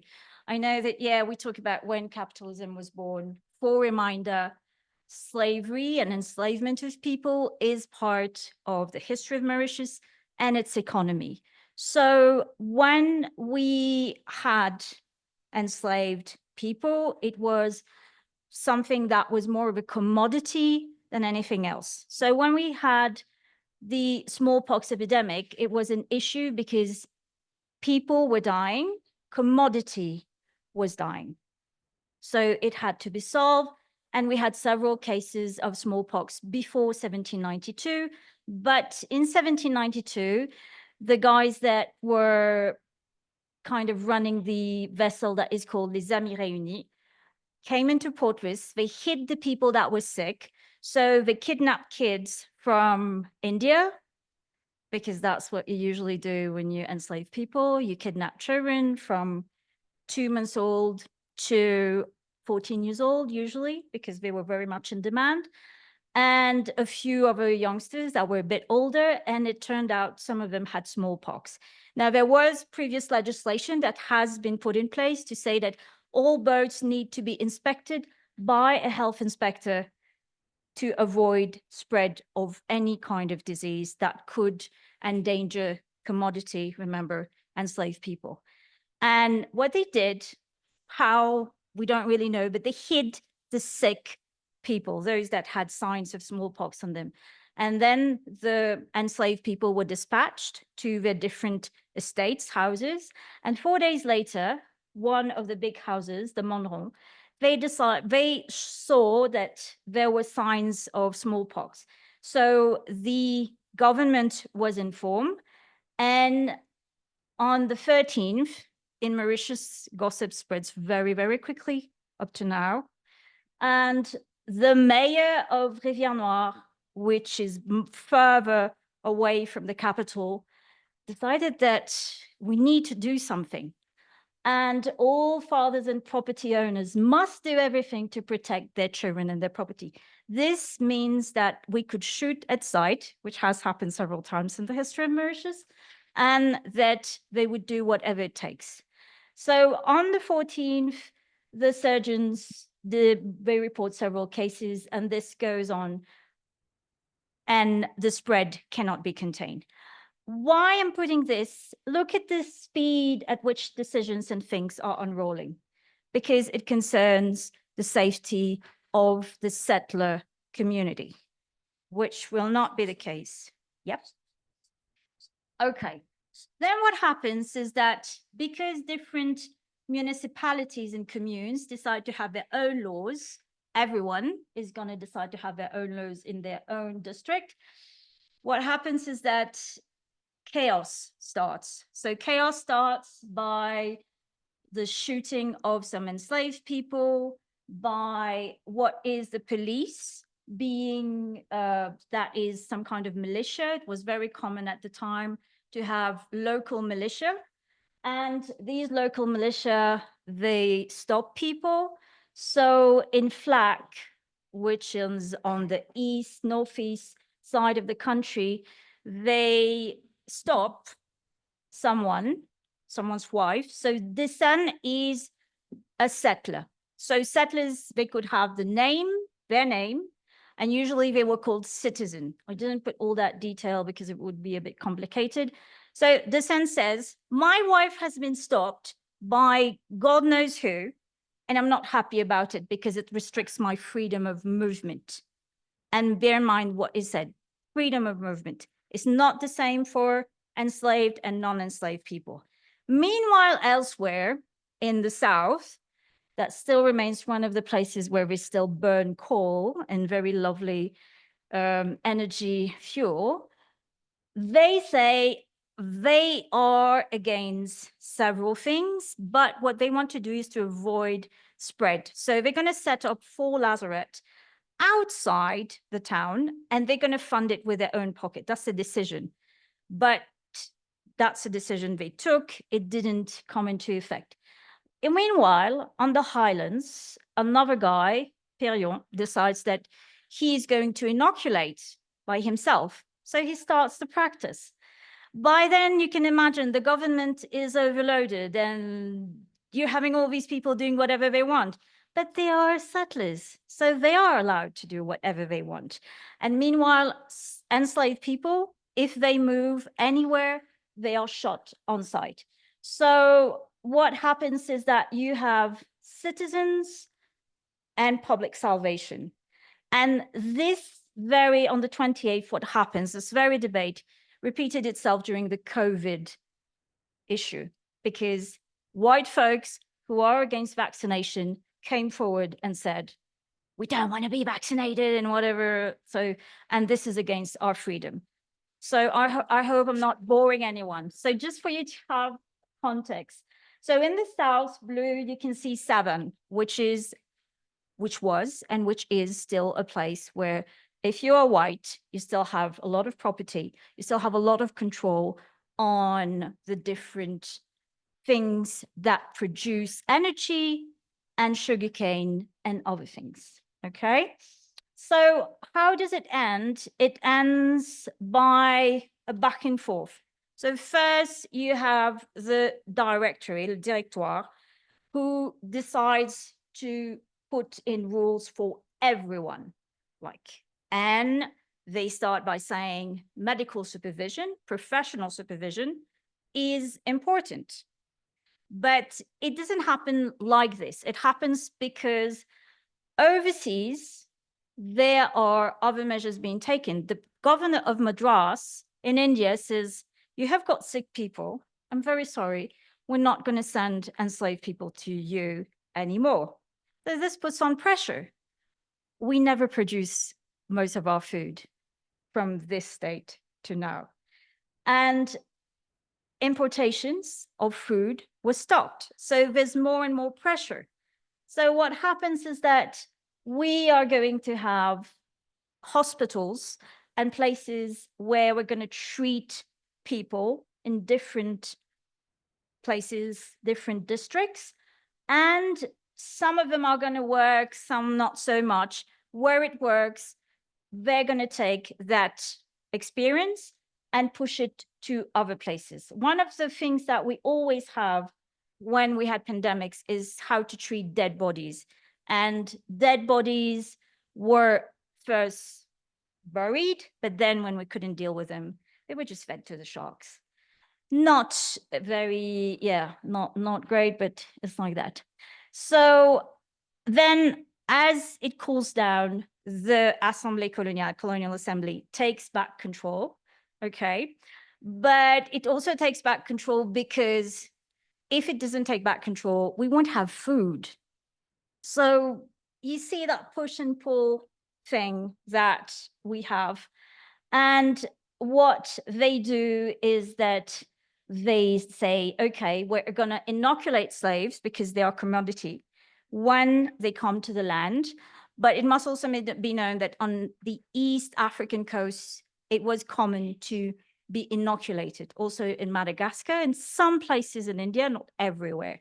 So it was a common practice. And one of the things that is not written here, but it's a theory that a lot of the slaves, they inoculated themselves. So by the end, in a year of, almost a year after, inoculation, remember, it wasn't a practice that was accepted by 2 different communes and municipalities.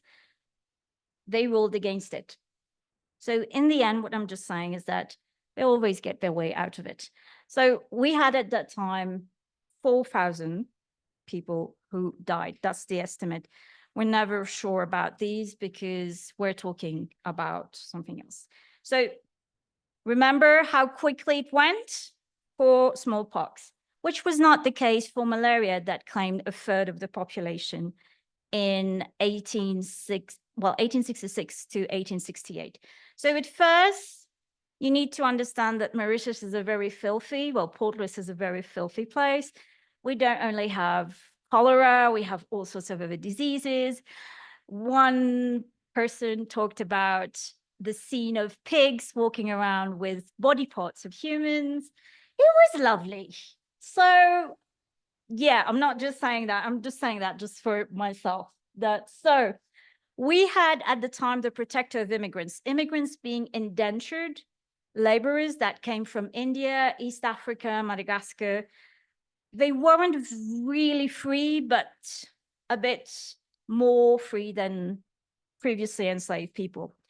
Where a few decades after the abolition of slavery, and a lot of people are in big towns. So you have overpopulation in big towns. We also have during that period the issue of rising prices of rice in India. So it means that a lot of people are dying of malnutrition and poor living conditions. So in 1865, when the first cases of malaria actually appear, we don't know what it is. They don't know. The government, we're now under the British governor, and he has no idea what is going on. And what he does, what will be the case every now and then, a commission is appointed. And it's the fever commission, because at the time we have Bombay fever, and then this other fever, we don't really know what it is, which is malaria.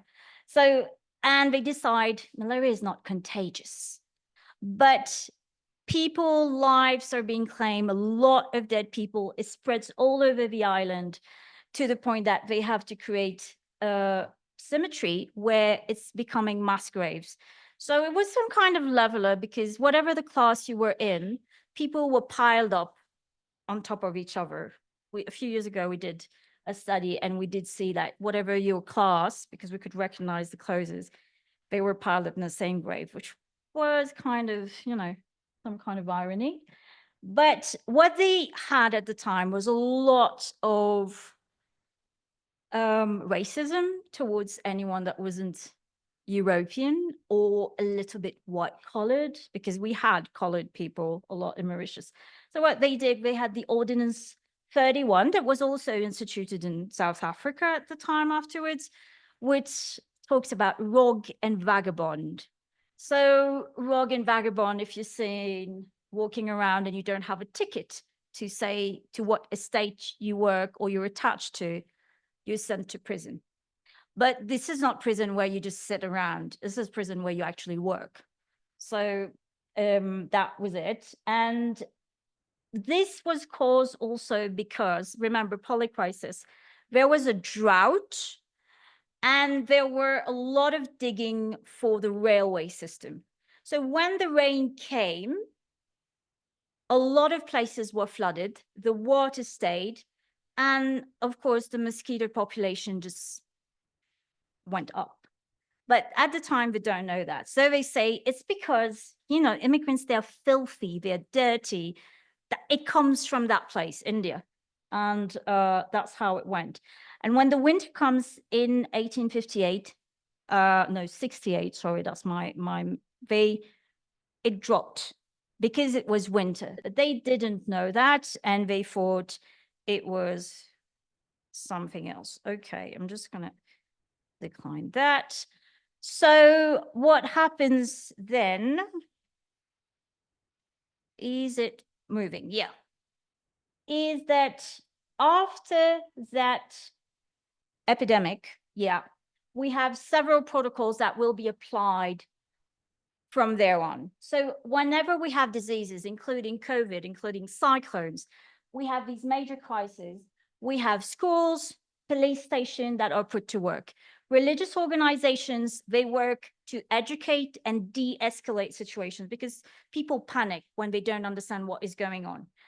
And we have commissions for everything. What are they for? Just to say the things that everybody knows, okay? But legislations, very often, not every legislation, but they are amended. For example, if we have cyclones, everyone that has unsafe housing, they know they can go to the closest school. They know what are the supplies they should have. If they don't have it, they know they can say to their neighbor, that was my issue, and they can be driven to that. The police has put the contribution. And Mauritians, it's in them. They know about mosquito-borne diseases. They shouldn't have still water and other protocols. And our other outbreaks, it leads to a tracking system. So any one of you who has been to Mauritius, you have an officer of the sanitation department who's going to chase you to actually get, you know, a sample of your blood and check. But all this, it also helped to educate the elite and the bourgeoisie. So they understood that when you have shocks like this, they can use it to actually put people wherever they want. So when we had quickly unrest several years afterwards, after the Great Depression, we had issues in Trinidad, because all these are sugar islands like Mauritius. So there is communication, I can't claim that, but we know that there was unrest at the same time. And because of difference in sugar prices, in labor, people were dying of hunger because they couldn't buy food. And you have the labor movement that springs out of it because workers decide that they have no representation when we talk about the state. And that is very important. It's one of the first parties, and of course, like everything else, Mauritius is going to get derailed afterwards. So you have the Uber riots afterwards. It must be known that Curé, he was a doctor. He's been in the UK for a while, and then he came to Mauritius. He came back. Anquetil, he was seen as a communist. That's the governor's word at the time, what he says. He's somebody who's a rioter, he's dangerous, etc. And all these sectors, the sugar sector, the port sector, they are important. But by then, you also have the elite, the bourgeoisie, the government that know how to deal with uprisings. So what they do is that they claim state of emergency. So if you're seen walking around, you remember the Rog and Vagabond? Rog and Vagabond. And if you persist, well, we have the police and we have the army that can take over the work. That was what was done under the governor, Bede Clifford. And then they understood that they need to work better. What he was working on before these happened was the Industrial Association Ordinance. And it was the same law that was in South Africa that was applied on the whole of the population in Mauritius. And because they couldn't hear unions, we had something that we called Société de Bienfaisance. So as things progressed, well, progress in time, but not for people, we had like a push and pull movement. And all of these strikes, commission again, it just helped the government to, let's say, put a system in place that was good to control. It gave you a voice as the people, but at the same time, they could control. And we have this saying in Mauritius, which is called souffler morder, to blow, to bite and blow. That's what the government usually does. So usually we have the nominations. So the Labour Party, how it got taken over by people who were for the elite. When you have these riots, so one of the leaders was sent to the other island. He couldn't communicate. Remember, we don't have technology as now. And what they did was that the elite that looked like working class people, Indian elite, they had something called Advance, a newspaper.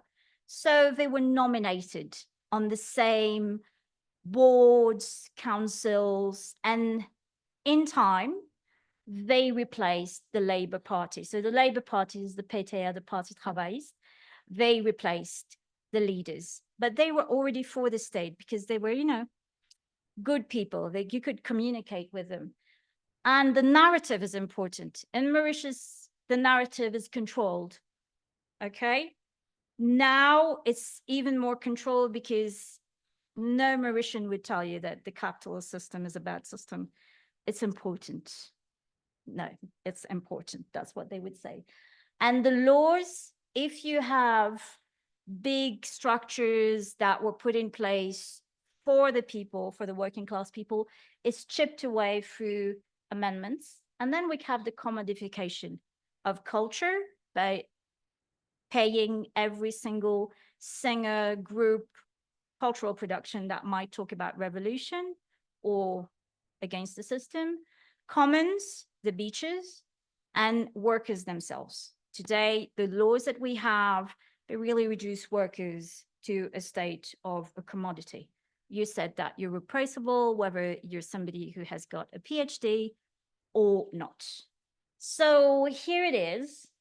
I know I've been like sweeping. What I'm just saying is that what we are, our protocols, it did produce something really good, a lot of really, really good things because we had several crises at the same time, but it also produced a system of control that is very pervasive. And oddly enough, the same system has been applied to other places on the British colony, but also now. You have a lot of these Mauritian bourgeoisie on the African continent in different countries, and the same method are applied. Yes, questions? Thank you. Thank you. Yeah, again, 3 questions just to manage time. Who wants to go? Clearly, Mauritius is a bit of a laboratory, but also Always. Yeah, something. It also had its own unique, specific challenges and shocks. Any comments, questions? Very good. Yeah.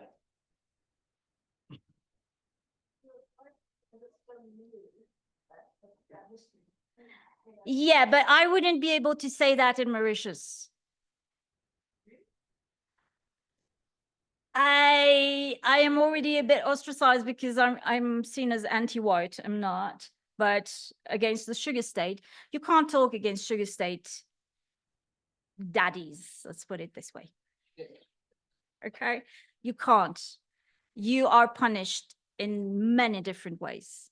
So the university itself will never go against you read all the studies, the only guy who actually talked against them is actually one of their own. He did his studies in South Africa.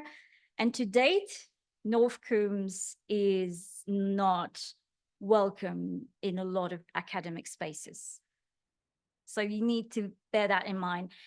That's why I say it's very pervasive. It's control, you know, velvety, whatever they call it, like, you know. When you say commodification of the commons, what does that mean? What's happening to the beach? Rivers, beaches, and everything that is forests, it's either seen as something that can be sold, that has been sold in many cases, or if it's not sold, they have these, how do you call that? The bail, lease. They are leased for 99 years. So if you lease the beach, it's, yeah. Fredson, go ahead. Can we get this to Fredson?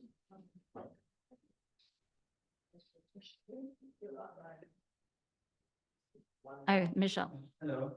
So it's also about the struggle for the beach, access to the ocean and the commons in Mauritius. We know that, and we spoke about this during lunchtime, that in Mauritius, at least 3 eco-socialist activists have been elected to the parliament. And they've always been fighting for Along with other movements, yeah. Do you think that, because this is a major achievement, in a country like Mauritius, to have and even for the African continent in general. So do you think that this is going to change? Do you think, are they going to be able to at least try to show some changes in this? There will be some symbolical. Remember, bite and blow. There will be some symbolical gesture. There's always is. But it's not going to change because a lot of beaches have been privatized. Maybe they will take the most symbolical one and say, okay, it's a public beach now. But a lot of the places where I live, you used to be able to walk along the beach. You can't now. And it's a fact, like they eat it away, but a little bit at the same time. And regarding the eco-socialist movement, it's not the first time in our history that we have left-wing people that try to enter government or that are in the government, but they always get derailed, or there are amendments that go through it. Post 1968, we had a major left-wing movement. If you look at it now, it's a centrist government. Okay, anyone else? And Michelle, yeah. But you know, when I hear your presentation, it's pretty much a colonial history of many countries. Mexico, I went to Cancun and their beaches are privatized. I want to say the Khoi history of South Africa, the Khoi way of life was already erased in the 1800s. And the Khoi could only get access to land to being a farm worker or to be a missionary. So, yes, so I'm just, I want to have a sense from the people of Mauritius. Is there some sort of resistance to, maintain commons and a way of life that has been erased from colonialism? Number one. Number two is, and the state, if people were to be more organize themselves, would the state come down on people violently, as we see in other parts? So every now and then you will have local movements that rise. And the hot pockets, that's how they're termed. You have the criminalization of people that is much more acute. The police will not be seen the same way if I go further down my village where you have a lot of addiction because you've been cut off from the beach and it's part of who you are. You need it. So the police is not, even when we do protest that is allowed, I've had police come over and say, we're gonna beat you and whatever, because all these were women. It's not gonna be the same language if you're part of the middle class. And they're gonna be like, oh, ma'am. So there is this very ingrained response. We're not indigenous. We have a lot of indigenous culture from Madagascar, from the people that are indigenous from India, but we're not indigenous. We're a population that is built on the mixing of cultures. So we navigate a lot with different type of complexities. And that makes us very docile in a sense that we always knew how to live with each other. So to avoid conflict sometimes, not sometimes, very often we give in. We do make a lot of concession. So that's it. But the thing is that land ownership will stay clearly now in the hands of the same elite.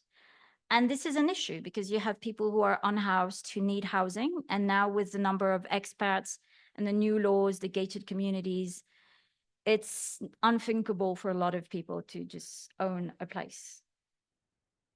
So I just want to make some comments. Yes, so that we please. can, tighten and fit. I liked your chapter. So just in terms of your cases, historical cases, we're dealing with biological disasters. There's two moments. And I'm not sure how to characterize the ones with the strikes and so on, but where there's moments of social breakdown. I'm just throwing that out there. Mm-hmm. Think about that. But more importantly for me is, so setting it up like this is great, but I think there has to be a connection with the contemporary polycrisis. And also don't overwork that category for the past. There is a current, the fourth great crisis of capitalism. So does your argument, sort of this historical kind of gaze and kind of looking at those key moments, does that help us understand where the ruling class and the state is today in Mauritius in relation to the contemporary polycrisis? In other words, have they been, if I understood you correctly, based on history, the ruling class and the state in Mauritius kind of responds to moments of Crisis. disaster or crisis with these mechanisms of control. And I think Yeah. we need to make that explicit. Yeah, I'm sorry. For the sake of time, I didn't put the fact that we had droughts and cyclones before the strikes, but you always have like this thing that happens because people are put under pressure because of the weather, and then food prices go up. It's a polycrisis. You have several things that build up and you get to this place. But the same mechanism that was developed before and perfected maybe a little bit is still used. It's the same. And in my paper, I hope to have more time to put space to put how we dealt with very recent crises in the very, very same way, unfortunately. Please remember you have 6,000 words. Yeah, I know, which is terrible. Yeah, thank you so much. So how do we do that? I take this out. Okay, my chapter is going to be very much in intersection with Michelle's as well, because we're both looking at Michelle's looking at the shortcomings of neoliberal democracy, and I touch on that in my paper as well. So I'm not going to spend a lot of time talking about that, but I think that it is an opportune moment at the moment while we look at the crisis, ongoing crisis, escalating crisis that neoliberal democracies seem to be absolutely incapable of dealing with decisively, that we start to look at, well, what alternative ways could there be? And so I'm not going to look at what neoliberal democracy is. I think that, if you look at a wide variety of ideas on democracy, I think, we go back to, if you ask a student, they would come up with the Abraham Lincoln idea of, government by the people, for the people. And so that in, any idea of democracy is predicated on the centrality of people. And it should be about, serving the, the interests, the wants and desires of people, of all people in society, not just one particular group. But it's very interesting to find out how very, very quickly neoliberal democracy is captured by elite groups, which is just, it goes to show that, just the stickability of hegemony in the international system. And, the relevance of this kind of analysis is that no matter what form of government we get, there is no such thing as allowing yourself to sit back, relax, enjoy because you've arrived. Okay. There is always got to be a very, very strong focus of communities on making sure that we don't have things that slip back.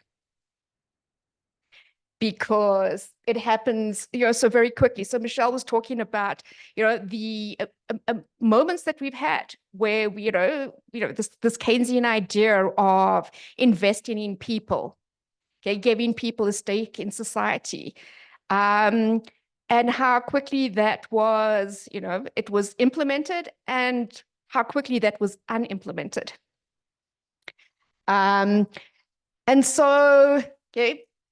In international relations, where I come from, there's a whole lot of myths around neoliberal democracy, okay, that it transcends just being a way of government, becomes an ideology. And it becomes an ideology on which, and against which other states are judged.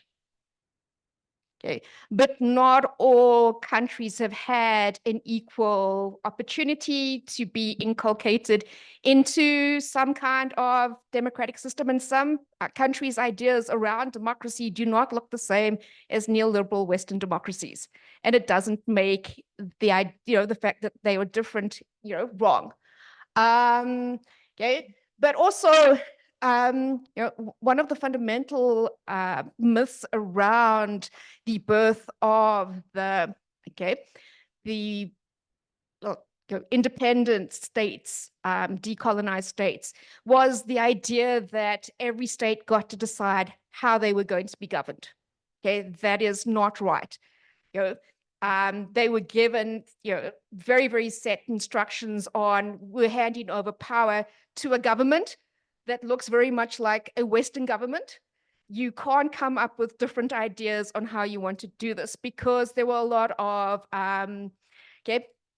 political academics, political leaders in Africa that were thinking more cosmopolitanly about how, society should be organized, and maybe states weren't the best way to do this. Maybe going back to sort of pre-colonial West African idea where, you had this arranged interaction between different groups within societies.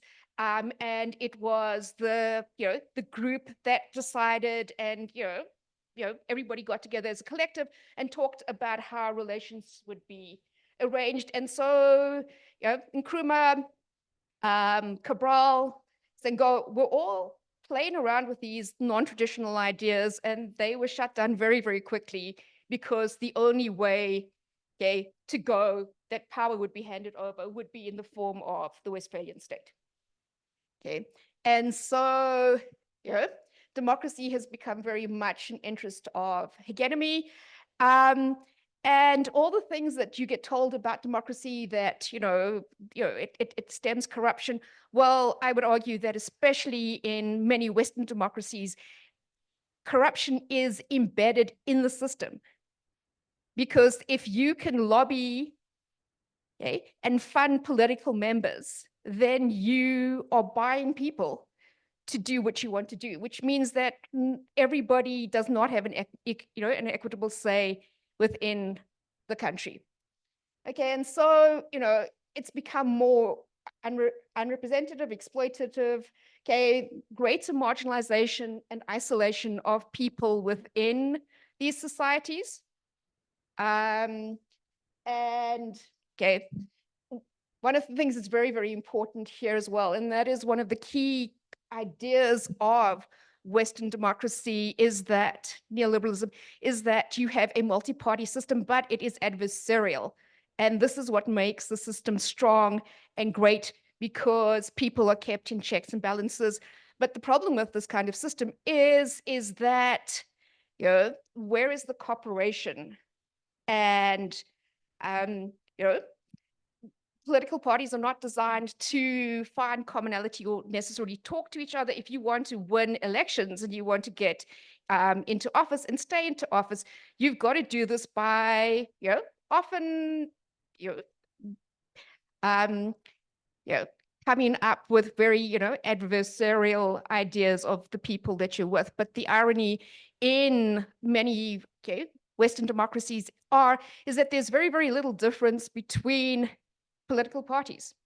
They all look very much the same, which means that, if you want to see why you have probably one of the reasons for low voter turnouts is because, how do you distinguish between what is the real difference between a group that says that they are leftist and more conservative traditional groups in these societies? They look pretty much the same, with a few variations, but not, it like, when you look at the squad in US, in the US government, these radical, supposedly leftist young women, they are radical in a US context, but not very radical anywhere else.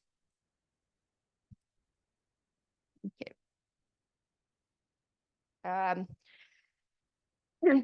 And I think at the moment, nobody can see this because it's too small. I always like to look at Umberto Eco's 14 points of fascism, because it gives us a good idea about how fascist your democracy can be. There's a cult of tradition, rejection of knowledge, action for action's sake. Disagreement is treason. Fear of difference, appeal to social frustration, obsessions with a plot. The enemy is both weak and strong. Russia and China, they are both terribly weak and totally inadequate, but they are strong and they are a threat. Pacifism is the enemy. Contempt for the weak. Everybody is educated to become a hero. It's a good way of getting people to stand up and get shot for your government. Machismo and weaponry. The disdain for women, intolerance, condemnation, especially of non-standard sexual identities, selective populism, and the use of newspeak. That in these kind of societies where you see the rise of fascism, often debate is constricted, not opened up. And so you come up with all these kind of slogans, make America great again. What the hell does that mean? But it's, like something you can say and not necessarily know what you mean. And I think what's really interesting and what you don't see in the discussion of Africa before colonization was the thriving cosmopolitanism that existed between groups, that was based on trade networks, free access of trade, the protection of people as they journeyed from one place to the other, the creation of continental-wide norms on travel and interaction, and the exchange of knowledge. that, has grown across Africa, and that, there was this wide flourishing trade and interrelations and interactions between people groups in Africa before colonization happened. And it connected Africa both from the south, okay, to the north, and from the west to the east, into Arabia, through Arabia, into India, into China. And so if you go to the Origin Center at Wits, they will show you how they have traced African beads from Southern Africa all the way showing up in China. Okay, so this idea of there was no amazing forward thinking, well-organized group of people who had, very unique ideas about how to arrange society is nonsense. Okay. But it was also a very different form of cosmopolitanism to that European ideas. It was very much practiced on a different form of intellectual ideas. Once again, there's too much information on the slide. Okay. But I think that what was important is that there's been a lot of disruption that was brought by colonization. And so the question is that how far back can we look at these ideas and to what extent are they scalable across Africa? Because one of the ideas that comes up most when you look at different forms of and different types of governance within Africa particularly is this idea that there is a large majority of African societies, pre-colonial, who have this idea of organization around that is communally based and centered, not individually like in the, in a Western philosophical understanding of how society is organized. And so you see this in the form of, Ubuntu here. This is seen in Akan philosophy, in philosophy from Buganda, carrying over into ideas in India, in East Asia, in Latin America. And also very important, it's not just the connection of people with each other, but it's also the connection of people with their surroundings. And the idea that, your health and your ability to thrive as a person is intimately connected with everybody else. Okay. And so it's a very, very different idea of organization. And it's one that doesn't necessarily get spoken to or is included in a Western concept of democracy. And because I'm running out of time, I'm going to skip all that.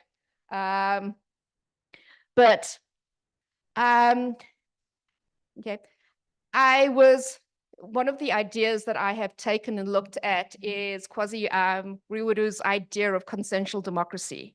And his argument is that, for multi-party, democracy in African states is, there are inherent problems by the fact that you have such large ethnic diversity.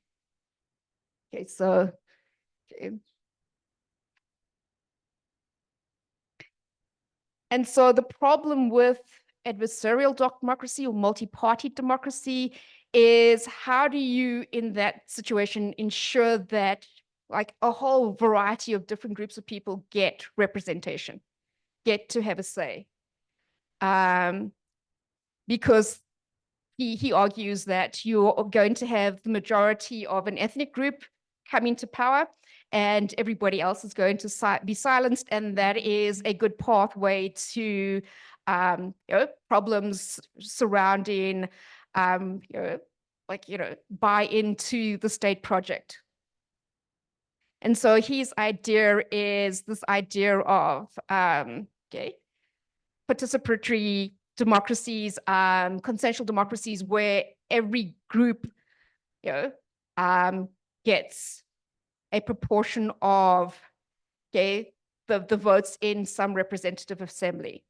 This is where Ruud is a bit a bit, silent on exactly how this would happen and who decides who gets and on what basis. Is it, is it ethnicity?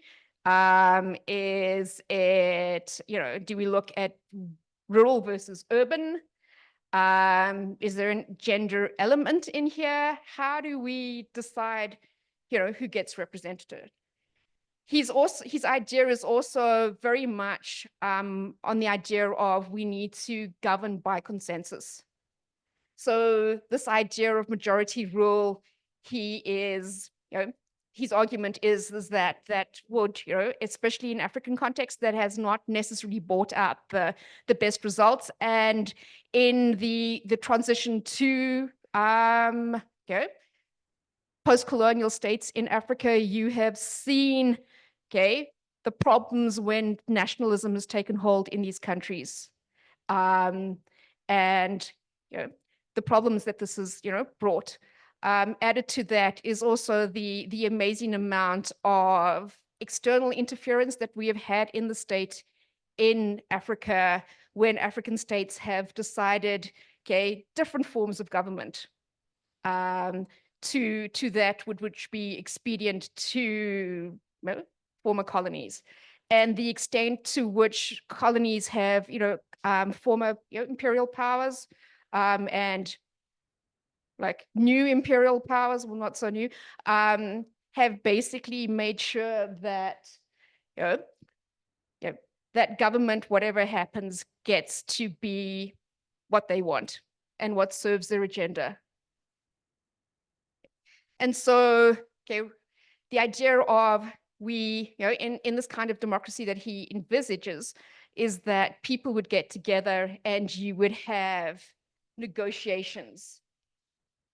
And these ideas exist in other places as well, in ideas from Bolivia and Ecuador, that you have wise people coming together to debate and to give input. But the idea is also centered around the centrality of community. And so community would get together and talk about what they would need, and this would be scaled up to government, sort of the way it's done in Cuba at the moment, and in China as well, even though China doesn't necessarily qualify as multi-party, but there is a certain amount of community participation. But I can see that China is very, very problematic on other ideas. So there are Ruida's ideas.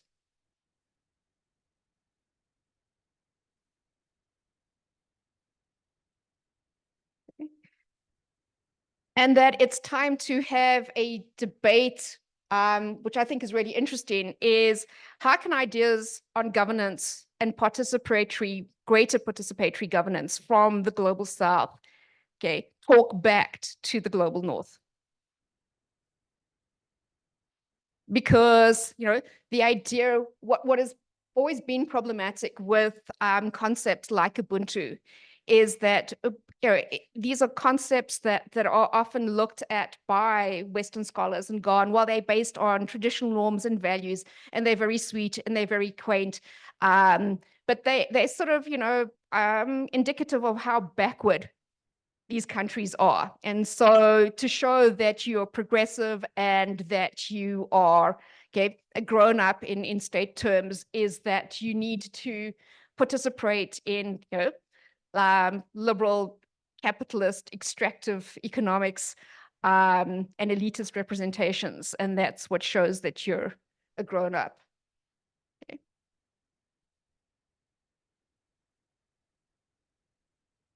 Okay. All right.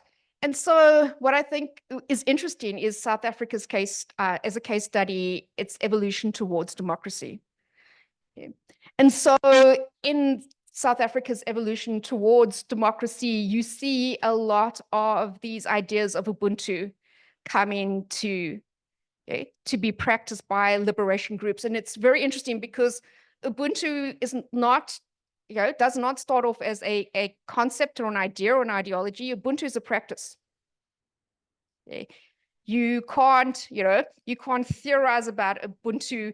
You've got to practice it. You've got to live in harmony and community with, other members of society. And so what you saw was liberation groups getting together, even though they had different ideas and different objectives. They subscribed to different ideas around economics and political organization, but they came together to discuss what they would like to see a new South Africa look like. I think what was really important and what is really, really key in participatory or consensus democracy is the inclusion of civil society. And what civil society misses today when it comes to ruling and democracy is this idea of the pedagogical activism that took place under apartheid. We had a much more educated population because political parties took time out to go into communities and to educate people about what what they envisaged for South Africa, what they wanted South Africa to look like. And there was this idea of, give and take, to listen to your constituencies, to bring it back to the group, to put it into the policy. And you saw that in, the negotiated settlement in Cadessa. There were wide varieties of people who got together to negotiate a settlement. Okay, I'm not saying that it was perfect. There's an enormous flaws in the South African negotiation process. But I mean, I think where you could see it was when gender was put front and center, and women across the political spectrum got together to talk about what a non-racist, non-gendered South Africa would look like. But South Africa is also a cautionary tale, because we got all these great institutions. We started off with an economic policy that looked like that was very, very community orientated, developmental, and that quickly got co-opted into the gear growth. Like let's call it what it is. It's structural adjustment. The NDP is very much the same. And so this idea of Batupelo and Ubuntu has become more slogan than anything else in society, in South Africa. It's definitely not people first.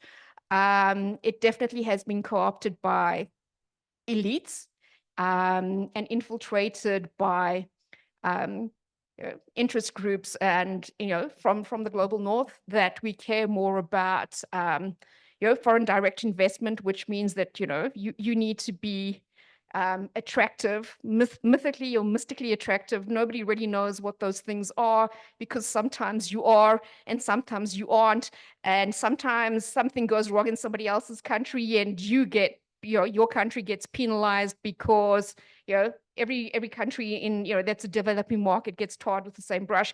And so in trying to become a global player, a lot of this idea about consensus has been sold out. And now we're in a very interesting stage where we have a government of national unity.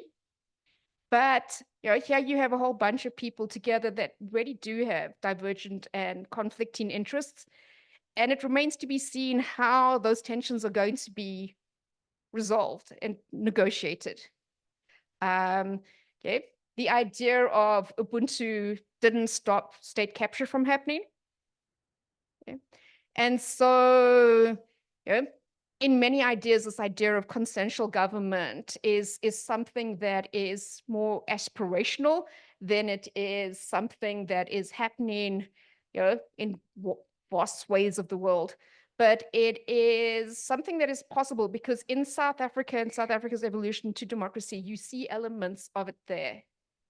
And so it might not be as far-fetched, as we imagined, but it needs a lot more thought and a lot more development. Okay.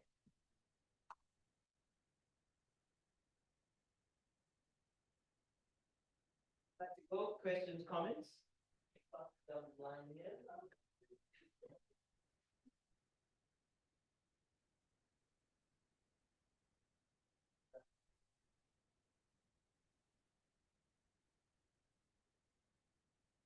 Thanks, Jacqui. I think very relevant presentation, particularly in a transitionary period like this where we entered into a new form of governance structure. I think the question of democracy obviously being a very important one in ways for us to reflect on how it came about and how we move forward in constructing the kind of democracies we require on our continent is very relevant. And I was thinking, when you put up that map of the actual continent and the kind of different ethnic divisions and some of those arguments around what makes governance and democracy difficult in that regard, made me think that also part of the difficulty of inheriting this Westphalian system and trying to reshape democratic configurations within the confines of those kind of structures is obviously quite problematic, as you inherited something that was also used as a colonial instrument. And then now we're kind of arranging the furniture within it. So there's that I kind of struggle to get my head around that. And when you go to the South African option, it makes me feel that what we did, co-opting Ubuntu and Batupili and things like that, is an example of what happens when you try to shift furniture within those kind of structures. But the question I had was with regards to how we then do that in a quite explicit way. It's, I think, fair to say that we had a hands-off approach post-94 to doing that in a country that required that fundamentally, that you can't be apologetic about trying to foster that kind of shared identity for everyone within the space. And a lot of the arguments that I see people put forward, it's not just a South African thing, is that you can see people veering off towards authoritarian examples because they kind of fit not democratic developmental aspirations, and people kind of tie the two together as being able to get those things across the line. So that's what we're also up against in terms of trying to push a narrative of rethinking democracy, that's what's capturing people's imagination currently. And on the one side of the political spectrum, on the far right, or on the neoliberal side, some of the arguments that are put forward are arguments around homogeneity and these kind of like democratic ideas and visions are only possible in places like Sweden and such, where the populations are all the same. But I wanted to ask your thoughts on, because you touched on China, which I think is interesting because I think people kind of homogenize the Chinese population when it's quite very diverse. And I was just curious in terms of what were some of the other things that you were about to engage in with regards to how those things work from the bottom up, given those diversities. And another question was with regards to a project like Nyerere's in Tanzania, and how he created a national identity using Swahili culture and Swahili language that is persistent into today and is quite readily accepted by Tanzanians to this day, despite them also having quite a variety of cultures that are represented within that country. Thanks, Wande. Do you want to respond to each question? Do you want to respond to everybody? Yeah, let's take the three. Yeah. Okay, I'm just gonna, something you touched on is that one of our biggest flaws in a lot of those movements is that we're very happy and we celebrate a lot and we let our guards down. And every time we let our guards down, on the other side, they're working twice as much. And even when you do have laws, in Brazil, the MSD has this cellular representation, but still they have a problem of patriarchy. Sexual assaults are common and they are just swept under the rug. You have these issues, and how can we be given as activists, as academics, this cautionary tale, like transmit it and say it's not acquired? I work with a lot of indigenous folks and they know you get things, but there are things that are not acquired. Do you think there would be something that would work towards more participation and representation?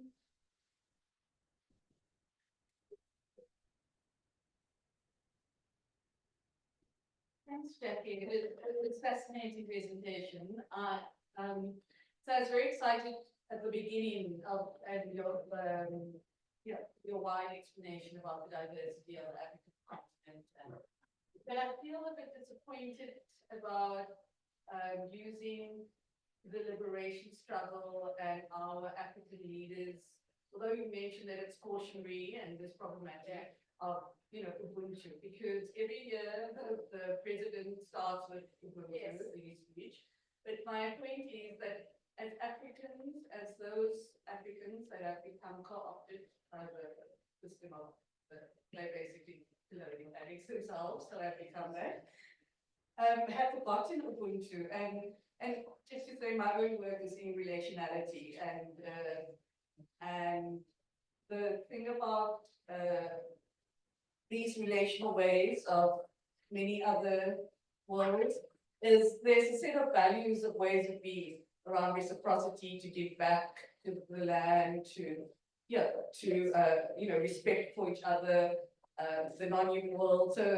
So I don't think we need to defend to the Europeans, and in fact, if they say nice, a lot of my work now is showing the violence of Western modernity and in this current neoliberal form. So we don't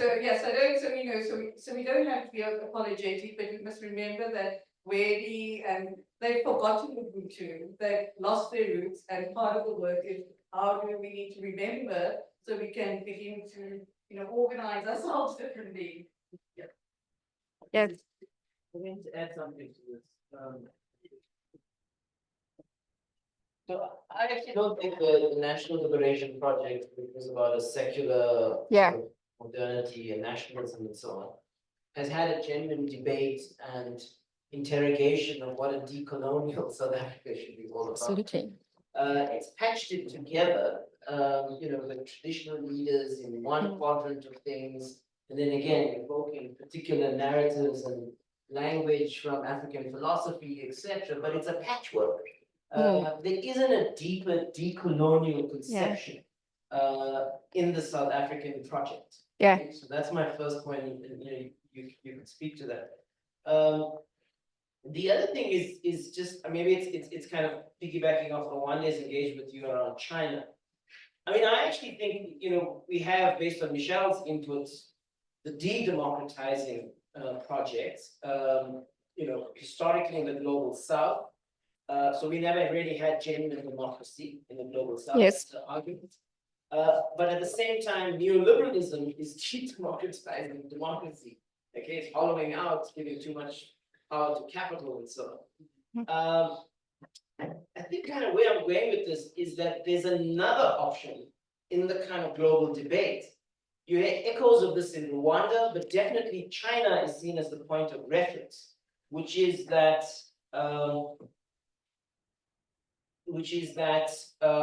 their model is the answer.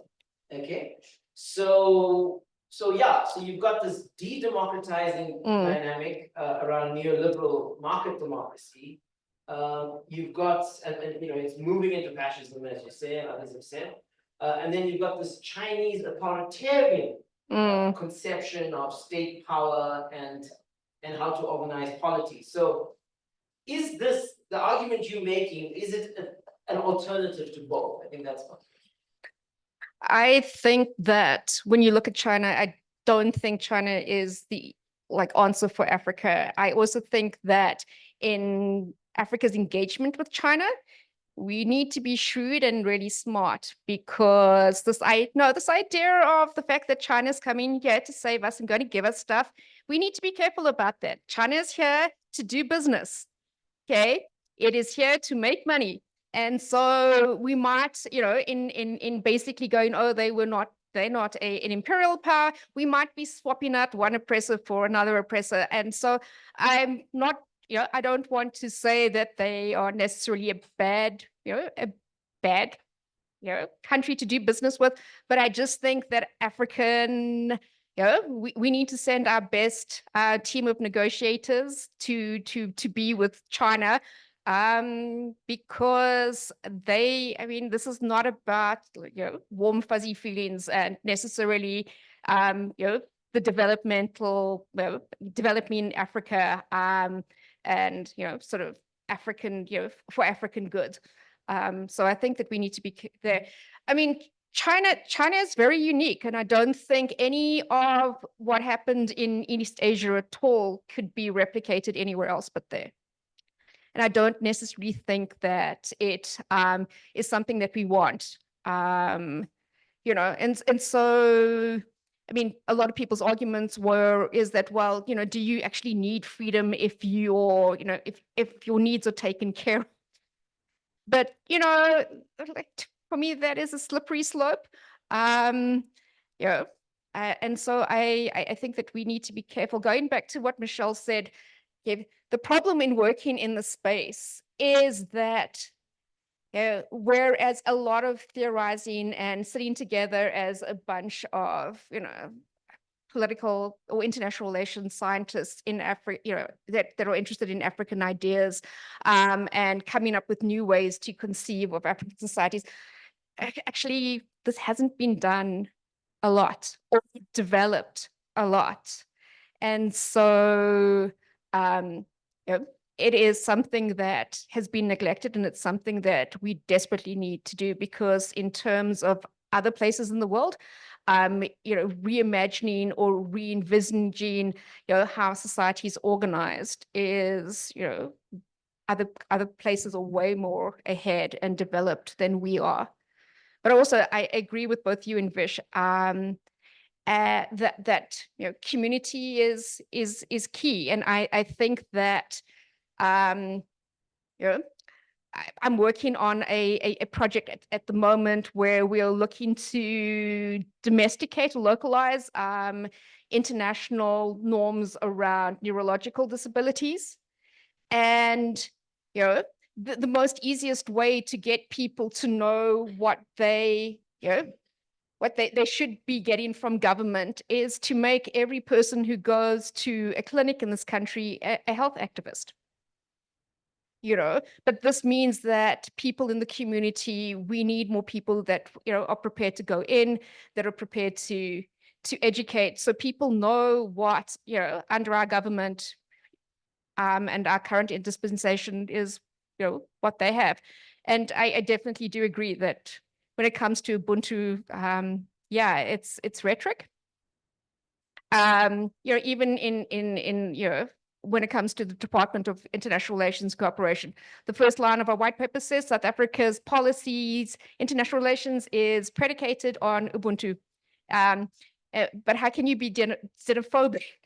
And so this idea of African sort of cosmopolitanism is predicated on this idea of tolerance and interaction and working together, that we don't, that doesn't even, we committed to regional organizations and continental organizations, but not even at that level do we see these things happening.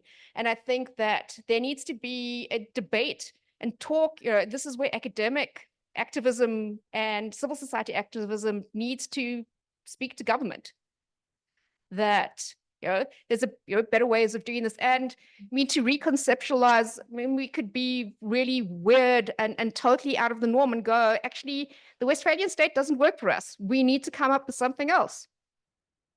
And if you look at the EU in its many flawed states, is that the fact that everybody in the EU has cultural autonomy and your culture is recognized has done a lot to get rid of tensions in a country like Spain, where you have different cultural groups, because under the EU, your cultural group, your language, your culture, your identity is all respected. Your country can't override that. And it's something that would be very interesting to do in our regional organizations as well. There's an online, you want to come in, Janet? Okay, so come in, and then me, and then we'll wrap up.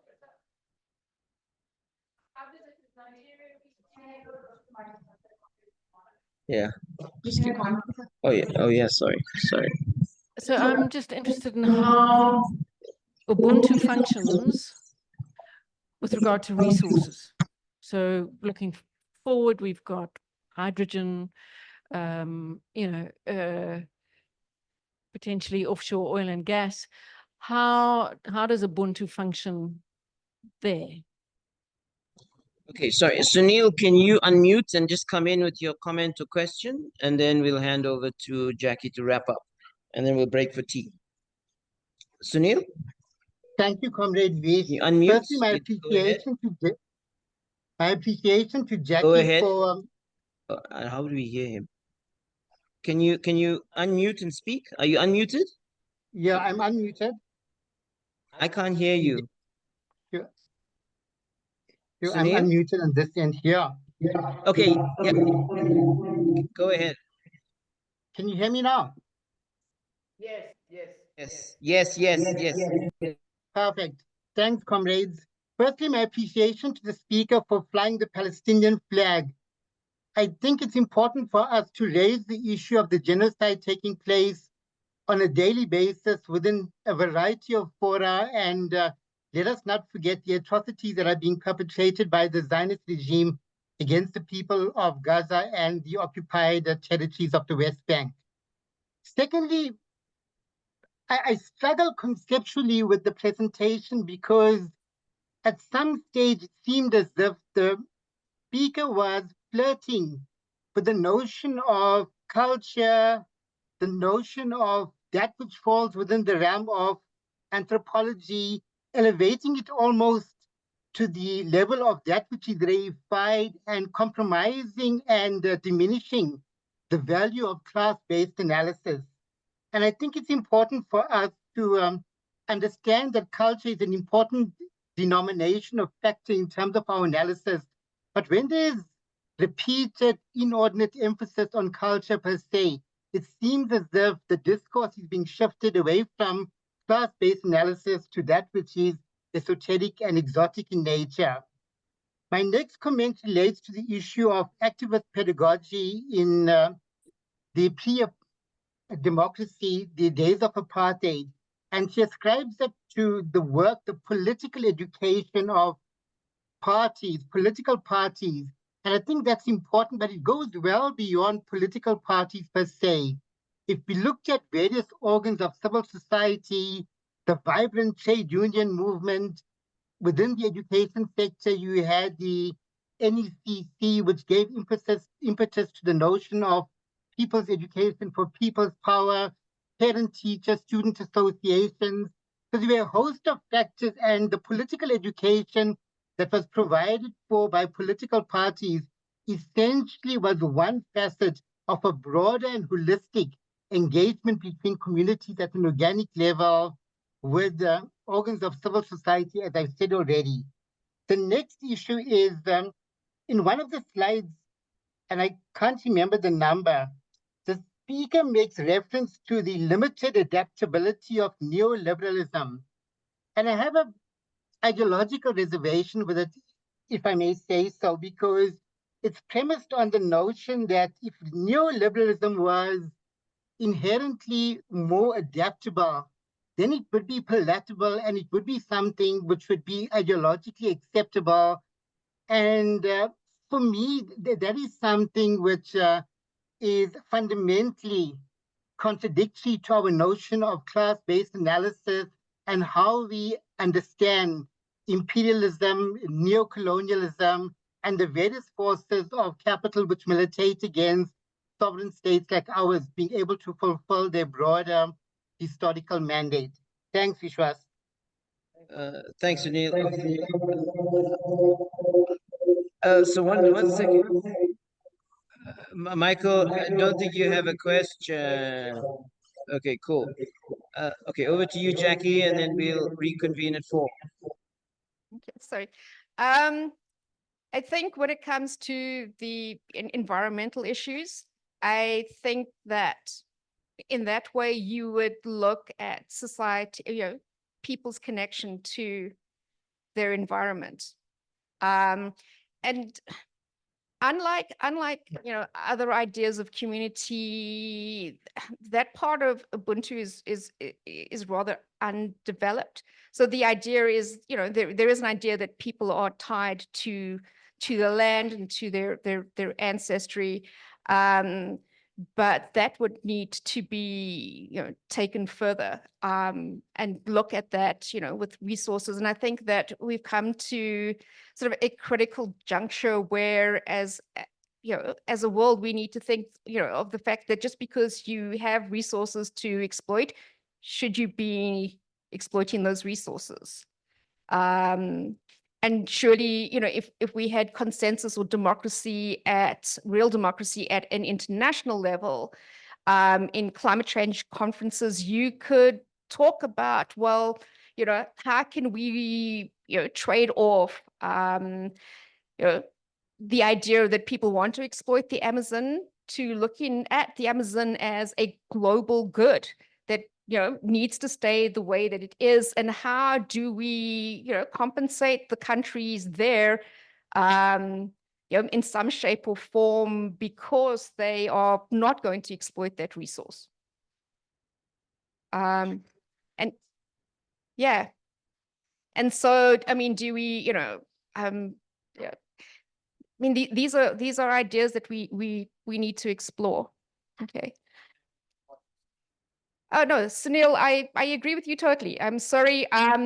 The idea of neoliberal is limited adaptability. That was ideas that colleagues of mine were like playing around with, but I don't think they meant that if we just adapted it. I think that was more like it's a lost cause. It should be like ditched. And I really do take your comments about the importance of the labor movements in South Africa very, very seriously. And I'll make sure that it's there. Okay, sounds good. Thanks, Vish. Can everyone hear me okay? Yes, you can. Okay, good. So hi, I'm Michael. I'm a lecturer at the University of Edinburgh. I teach global environmental politics. I come from a kind of more of an international relations, political theory perspective. And I'm particularly interested in thinking about global futures and how we can potentially build eco-socialism in the 21st century. And so my talk today is kind of building on some previous work I've done on that front. So let me share my screen here.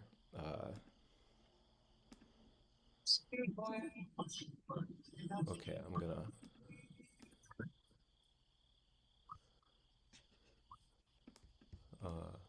Wait. My computer is going a bit slow. Apologies. Wait, what's going on? Can you all see my slides there?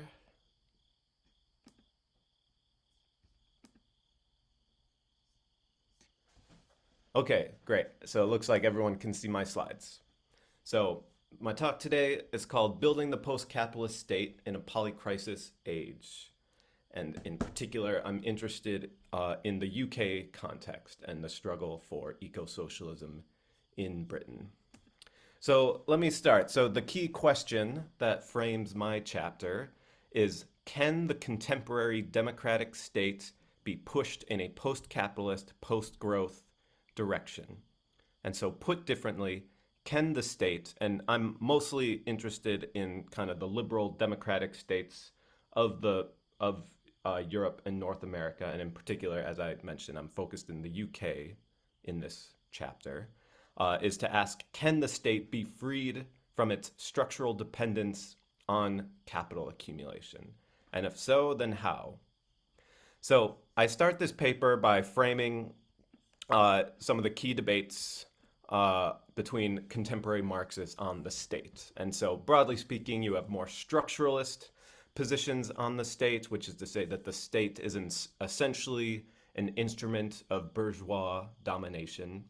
On the other hand, you have more relational or so-called class struggle perspectives on the state, which is to say that the state is not a neutral sphere of political action, but it is certainly biased. It's structurally biased in favor of the capitalist class for historical reasons, but that class struggle can still act through the state to shift the state in more progressive directions and potentially even in post-capitalist directions, though this is very difficult to do given the materiality of the state and the way in which norms of capitalist governance have been institutionalized within the state apparatus.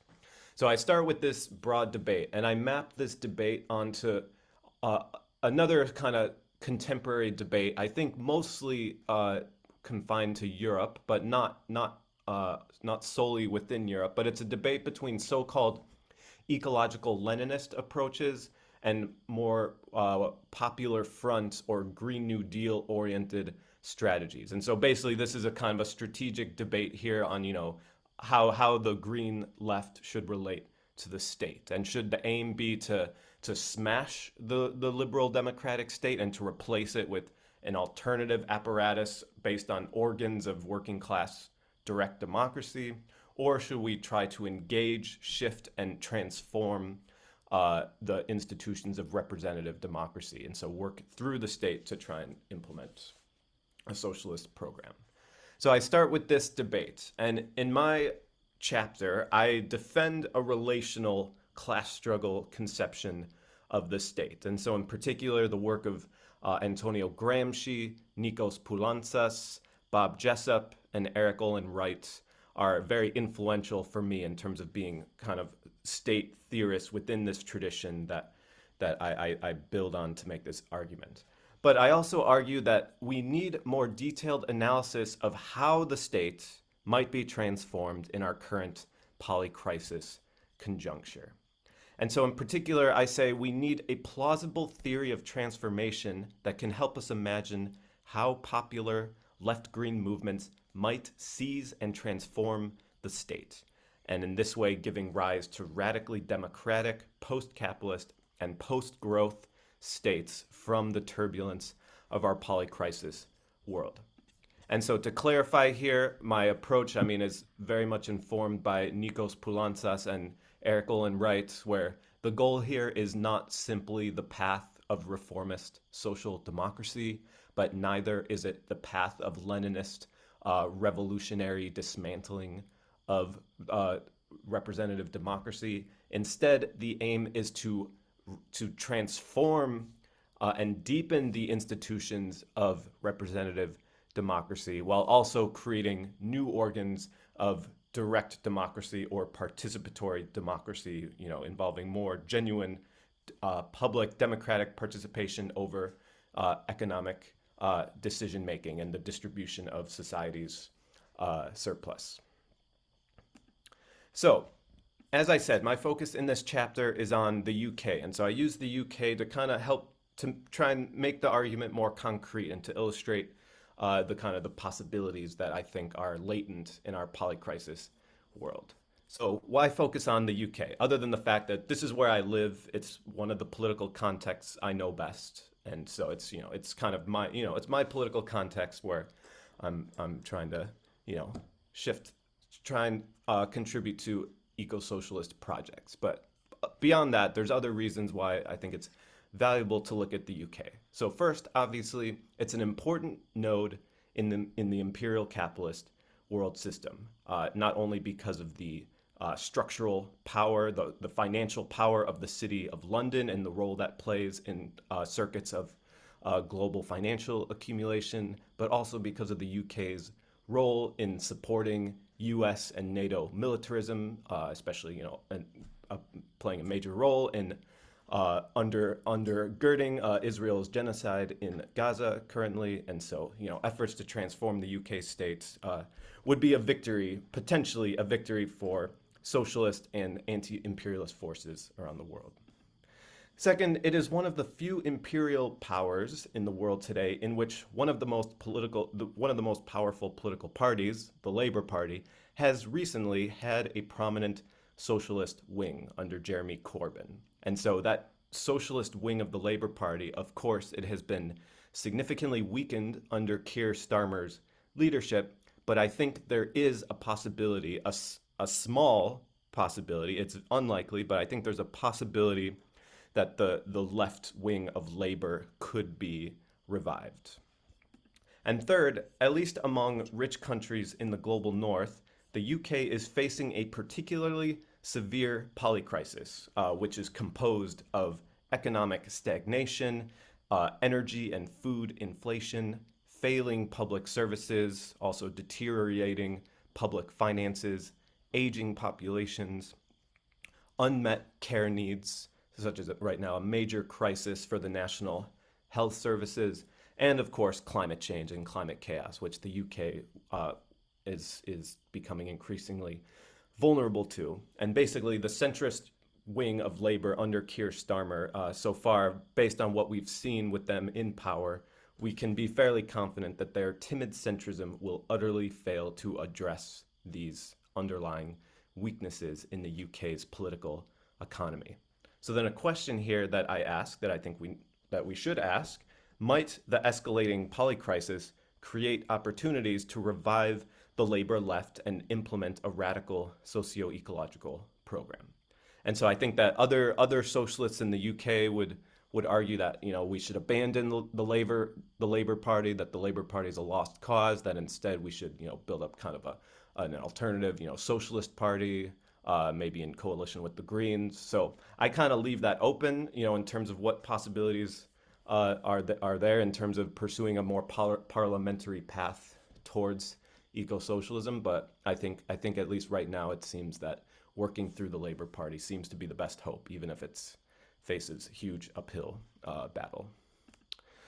So, turning to the question, how might it be possible to break the state's dependence on capital? Because as we know, the state in the capitalist states is structurally dependent on capital accumulation in order to maintain stability, in order to finance its activities, to collect tax revenues, to fund social services, to maintain economic, political stability, ensure sufficient employment, all these things. So we know that, you know, if the health of the capitalist economy fails, then this tends to create a legitimacy crisis for the regime in power and to get them thrown out of office.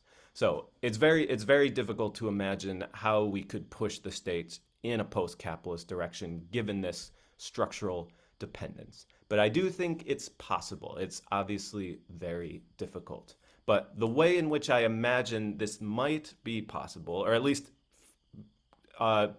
developing a theoretical basis for how this might be possible, is to bring together the macroeconomic framework of modern monetary theory with post-Gramscian state theory. So by post-Gramscian state theory, I mean the more relational class struggle approach to thinking about the capitalist state that's associated with Gramsci, Poulantzas, Jessup, and others.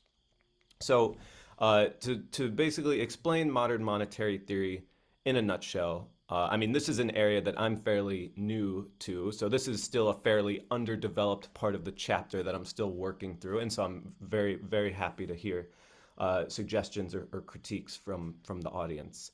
But basically, modern monetary theory in a nutshell is to say that monetarily sovereign states, and so states who control their currency and who are not highly indebted in foreign currencies, that they're not essentially dependent on tax revenues and private capital to finance their activities. So the point here, and this kind of draws on a post-Keynesian framework, is to say that the so-called real limits of a national economy are really only set by the total resources and labor available within its territory. A monetarily sovereign country can never really run out of money. And so Keynes famously said, you know, anything that we can actually do, we can afford. So if we have the resources, if we have the labor, then we can do it. You know, money is kind of it's a social relation. It's a social construct that doesn't place any real constraints by itself.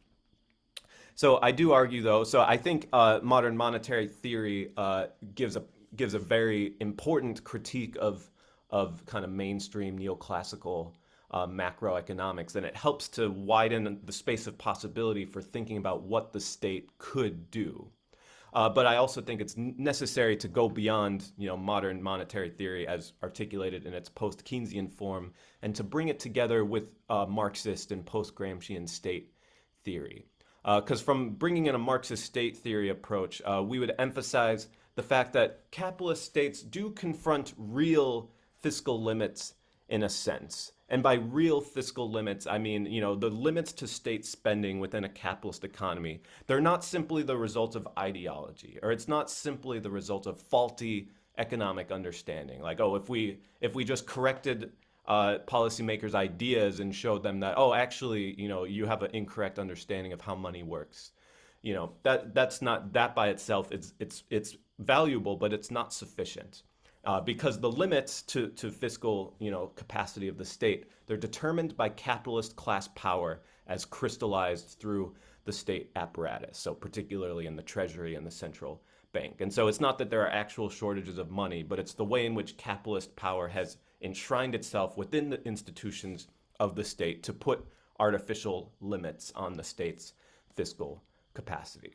So the point here, bringing together an MMT and post-Gramscian approach, is to say that these fiscal limits, they're historically contingent and they can be changed. So the state's dependence on capital accumulation, it's indeed material and structural, like I said. It's not reducible to ideology or faulty economic understanding. But this is a malleable structure. It's an open-ended structure that can be transformed by class struggles waged through the state apparatus. So in this sense, and so other scholars like Jason Hickel and others have kind of developed a similar argument here, which is to say that modern monetary theory could plausibly be weaponized against the capitalist class. And so we shouldn't simply see this as kind of a technocratic economic program, but rather a project of class struggle, wielded through the state apparatus to try and shift the state apparatus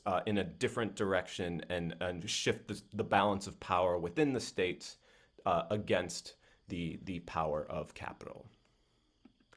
So I think one of the obvious questions, though, that comes up when imagining these kind of programs is to bring up the question, so maybe it's possible in theory for a national economy to do this, but how could a single country navigate the capital flight and the economic chaos that this would unleash? So of course, any government that tried to do this, that tried to shift against finance capital and to fund this kind of expansive program of public investment would be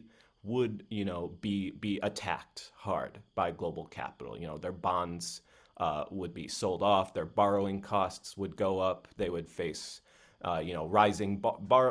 rising costs to service their debts. They would face, plummeting value of their currency, rising import costs, economic turbulence, et cetera, et cetera. So how could a state plausibly navigate through this chaos?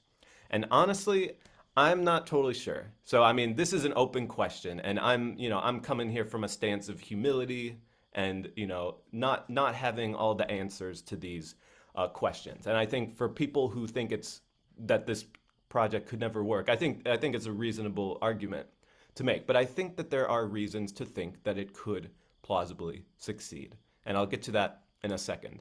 But I also think that there's really, if we're being realists in terms of what would actually need to happen to advance some kind of left eco-socialist agenda, I think there's really no other realistic option. Because we cannot realistically expect a simultaneous victory of left and green forces throughout the core countries of the world system.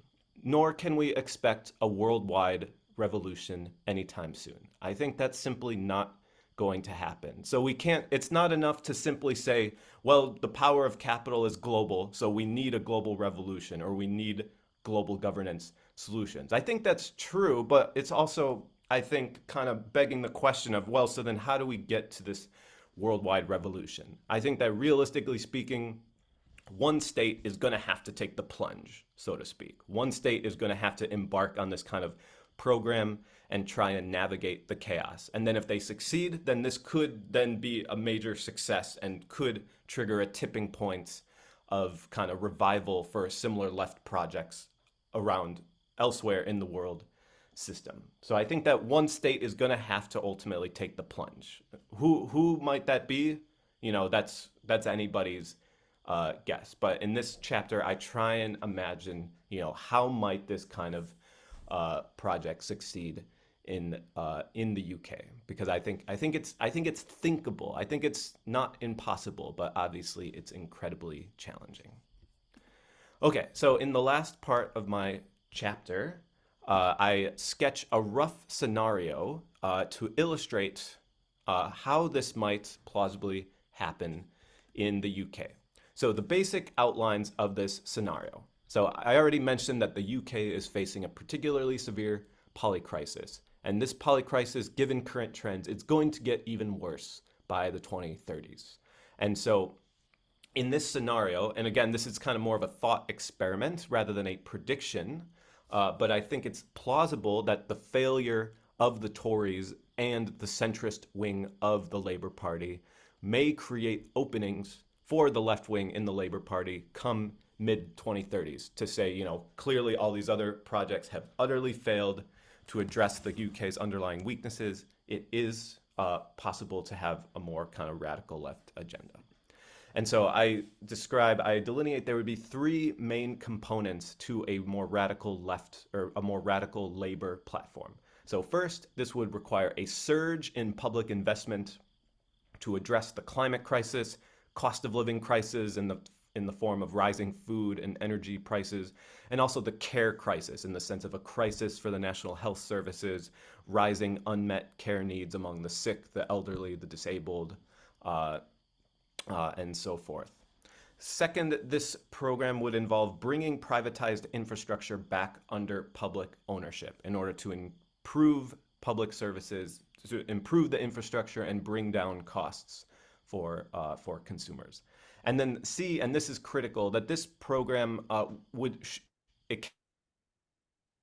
kind of enlightened left government from above. It would have to involve a program of deepening and restoring democracy. And so this could be through empowering people's assemblies, which was actually part of the Corbyn Labour Party's 2019 manifesto, to increase democratic participation in decision-making about utilities, about energy, infrastructure, for instance. But also a proposal that I think is valuable is to replace the UK's House of Lords, which, for those of you who don't know, it's an aristocratic, unelected institution that's kind of a relic of the feudal era. It's very unpopular, and there is a movement to replace the House of Lords with the so-called House of Citizens that would be based on sortition principles. So it would be like a citizens' assembly, but a permanent body with kind of equal legislative powers with the parliament, with the representative parliament. So I think this would be a radical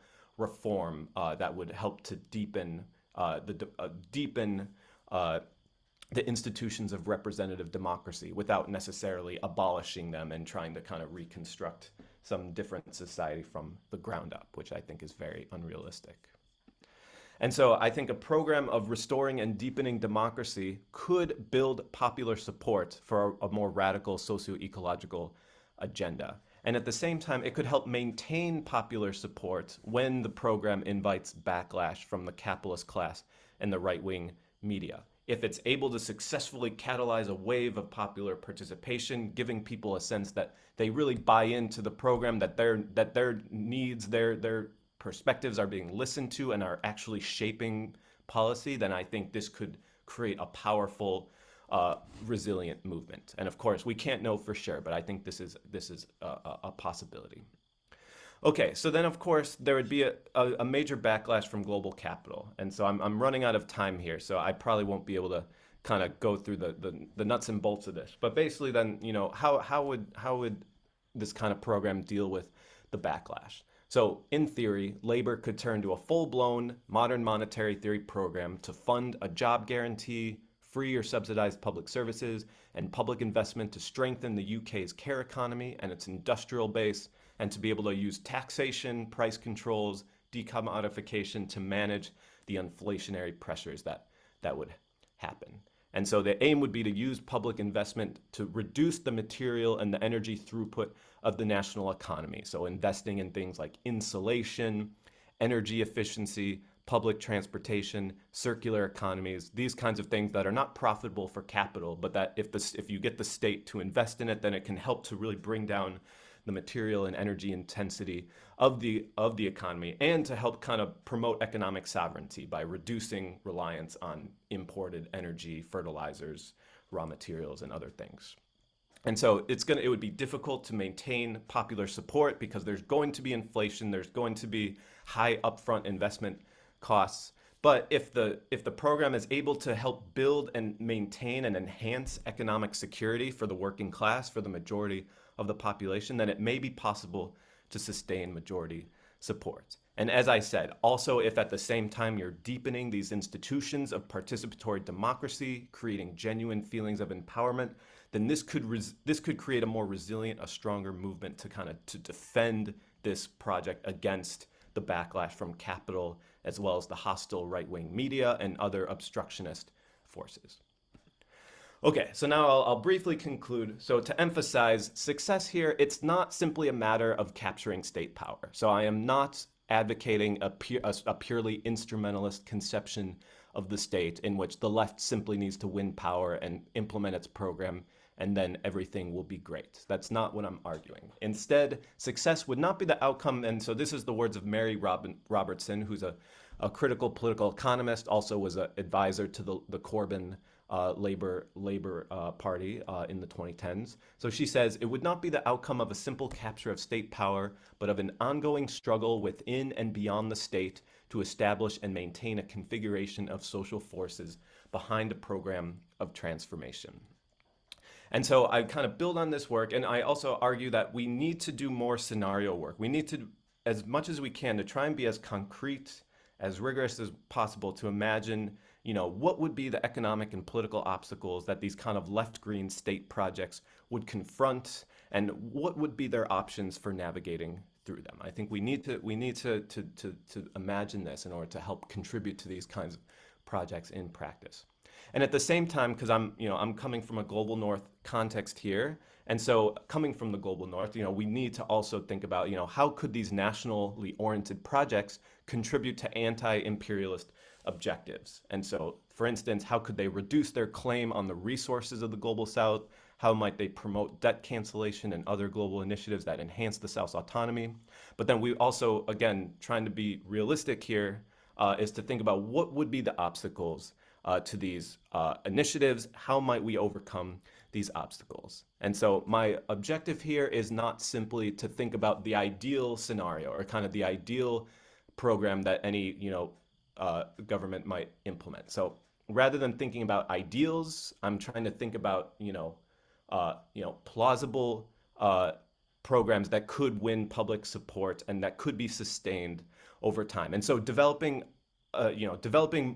bigger demands, developing ideal utopias, I think that's necessary. I think there's a really important role for that, but also I think there's a need to balance that with a sense of political realism in terms of what might be possible within the coming decades, and how do we work to try and continuously expand the limits of political possibility. All right, I will conclude there. I'm really looking forward to hearing your thoughts and having a discussion.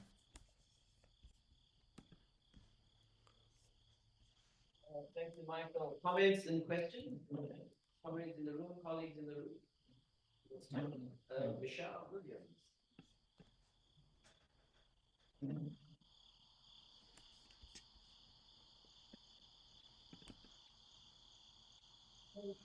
Thanks.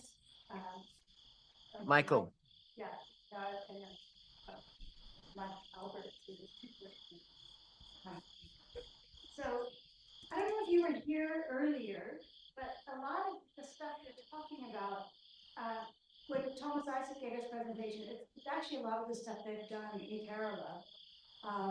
Even the activation of this strong, noisy, vibrant civil society, social forces from below, putting pressure and having the resilience. So I love the thought exercise, but I actually think that there are, Kerala's not it's not a model and it's not perfect by any means, but it actually has done some of this innovative fiscal stuff. It's been, trying to operate outside, or not outside, but under different rules in that. And I don't know if I'm thinking now along the bookfish, so Yeah. just that it would be really nice if you actually, in your chapter, make reference to or look at Isaac's chapter when he writes it, which he said he will in the next few weeks. So it would be really nice, because I think that there is a lot of interesting things to kind of engage in dialogue, and it's also kind of turns the notion of, the global north always pushing ideas on us, and actually the global north taking the ideas from the global south, where you actually have some really good examples of doing some interesting stuff. Cool. Great. I think, what you're doing also, Michelle, with that intervention is prompting me to think about transitioning the state. Actually, there's going to be 3 contributions here that deal directly with that question. It's Isaac's, it's Michael's, and it's mine. So it'll be interesting how we're going to have to put this together. Yeah. Okay, other comments, questions? Here. Seeraj, and Prishal Prasant, and then Seeraj. Thanks, Michael. So I'm but I'm engaging with Colombian colleagues, and they have their first progressive government, and there's something interesting happening there. So for one, there's a government that's looking at supporting energy communities in Afro-Caribbean and indigenous, and using state subsidies that would go to the monopolies to fund this. So I'm wondering, what's the appetite like in the UK? Do you feel that there's a building movement, or is the UK like the rest of everybody else heading to the right? Excellent question. Michael, do you want to respond to that? Yeah, I'll respond. I'll do my best there. Yeah, my feeling is that so the UK obviously has its fascist elements, and there is that trajectory that we see, and that is very worrisome. I think at the same time, there is, at least certainly compared to the US and perhaps elsewhere in Europe, I think there is more of a grassroots movement, and I think there is more public support or sympathy for state-led projects based on at least some kind of principle of national solidarity around subsidizing electricity costs, for instance. I think that especially for trying to save the NHS, for instance, dealing with the UK's care crisis, which is resulting in rising unmet care needs, very long wait times to get elective surgery and these kind of things. And I think there's a broad sense, there's I think a sense of crisis that is shared, and a sense that the government that there needs to be a state that can step in and to provide these services, to improve these public services. And labor is responding to that. And these movements have in part been able to push labor to relax its fiscal rules and to increase investment in the NHS, in hospitals, in energy infrastructure, other deteriorating infrastructures. And so I think the fact that they've been able to push labor, because labor was initially just going to basically go down a typical austerity path, but there were movements, in addition to kind of more left-center economists that were able to push labor to basically say that would be catastrophic, we can't have any more austerity. And so labor kind of reluctantly was like, okay, we'll relax the fiscal rules. And so what they're doing is by no means nowhere near enough, but at least I think it shows that there is a movement, there is public demand, and they are successfully putting pressure on the state. But of course, the centrist wing of labor is not going to deliver what is necessary. And so, how to think about how to get a more radical left-green, government in power, I think that's a crucial question. Thanks, Michael. Seeraj? Thanks. Hi, Michael. I've got a few questions. I just need to get my train of thought aligned. Maybe to start with, the state of the British economy and its dependence on being a center within the financial techno-structure in a sense.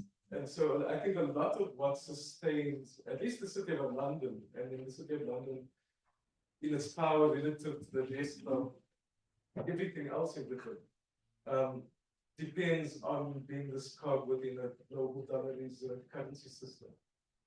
And so that makes this transition hugely difficult. It also raises questions about MMT, not in the sense of the kind of, MMT not being realistic, but, what does a sovereign currency mean in Britain?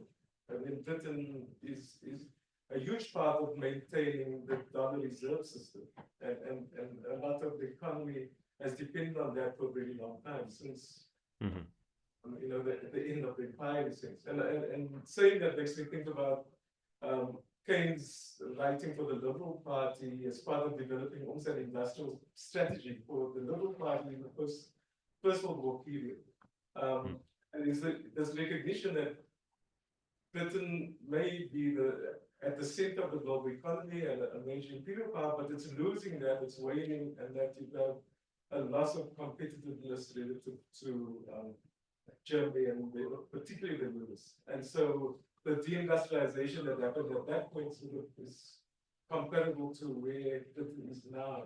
And so when you think about, what the kind of MMT solution would be, is you can afford whatever you can produce, but the issue is, what does Britain produce?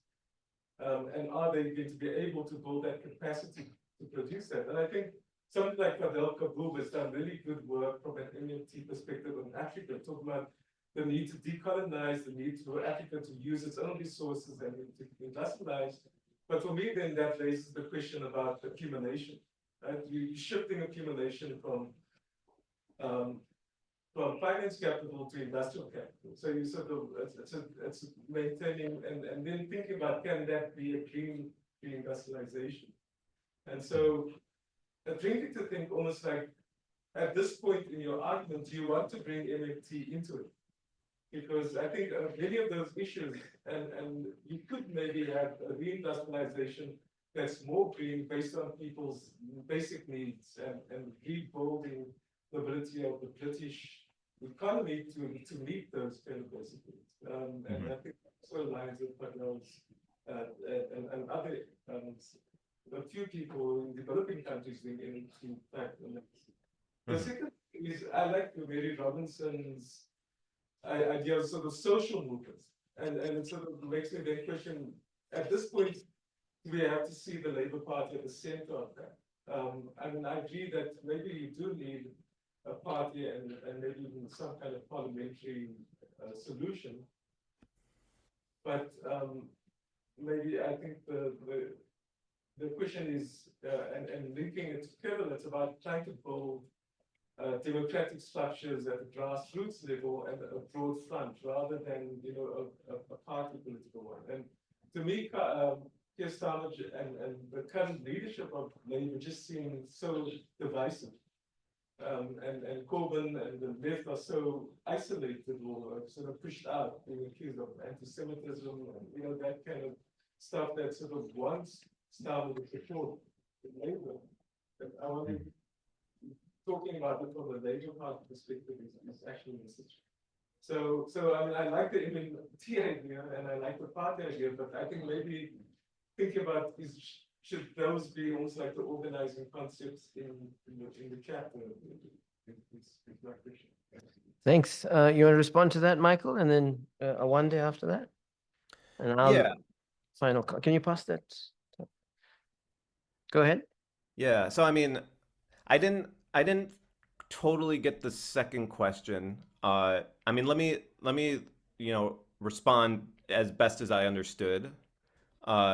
So I mean, yeah, on the question of the role of finance in London and in the UK, and basically the fact that has kind of been sort of key to the UK's accumulation, growth model, especially as it's deindustrialized over the past several decades. And so yeah, I mean, I don't have any great answers in terms of like, what would this kind of, what would this kind of reindustrialization look like, and kind of, where would the UK be competitive there, and kind of would it be possible? And then, I mean, I think that there clearly is a risk that, I think as you implied that, because I think so, like the Corbyn Labour Party in 2019, it tried to develop an alliance with kind of nationally based manufacturing capital against finance capital, and so there's a shift to try and shift investment to the real economy, the real industrial economy, so to speak, as against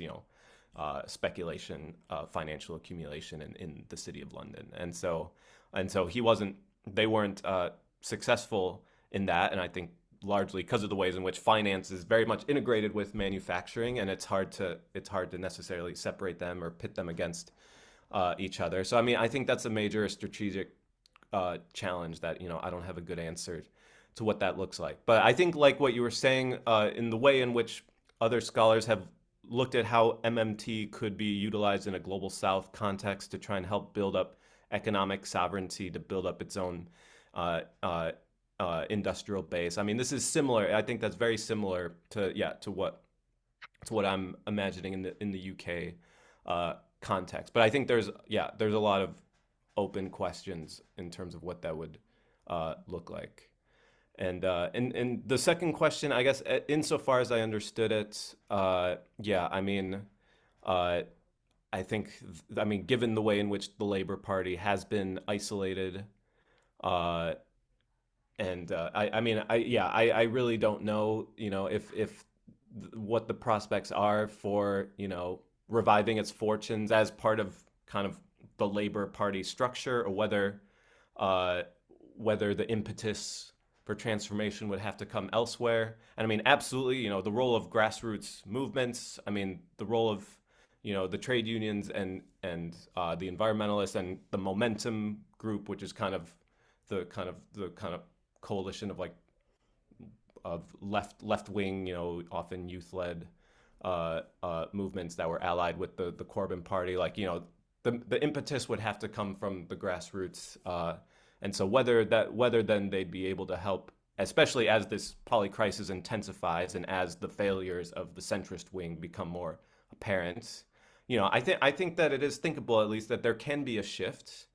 And also I think, the Starmer's support for, the genocide in Gaza is not popular in the UK. I think in general, public opinion is fairly sympathetic here with the people of Gaza and against Israel and the UK's kind of support for Israel. So I mean, that could also facilitate a kind of backlash against that wing for a more anti-imperialist, for the more anti-imperialist Gaza, Palestine solidarity wing of Labour. So, but again, I mean, I think it's open, and I don't have a great answer, but I think we need to imagine the possibilities and develop the best strategies we can to push that struggle forward. From one end, I'll also say something. Go ahead.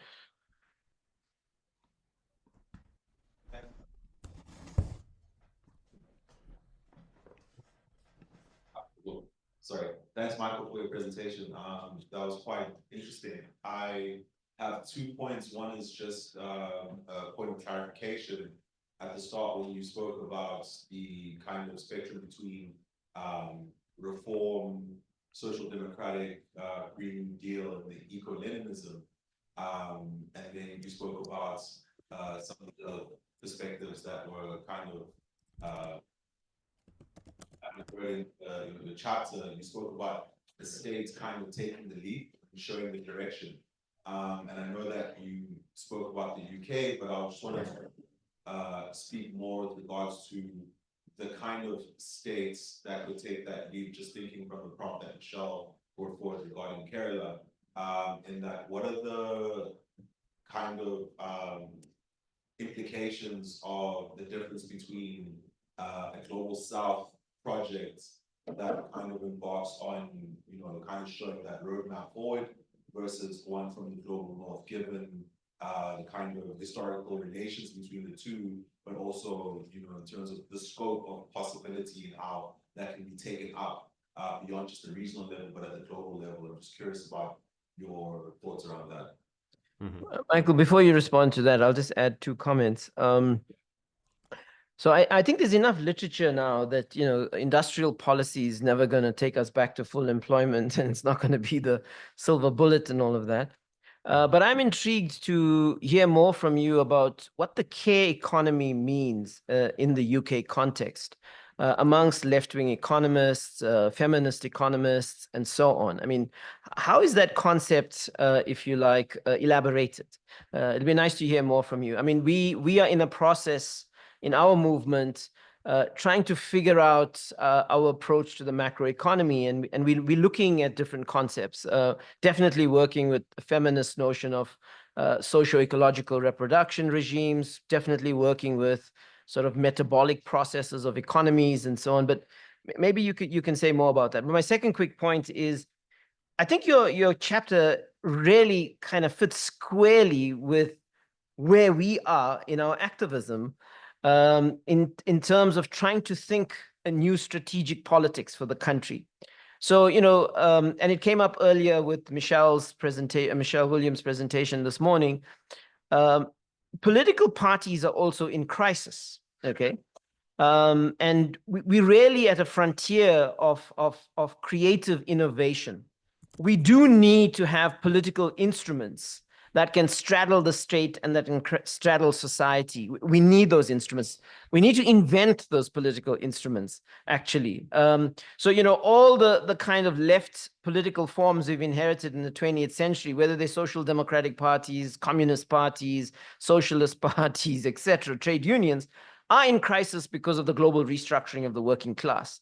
And so we are at a point where, how do we do mass politics from below, aggregate social forces, but also consider being in the state? This is not a mechanical Gramscian moment, war of position first, then, war of movement. No. We've got to be way more strategically flexible. And I think that's the kind of conversation we're having in our space. It's not either or. But I'm just throwing that in. Yeah, you can respond and wrap up. Yeah, thank you. So responding to the first question. So first, there's the clarification on eco-Leninism versus the Popular Front strategies. And so I think the way I understand the main difference is that, it's kind of more revolutionary rupture, versus strategies combining more, symbiotic strategies that are done in coalition with relatively progressive factions of the capitalist class, like green capital, for instance, but then that are also trying to ultimately, expand the political possibility space over time. And so not taking the Green New Deal as kind of the end point or like a sufficient program in itself, but as a necessary kind of transitional demand that can help widen the political possibility space, begin to shift the balance of class power in favor of labor against the capitalist class, and thus potentially to create possibility for deeper social transformation over time. And so the way I understand the difference is that the Leninists basically don't want to engage the state. They want to take a position that's basically external to and antagonistic to the state and try and build up kind of a dual power type, organ of working class power that would be outside of and then be able to overthrow the state, which I think that's a very, certainly in the global North context, I think that's, kind of a lot of magical thinking in terms of how that would actually succeed. So, working through the state while also, and beyond the state, I think kind of as Vish was just saying, I think that's more of the Popular Front type strategy that I'm talking about, which is in line with the kind of visions of the path to democratic socialism that have been developed by thinkers like Nikos Poulantzas and Eric Olin Wright, for instance. on the question of global North versus South transformations, I mean, it's a great question. I don't have a great answer. Like in terms of, I guess, the kind of the differentiated sort of opportunities and constraints that these kind of state-led, leftist state projects face. I mean, my sense, and this might be fairly superficial, is that my sense is that countries in the global North, I mean, at least given the way in which they've already benefited from centuries of colonial extraction and have already built up their public infrastructures, have already basically like built fairly high quality of life for most people. Obviously, in the UK, there's still there's still intense poverty, and obviously inequality is terrible, but so to speak, per capita living standards are still significantly higher. And I think that it seems that there is more opportunity there for a country in the global North to try and break from that dependence on capital, whereas these kind of left-wing state projects in the global South, like we've seen in Bolivia and Venezuela, and I don't know as much about Petro's regime in Colombia, but that these regimes tend to go down the path of neo-extractivist, export-led growth in a way that's able to lift more people out of poverty compared to a more kind of neoliberal, like more kind of ruthlessly imperialist model imposed by global finance and Western transnational companies. So I mean, I think that my sense is that there's more potential in the global North to break that dependence on capital, to be able to pursue a genuinely post-growth politics. And so, but in terms of, I think that's I don't want to say that it's impossible in the South or that those opportunities are only there in the North. But I think given differences in structural power and living standards between the two, I think there is more potential in a country like the UK to pursue a post-growth left politics as opposed to kind of a neo-extractivist, export-led, left politics. I think, and then yeah, I guess just Vish, I do still have much to learn about kind of care economy discourses in the UK context. I mean, again, the role of the National Health Services is often foregrounded here, and the need for greater public investment, the need for rolling back privatization, the way in which aspects of National Health Services have been privatized and open to competition, and to improve things like paid sick leave and ensuring access to care for people with disabilities and other kinds of ailments who have been hit particularly hard by austerity and slashed social spending on these kinds of programs, and especially more investment in mental health and mental health care, and